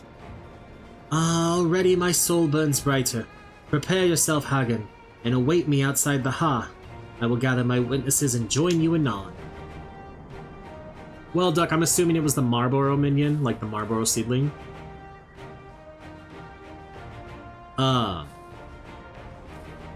Later tonight, if you're on, I can run it with you as my main character, and we can do it unsynced, so we don't have to wait for a queue or anything. We can just go in, the two of us. And I will get you to that treasure chest and let you have it. Because it's always in that treasure chest every time you run the dungeon. And I have one already, and they don't sell for anything on the market for it. And then once we get it, we can just back out.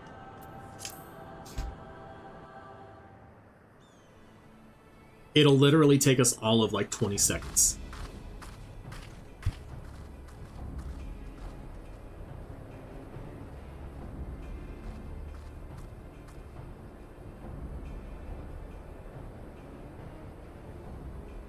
Yes!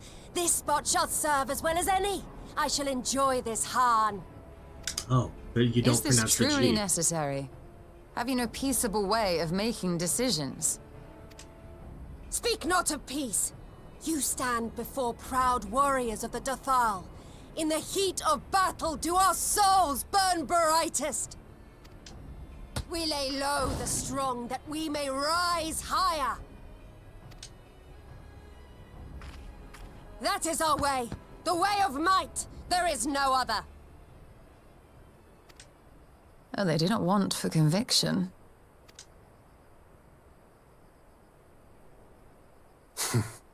Indeed. It's what makes them such dangerous enemies, and such useful allies. Enough talk! It is time to fight! Bring it. Bring my webcam back. Oh. Did you, accidentally aggro some of the enemies that wander? Come, Han, let us dance.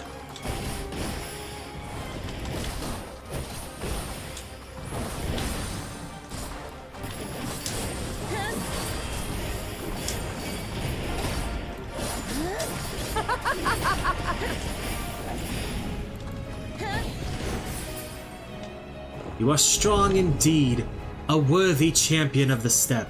But you are mistaken if you think I will fall so easily. I mean, it was your first time running the dungeon. Cut yourself some slack.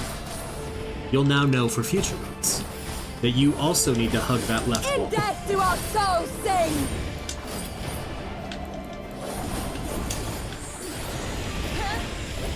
I mean, did you tell them it was your first time?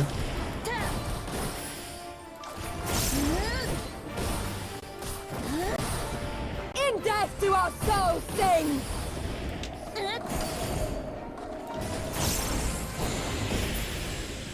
Ah, fighting you is pure bliss. In your defense, you were just following the tank. Oh, but you might have picked one up with your AoE.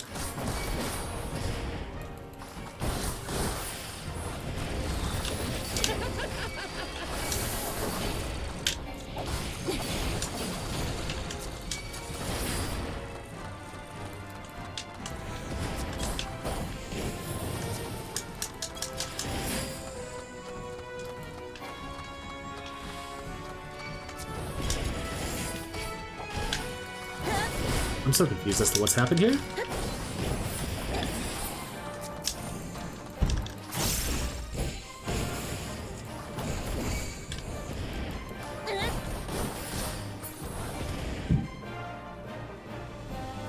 Could be because just aggro in older dungeons works weird.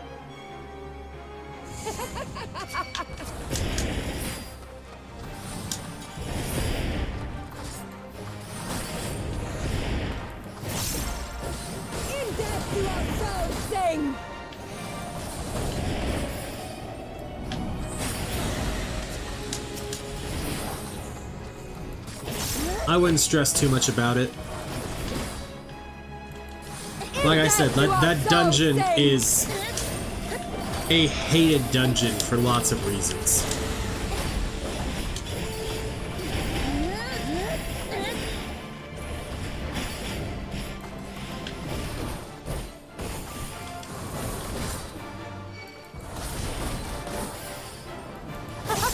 You gotta love that. My arms grow heavy, my eyes dim.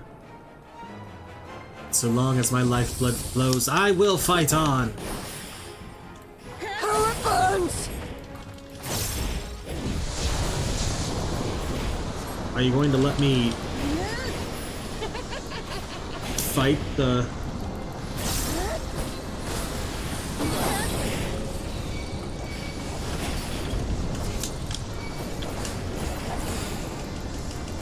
In death do our souls sing!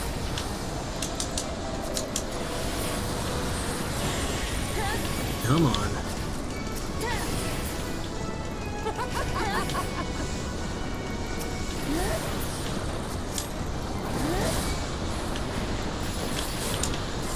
I'm gonna eat this hit. There we go.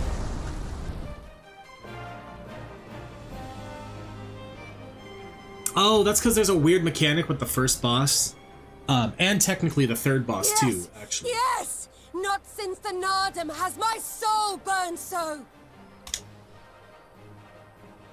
Both the first and third boss apply a debuff to you. Come! We have only just begun. And during the first boss, after you have 2 stacks of the debuff, you want to go eat one of the fruit. Enough! You were not granted leave to set the steppe ablaze. One of the Morbor fruits that are around the arena. Well, well, the sun has come out to play. And it's the same thing with the third boss. You want to wait till you have 3 stacks. Moonstruck I am busy! And then eat one of the fruits. Fool of a Dothal! Have you forgotten the face of your master already?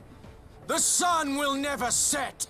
From his seat on high, he reigns over all, now and forever.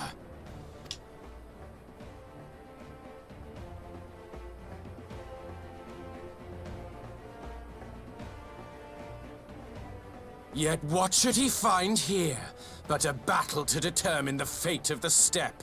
A battle waged without his blessing. This will not stand. You, Doman! You who come to petition the warriors of this land, forget that all Nama's children are wards of the Orinir. As first among my brothers, your petition is mine alone to judge.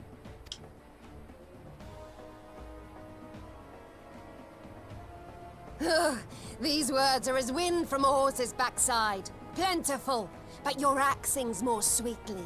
Let her speak for you.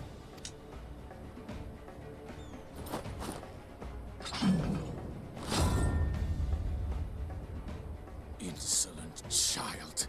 You will learn your place!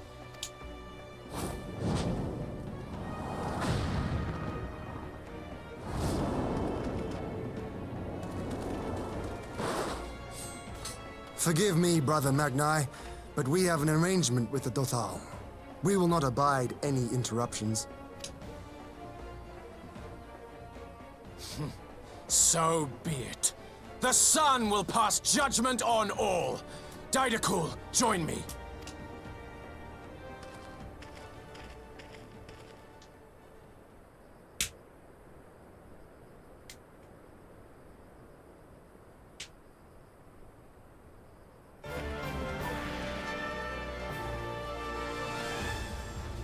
Oh, so they get a tank and a DPS, and I get a healer and a DPS. The sun is in good company. We may dance alone.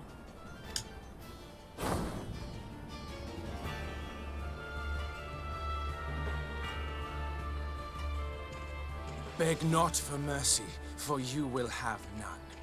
Bear witness to the power and the glory of Azim!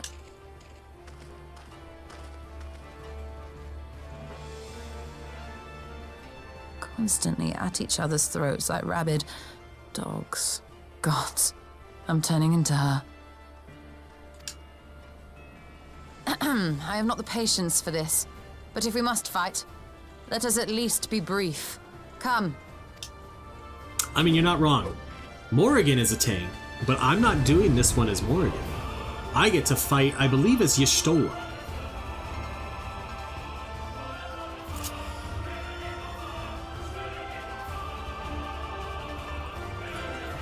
Yep.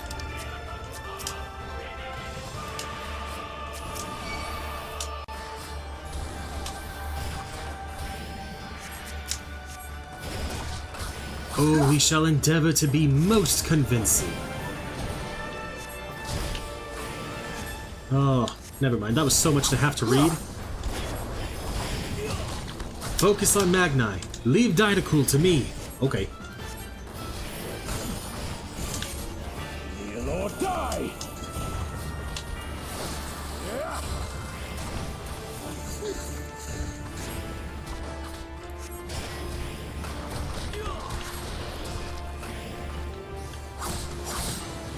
Bow down before me!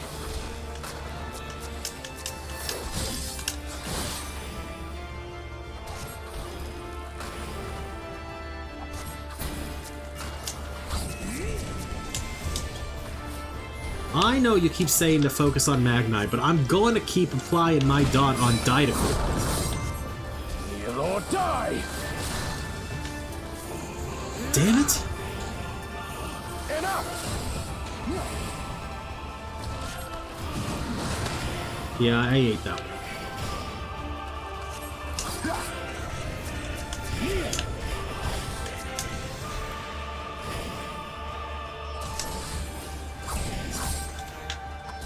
Kneel or die!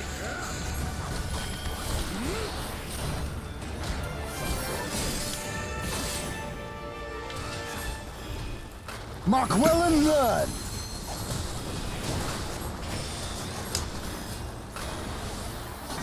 Concentrate! Oh boy.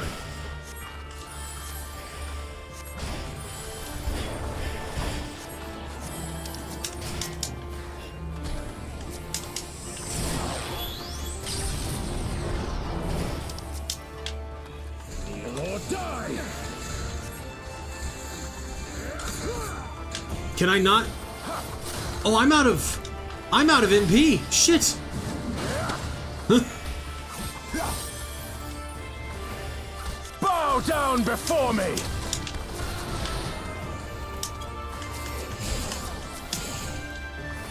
Mark well and learn!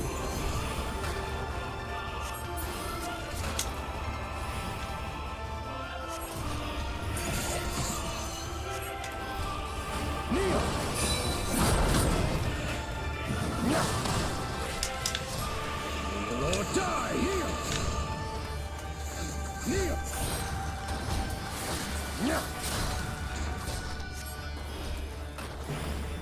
Bow down before me!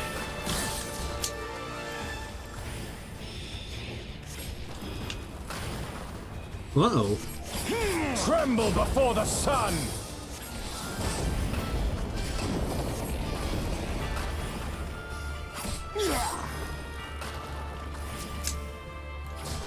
Alright, this might be the DPS.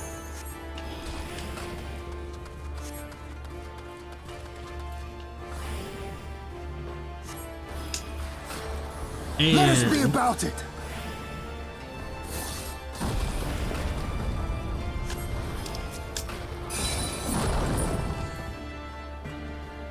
predictable.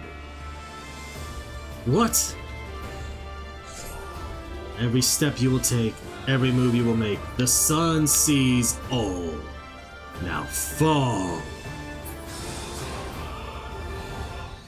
Active time maneuver.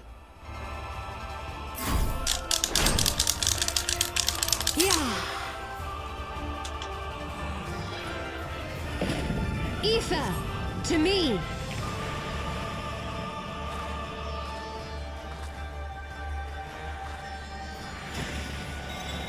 Have at you.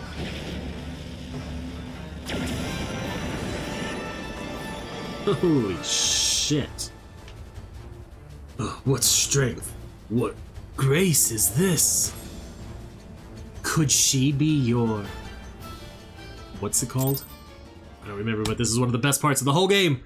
One of the best lines.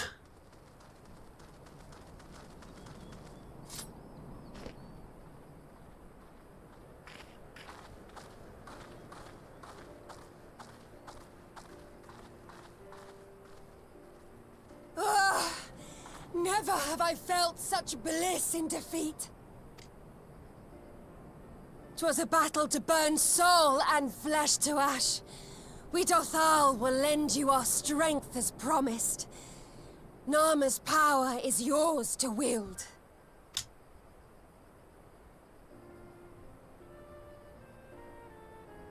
What does the sun say to that?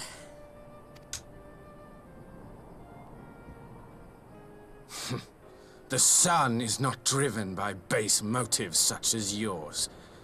But they have been judged and found worthy.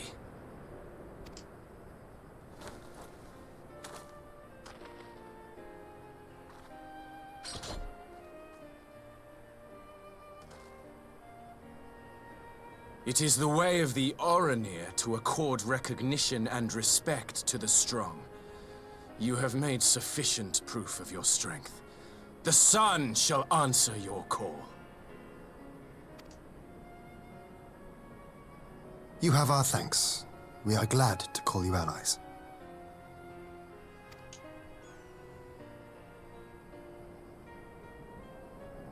You?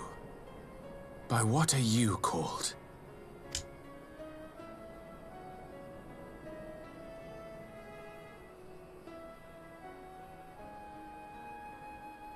You stole her. Why?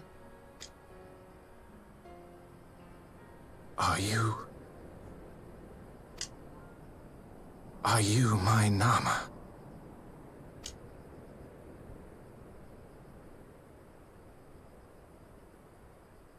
I beg your pardon?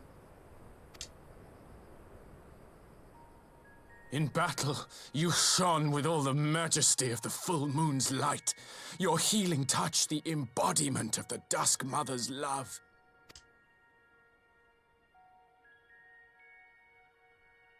Long had I wondered if my Nama might not be a woman of the steppe. Beholding you, I am all but certain.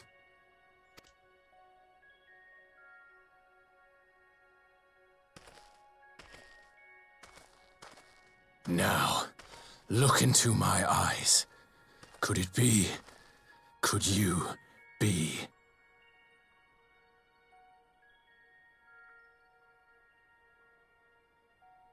I am. Not interested, little son. Try again when you've become a man.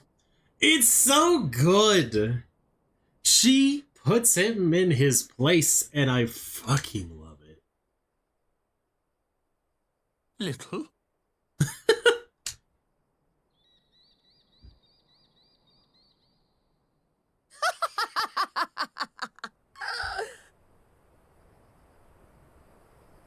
Little son! Little son!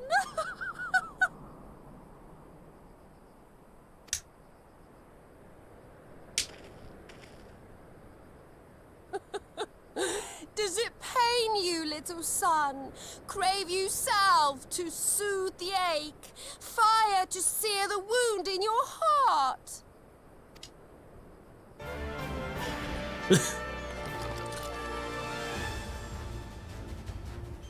We have wasted enough time here. Sirin awaits for word of our success. We'll just let them fight it out. It's fine. I love how she just walks in between them. Oh. That is the best part of Post-Stormblood. Hands down.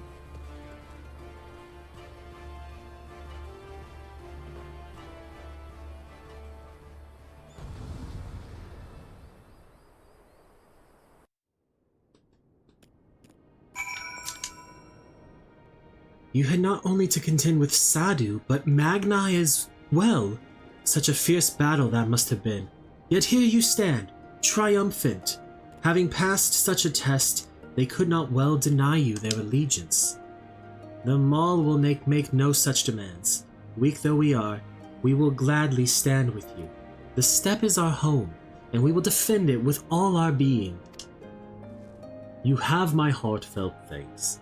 Of all the tribes of the steppe, there is none I would rather have at my side. God's willing, many more will rally to our cause. I shall send you word when we have answers from all the tribes. I cannot thank you enough, Serena. None of this would have been possible without you.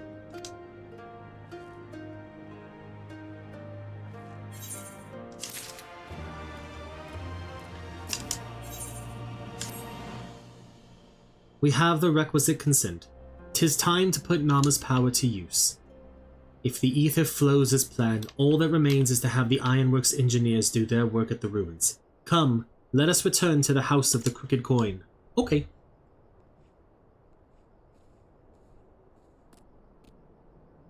I have at most about 40 minutes left before I have to leave. So I'm hoping we can finish up these last two quests of 4.4.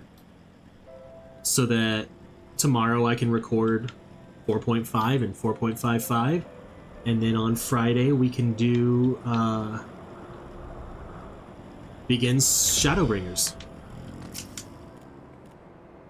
I shall begin at once. You may wish to step back.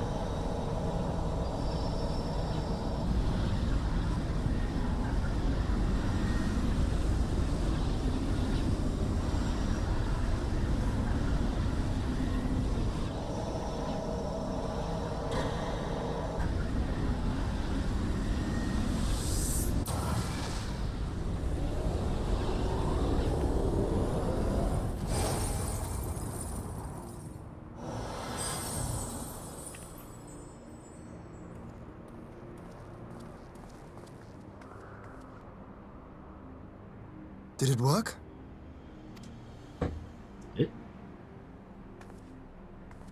It did. Ether may flow freely to the burn once more.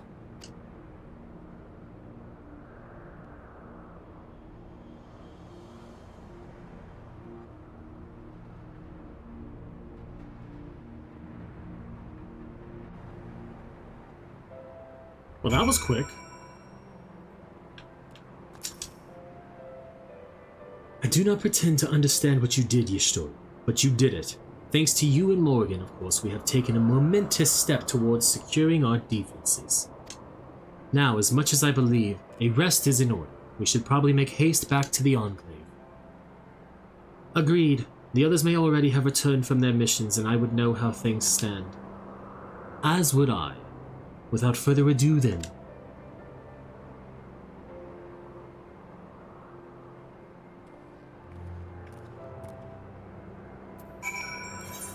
To the Enclave.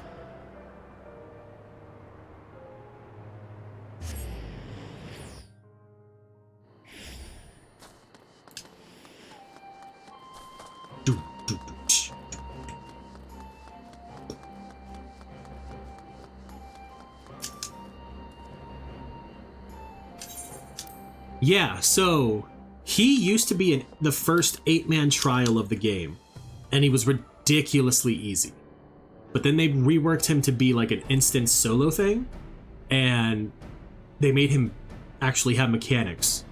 I enjoyed the fight though, it was fun. Judging by your triumphant expressions, I take it all went well on the Azim Steppe? Indeed, we have secured a suitable source of energy for the barrier. Good. Tataru and I have commissioned Garland Ironworks to ensure that the field generators function as they should. A team of engineers stand ready to set out for the burn at a moment's notice. You need only say the word. I thank you for engaging their services on our behalf. The minutiae of the arrangement you may leave to me. Which just leaves the small matter of our alliance. So Yugiri and Hakuro, how fared you with our neighbors? My lord, all of the factions we approached are in agreement that the Empire poses a threat, and many responded positively to talk of an alliance. From Hingashi and Sui no Sato, however, we received outright rejections. The former will not break its treaty with the Empire, and the latter will not involve itself in conflict. Just as we expected then. Well, there is naught to be done about it. We must focus on the rest. To each of the nations that were amenable to an alliance, I will personally send a missive. And once I have attended to that, I believe we will have done everything we can to fortify Doma's defenses, for the time being at least. All of which means I may leave for the meeting in Alamigo with a lighter heart. Yugiri, Hakuro, you would be so kind as to hold the fort in my absence. My friends, we could not have achieved so much in so little time without your help. For that, I give you my heartfelt thanks. Till the meeting, then. I took the liberty of asking Thancred to attend as well. He should have arrived in the Alamigan Quarter by now. Then let us not keep him waiting, shall we? We shall. We shall.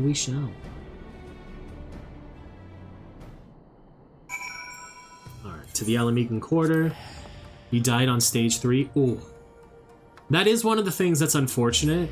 Up until Shadowbringers, all of the instance, like, solo duties like that, don't have checkpoints. But starting with Shadowbringers, they added in checkpoints, and it makes a big difference sometimes. Nishtola has told me all, and I duly told Urianger and Kryl. Kryl, in particular, was concerned about Alphino, but I assured her that everything that can be done is being done. She agreed to continue with her own tasks for the time being on the condition that I contact her the moment there is any development. So that leaves 4 of us to attend the council. Arenvold is here to assist with security.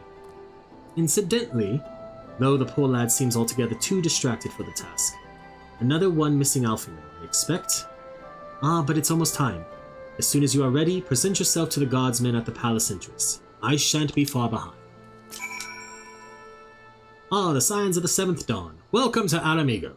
The Alliance leaders have already arrived. May I show you to the meeting chamber?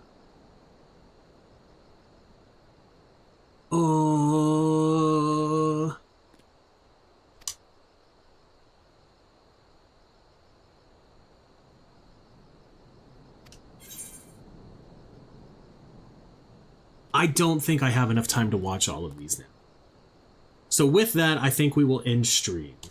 And this will be the first part of the YouTube videos I record tomorrow. So, all of that being said, thanks for watching. I hope you enjoyed it. I had a good time streaming it. On YouTube, don't forget to like, comment, and subscribe down below and let me know what you're thinking of these videos and how you're enjoying them. And don't forget you can catch me on Twitch at twitch.tv/CalebGamesHere, where I stream Mondays, Wednesdays, and Fridays, usually starting between 9 and 10 a.m. Pacific time. As for you, Twitch chat, thanks for hanging out. I hope you had a good one. Don't forget to take care of yourselves and drink some water and all that good stuff. And I will see you all next time with more Final Fantasy XIV as we try to power through and get to Endwalker before the end of the month. Have a good one, and I'll see you later.